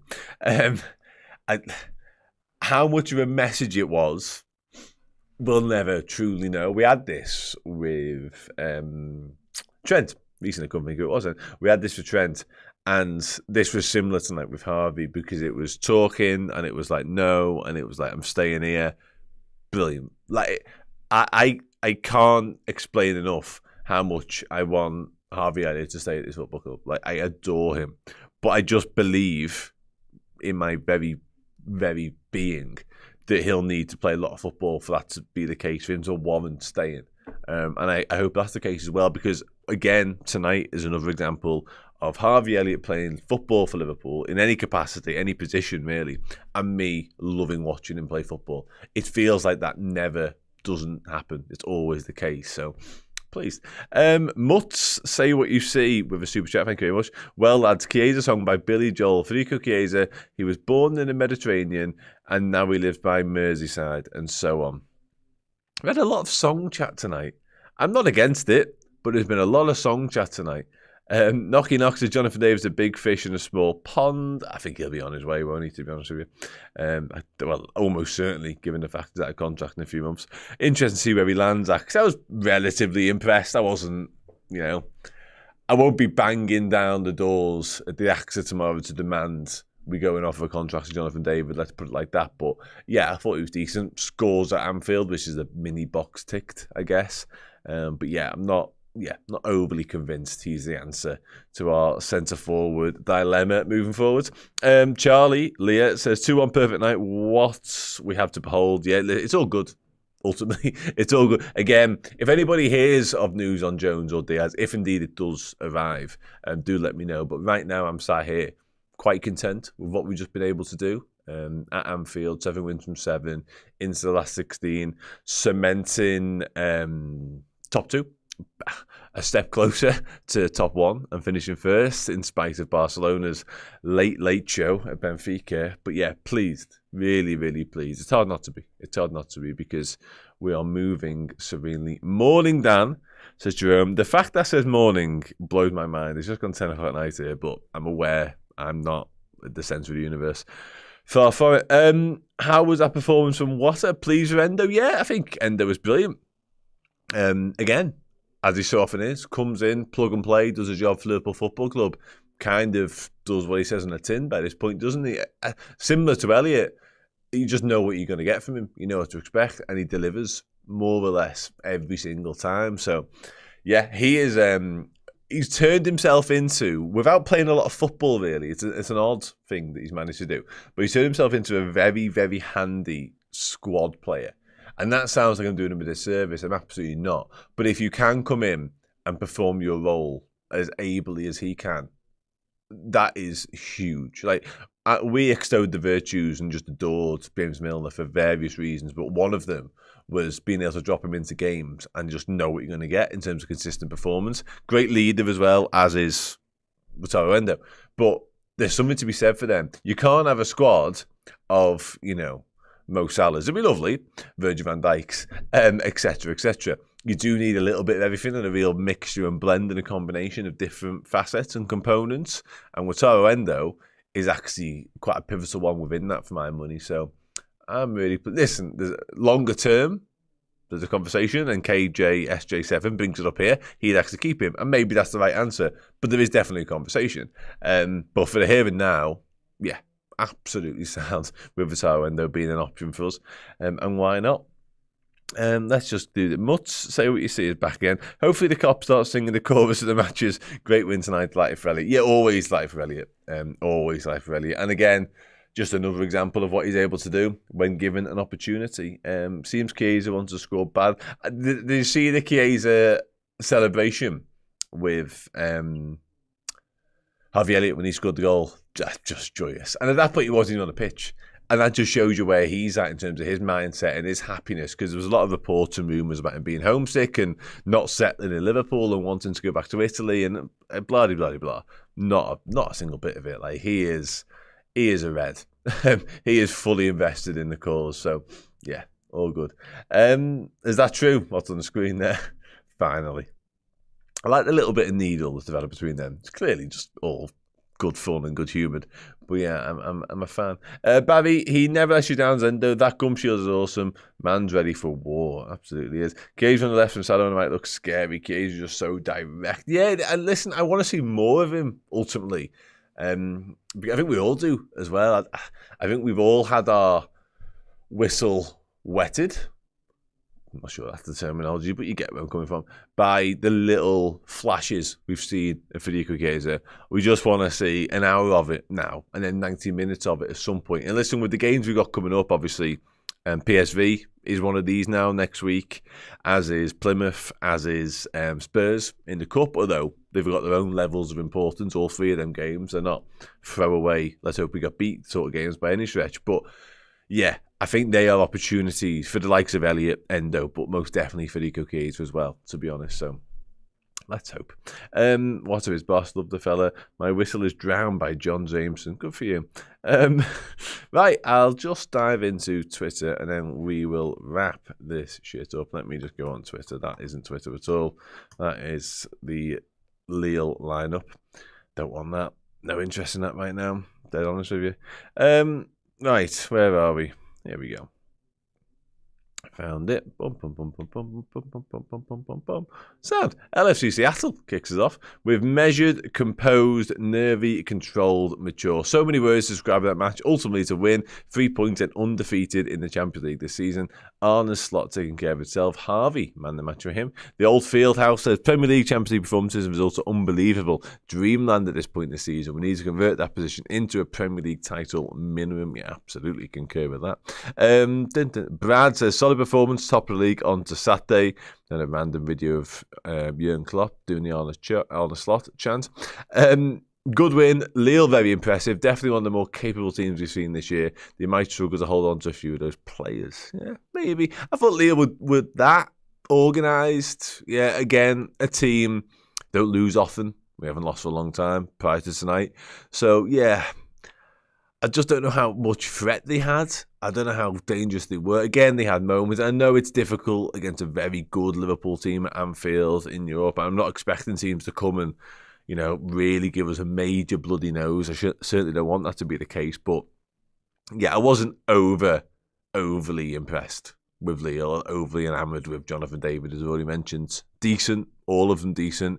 And one or two of them may well be getting, eyed up for a move elsewhere. And if David was to arrive at Liverpool, I could make peace with it. But again, off the basis of tonight, it's funny actually, because when we played Benfica and Darwin Nunez ran the show, I was coming away from that night being like, we really need to take a closer look at that lad. Like, he is special. And he was doing the numbers as well in the Premier League at the time. And it felt like his trajectory was on a one-way path to stardom, basically.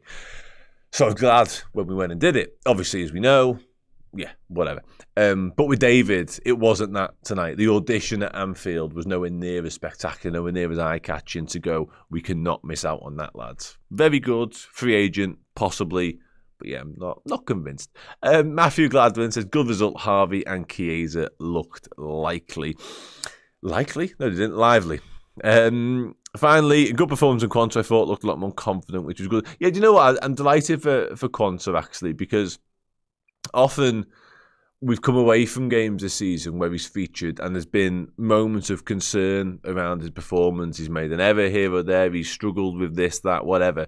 But there was none of that tonight, really. And I think that's the most pleasing thing you could probably say from tonight, rather, because, yeah, he needed a night like that. Just a non-fussy, non-eventful. It would have been great if he was involved in a clean sheet. Of course it would have. But yeah, just not being centre of attention is actually really quite important for Jarell Quansah right now. So I'm delighted for him. I'm a big fan, and I think he's been written off. I've seen earlier on people linking us to various centre-backs and what we need to do in the centre-back department, and I probably do need to do something in it. There's a Virgil van Dijk successor conversation to be had at some point, don't get me wrong, but yeah, I think we are quick to dismiss Quansah's prospects, having spoken so highly of him 8-9 months ago, and he actually, we forget he ousted Ibu Konate as the number one choice for a little while there. So, yeah, don't write him off. Chiesa celebrating Harvey's goal was just class. Yeah, it was boss. Yeah, we do get more prize money. The prize money is actually quite high as well for winning these games. So, listen, we're not talking like go and sign a footballer high. It's like 2 million, I think, 2.1 million maybe per Champions League win, which is higher than normal. So there is that element of it. And listen, if it pays for a new Mo Salah contract, then let's go and win as many games as possible. But yeah, it's not the be-all and end-all for me. It's kind of what I'm trying to say, really. I don't really care how much money Liverpool earn from winning games of football in the Champions League. I just want us to win games of football in the Champions League. There we go. God Fowler confirming what I just said. Wonderful. I'm glad I was right. That's nice to see. Sound. I wrap the show up. And I move on to the most important show of the night. I always say this, bear with me momentarily. This bit's important that you guys speak, because otherwise me rambling, which it kind of is anyway, but you get my point. But do join me for the next bit, because it's Boss Sound, your messing time. Now, if you don't come and join me for that, I'm just looking ridiculous. So come and join me. There is no sex show. I hope I didn't say sex show. On that note, if anybody hasn't seen the tweet from, I think it was like LFC Online. They've actually deleted their entire Twitter since it. But if anyone has seen that tweet or hasn't seen that tweet, go and I urge you to try and find it, because it's been screenshotted by a couple of people. Basically, the context of it is they were celebrating Salah's goal and they kind of put like 1-0 Salah, as you do, blah, whatever, sound all good. And then I assume they meant to link like a picture of Salah or a video of the goal, one of them things. What they linked to can only be described as very much not that. I'm not willing to share what they linked to at this moment, because we let a lot of things slide here at Redmen TV.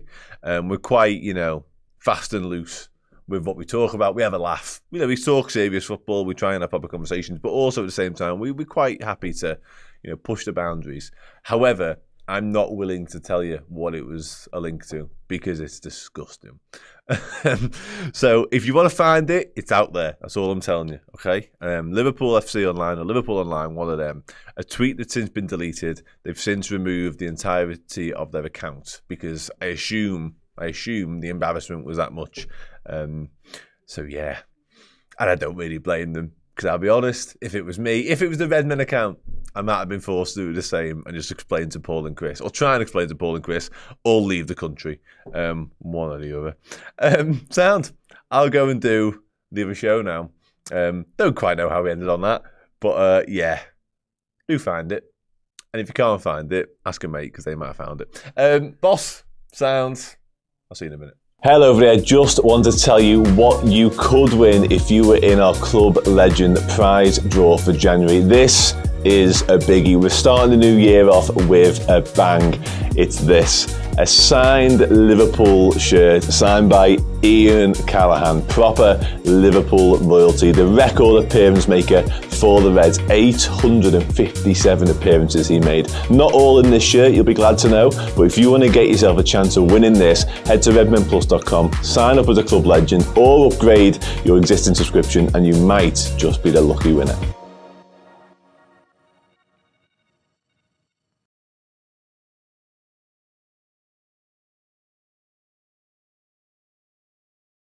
Hey, I'm absolutely delighted to say that The Man Who Stole the World Cup, the book written by my dad, published by myself this year, is available now to buy. You can get the limited edition signed version exclusively on redmenmerch.com. When they are sold out forever. There was a simple way of getting it as well. You can get it on Amazon in a hardback print to order version, or the Kindle edition is available on there as well. The Man Who Stole the World Cup is a fun, adventure-packed time travel story about kids from Liverpool pulled from Liverpool's double winning season in 85-86 into the plot to steal the Jules Rimet World Cup trophy in 1966 that would ruin football for all time, and three adventurers set about making sure that they can save football in their time and in all future times as well. Something to be enjoyed by children, by young adults, and actually anyone who's got a little bit of love for football and geeky culture in their lives. Yes, get it. It's a perfect stocking filler for someone you love in your life this Christmas. The Man Who Stole the World Cup. You'll love it. Hello everybody, welcome back to the Redmen TV and the Player Ranking Show after Liverpool beat Lille 2-1 at Anfield to make it 7 out of 7 in the Champions League and stay top, but thanks to Barcelona and some, quite frankly, ridiculous defending in their game against Benfica, not through top, but through top 2 and through all the same. So all good. That was a lot of throughs. Very good. Very, very good. Job done. Very professional. Minutes in some legs. Rest in some others. Yeah. Sound. Bit flat at times. Not quite swashbuckling, but yeah, pretty impressive. A lot of people in the chat still talking about that tweet I ended the last show on. I'm not willing to share it. Nothing's changed in the past minute and a half since I walked over here. I'm not a new guy, having moved like 10 foot. But it's funny. It's not what Alex J. Murphy suggested, but it's very funny. This is the part of the night, for those not aware, whereby I pick up a player's face behind me, you tell me where they should rank from boss, sounds so you're messing. I put them in that bit, and then if I've done it wrong, you tell me if it's higher, lower, whatever. It's a bit like Bruce Forsyth's Play Your Cards Right years ago, but also not really like that at all in any way, shape or form. But this is very much the part of the night where I need you guys, so please help me, because otherwise it's just me stood with Alisson, looking beautiful, but it's kind of a bit weird. So yeah, let's do it. Alisson Becker concedes a goal. Absolutely nothing he could have done about it. Very little else. I can't share. I can't share. It wasn't any of these, but I just cannot tell you. I'm so sorry. I really would like to tell you. And ultimately, they've literally deleted their entire Twitter account right now. So I can't even direct you there either. But yeah, bad. Sam couldn't do anything about the goal. Let's concentrate on important matters. Sound. He was sound, wasn't he? It's late. We were very good. Let's not mess around it. Ali sound, thank you. It's on Twitter if you really want to find it. Maybe, I don't know, search like deleted tweets, Salah goal tweets, I don't know. Bull, Cook, something like that. You'll find it. Let's go Conor Bradley. Next. Ali High sound, but a high sweeper keeper all day for Ali. Whatever, the fell's a tit.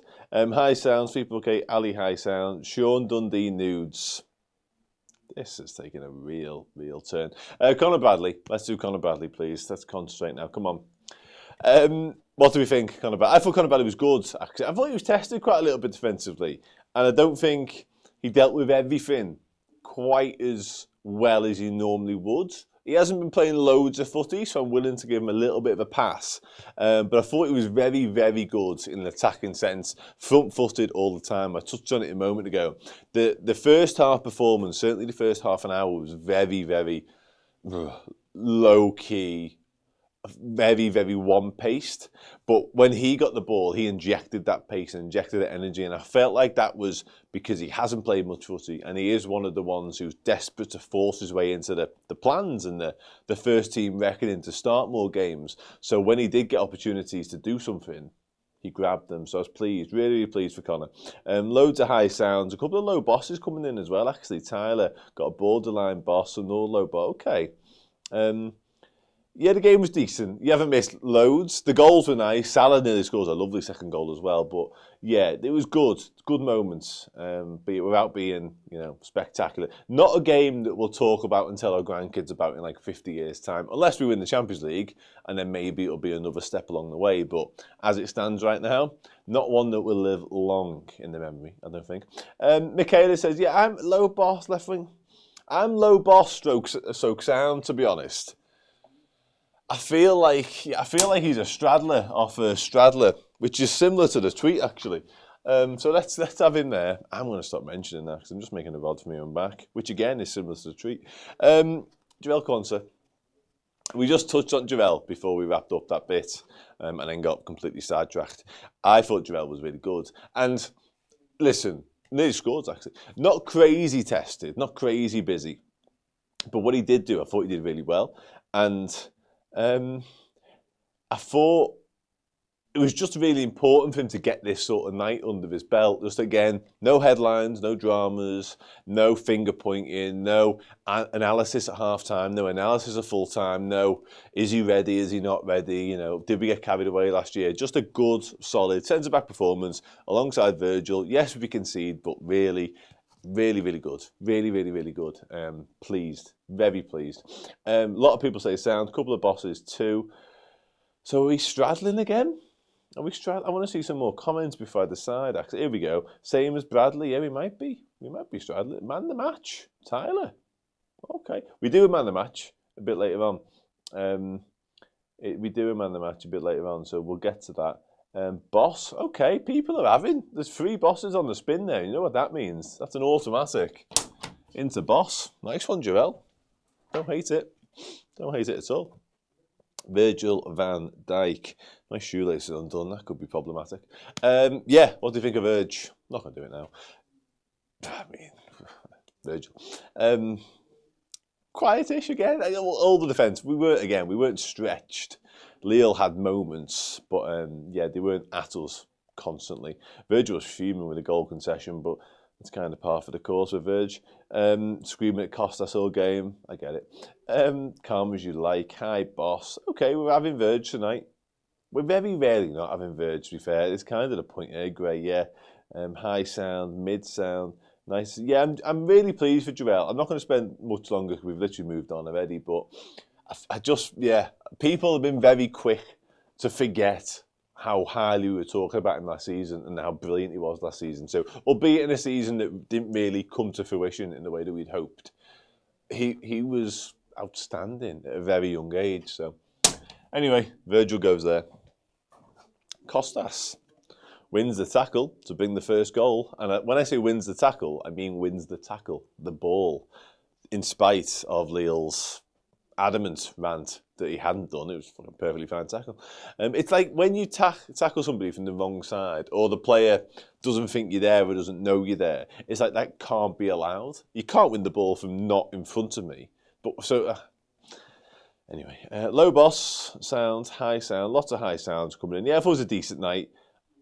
Without being his best game of the season, says God Fowler. Well, high praise indeed. I think he had a decent season, actually. Lots of positivity coming in around Costas. I'm going to pop him there, I think, sort of alongside Virgil. Something like that. Might be a bit high, maybe, I don't know.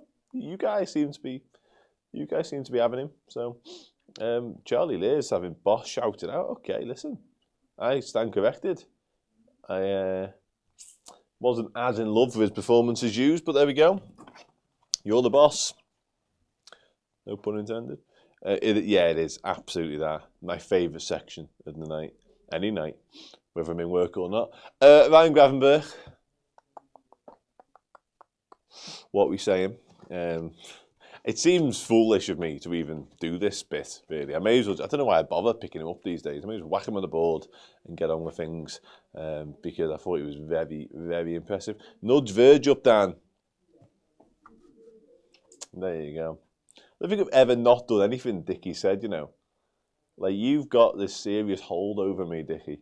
I'm glad he had the D on the end of that, because otherwise it would have been 2 on the nose. Loads of bosses, including from Dickie, so that's settled. Grav straddling. I like how straddling's become a thing in this. Really, really proud of himself there. Lots of bosses. That's a good point. Did what he needed for 45. Yeah, listen, yeah. I think getting him off was most important. Again, no comment. Let's go there. Let's go Domster Bosley. Let's nudge Grav a bit, shall we? There you go. Domster Bosley. That's probably the lowest he's been all season, by the way. But, yeah, Dom, very good. I mentioned earlier on again about nicking the ball off them when they were just sort of sauntering into our half, thinking, oh, this is nice. I'm at Anfield and playing footy. Our boss is this. And then bang, we were on them. And it was the Bosley. It was a bit of Nunez, a bit of Diaz. But, yeah, once again, in a game not filled with jeopardy, not filled with it, but he's just putting shifts in left, right and centre, and his work ethic never, ever wavers, and I thought tonight was another example of that. So, yeah, good. High sound, brilliant all over the pitch. Don't know why you're saying endo. Sound, Dookie Azer. We're getting there. Mid sound. Yeah, I'm happy with mid sound. I think he was probably his best performance of the season at the weekend. Perfectly fine tonight, which is good.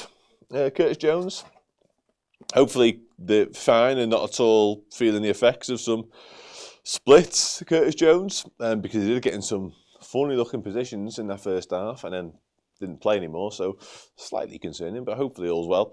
Yeah, I thought it was good. Curtis, the pass is brilliant, isn't it? Let's be fair, it really is for the goal. And obviously it's a moment because of the Hazard, the Salah stuff, etc. The celebration's good, quite good fun, all in good spirits. Jones takes it well.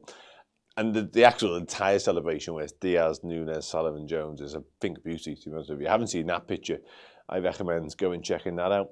Hope his nuts are okay. Yeah, I'm desperate to see his nuts and hope they're all right. He just had a kid though, so if not, you know, at least he's boxed that. We were nearly flawless. Yeah, I don't know. I feel like that first 20 minutes felt a bit of a chore. And again, you've got to give credit and plaudits to Lille for being very well drilled and making it difficult and congesting the midfield and not giving us an ability to play through that. I get that. I don't know, I feel like we're far superior to them. And ultimately, the level's shown because we won the game, so great. But yeah, when they go down to 10 men, you're 1-0 up. You want to just ride off into the sunset then with all the points and just win 2-3-0 and really sort of exert your dominance. That didn't happen. They went and scored. So I wasn't in love with the performance, but I'm a bit of a perfectionist when it comes to sort of shit, if you haven't already noticed. So I want Liverpool to win games and every game and win everything, ultimately. Yeah, so anyway, I'll stop talking. Sorry, I don't mean to. I don't mean to at all. I'll try and snap out of that if I can for you. Grav is the bossinator. Put Stan in your messing. First 20 minutes of hard work watch. Yeah, I'm kind of with you. But I'm going to snap out of that now. This is the moment. Jones sound. That's where I was going. There we go. Wonderful. Jones sounds? Is that a bit harsh? Like, I'm the one meant to be with low energy. I think that was a bit harsh, personally. Next to Gravenberg, somebody said. I think that's a better shout. Who said next to Gravenberg? There we go. Daniel Ward, a fellow Daniel. Knew I could trust you. Boss, let's do Mo. I'm going to grab Nunez while I'm at it as well. And Louis Diaz is all the way over there. Let's do the entire front three, shall we? Starting with Mo Salah. The goal. 50th goal in Europe, by the way. Let's take a brief moment to just discuss that and his exploits and some of the joy we've seen along the way. Obviously, Champions League final goals against Man City, the one at the Etihad when I was absolutely petrified about what was happening in that game of footy. What a joy to watch. He's been dismantling Roma, scoring 59 goals at Porto, which is mad because he only scored 50. Doesn't make any sense, but you catch my drift. Yeah, joyous. Absolutely joyous. And tonight's goal was very, very good as well. Right out the top draw, the finish. His all-round game felt a bit off, actually. His passing, he overhit some, he underhit some. There's one where he tried to find Diaz, and the idea was brilliant. The execution, less so. There's a cross, like a set piece that we work, and he overhits that ball as well. Yeah, he could have had a couple as well. The touch for his second chance was majestic. And that had the opportunity and the potential to be an all-timer Mo Salah goal. Gets the finish just about wrong. But yeah, his actual goal was brilliant. And he's brilliant. So I'm not going to mark him down, generally. And I think a goal would actually do him the world of good, to be honest, as well. I feel like he might have needed that. Somebody talk about Dom Szoboszlai's hair there, which is always on point, so I'm not sure it needs mentioning. Glad this thing's still over. Mo Boss for that goal alone. Yeah, you know what? Let's not beat around the bush. We've all got homes to go to. Some of you probably are at home, but you know what I mean as well. Darwin. I was really pleased for Darwin. I loved him to score. Because he'll still be happy with his performance and he'll still be over the moon what he did the weekend. But I think a goal tonight would have just filled him up with that little bit of like, oh, actually, do you know what? That wasn't just a 4-minute moment in time. That was what I can do on a regular basis. So I'm a little bit disappointed he doesn't manage to find the back of the net. But I thought his shift and I thought some of his all-round play was really good. The offside thing is the offside thing, which is a bit annoying. Never really looked... He wasn't proactive in that situation because he's been a part of the initial play and he's done quite well actually in the initial bit. And he should really see what could potentially happen or what could potentially develop and get himself back on side in case. Instead, he just kind of stands in the cop and waits. And then the ball comes to him and he's like, oh, fuck, and scores. And he's literally about 4 yards offside. There's no real need for him to be honest. But, bye. I'm being very negative, aren't I? Closing plays down like a mad bastard. Yeah, he was one of the ones a minute ago alongside that guy, actually, when I mentioned the harrying and the chasing and not giving Lille time on the ball. He was definitely one of them. So, very pleased. Darwin, Sam, almost Boss. Okay, we got ourselves a straddler. Good on you, Darwin. Well done. Luis Diaz. He's from Barrancas. And he goes somewhere like sound. Diaz man the match. Discuss. Yeah. Really?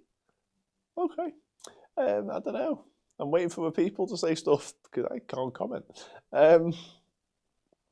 Was playing some nice passes, low ball. What he did do again, the shift he put in cannot be questioned. There's a moment when he does that tracking back thing, takes and he ends up like right back, playing left wing, so he's completely the other side of the pitch. But that just shows the willingness to work back and get the ball back. Yeah, I was pleased with Diaz. I don't think it was a particularly special performance, personally. Yeah, I think he was impressive, and I think he was a part of the reason we won the game.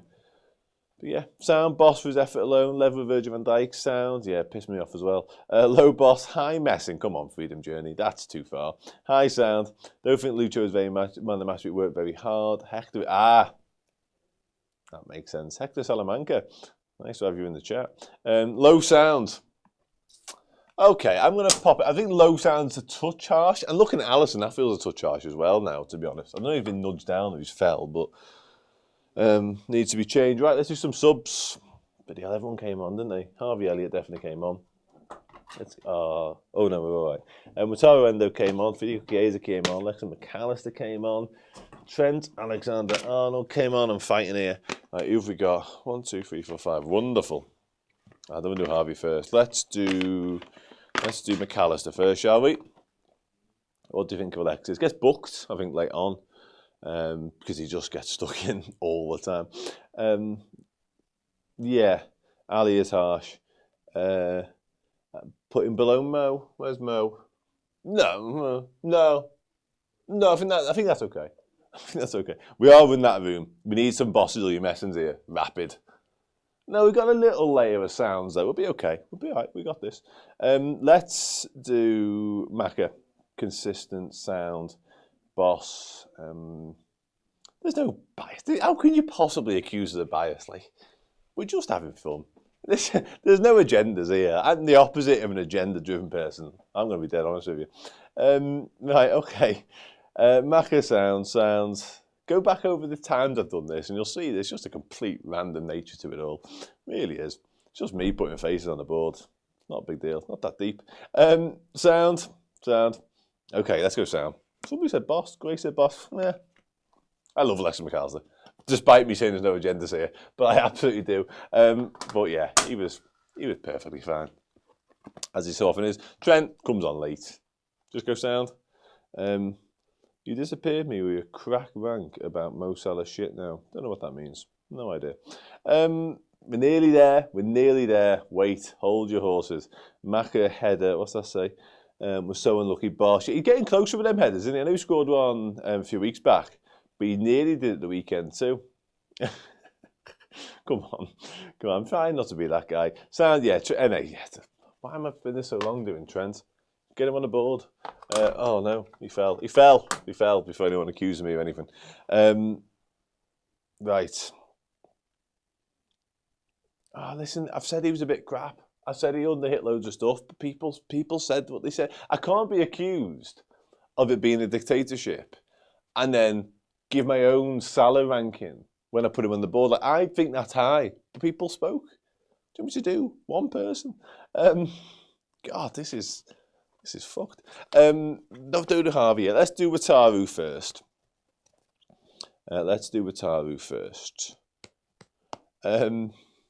Good, wasn't he? Very good. Again, said it a minute ago, very much comes in, goes about his business, wins his tackles, gets us on the front foot.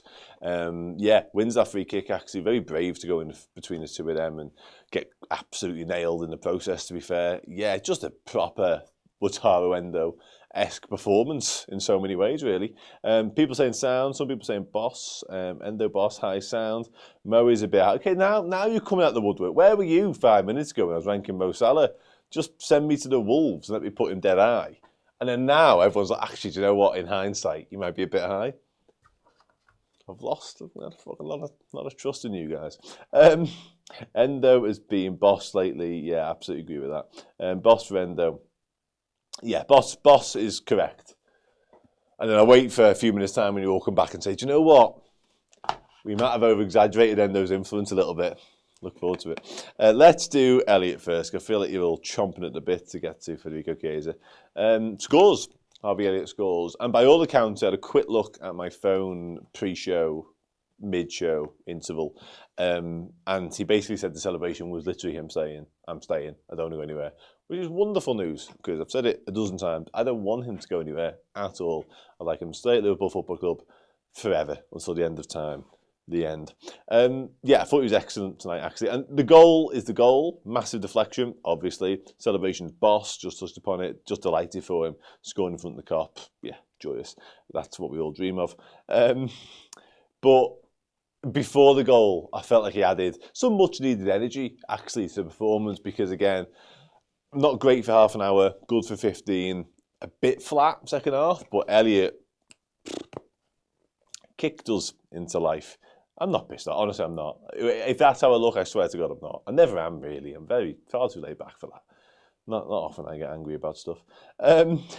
High sound to start with. Yeah, to start with, probably right, yeah. Under Costas for Endo. Oh, we've done Endo. Where's Endo? No, Endo's higher than that. No, I'm not moving him. Elliot, high sound. Massive deflection. And you know what? I know a lot of people have said this already, and literally the commentator said it as well, so I don't want to trample over it necessarily. But that bravery and that willingness, in many ways, to take the shot on is kind of him in a nutshell, because he's just desperate to impact things, whether that be an assist, whether that be a forward run, a dribble, a shot from range. He doesn't really second guess himself. Like that volley, it must be 20 and a bit yards out. It's bouncing, it's coming out from a corner, etc., etc. He just takes it on. And because he takes it on, he takes a massive deflection and goes in. It's kind of Harvey. I'm not really, to be honest with you, Dickie. You're right. Very, very rare. Very, very rare that. He makes it 2-1. He does make it 2-1. Matter of fact, that's correct. Right, let's put him somewhere, because I've been holding on to him forever. Longer than Chiesa was during the celebration at this point. Let's put him high sounds. Oh, that feels a little bit harsh. Okay, somewhere. Yeah, let's go high. What's that say? Above Grav. High sound, top of the... Okay, above Grav. Shitting hell. Right, let's just not grab down a touch in that case. Let's pop him there. Ultimately, it's not really life or death shit. Let's do Federico Chiesa. And that's somebody who will make me very happy. Providing he can play more, will be useful. But yeah, I think we're seeing glimpses. I'm going to say the word glimpses of why we brought him to the football club at this point. Not in just what he's doing in the game, but the fact that he's now playing on both wings is something. That's what he was there for. He's there to score goals and to obviously have tangible says on games. But actually just giving the left winger a rest and being able to give Salah a rest and maybe even the 9 a rest at some point is pivotal. And if he can just do that between now and the end of the season and maybe score some goals and chip in along the way, then 12 million well spent. Yeah, just lively performance. And Doak on steroids, well, that'll do for me. And yeah, I said it a moment ago, the ability to get a shot away and find room for a shot, again, from both sides, on both feet, it feels like, is something. And it's tricky to stop. Tricky to stop. I've been, I'm at this point now, with you, Quad Bod, to be honest with you, mate, I'm sold on Chiesa. I need to see more. Like, I don't know, I'm not great, like, I've never bought a car from like a salesman, but he's definitely got me sat at his desk. And at this point, I'm really contemplating giving him like $6,000 of my hard-earned money. Not that I've got that in anywhere, but you know what I mean. And saying, yeah, go on and I'll buy this second-hand car off you. And I'm just hoping it works, hoping and praying it works all the way home, and it gets me home, and it serves me well for the next like 3 years. That's kind of where I'm at with Chiesa right now. Yeah. Not describing him as like a second-hand car, but again, you catch me drift. Sound, let's put him somewhere. I believe Doak scored a scream. I'm not seeing that goal yet. I do want to see it.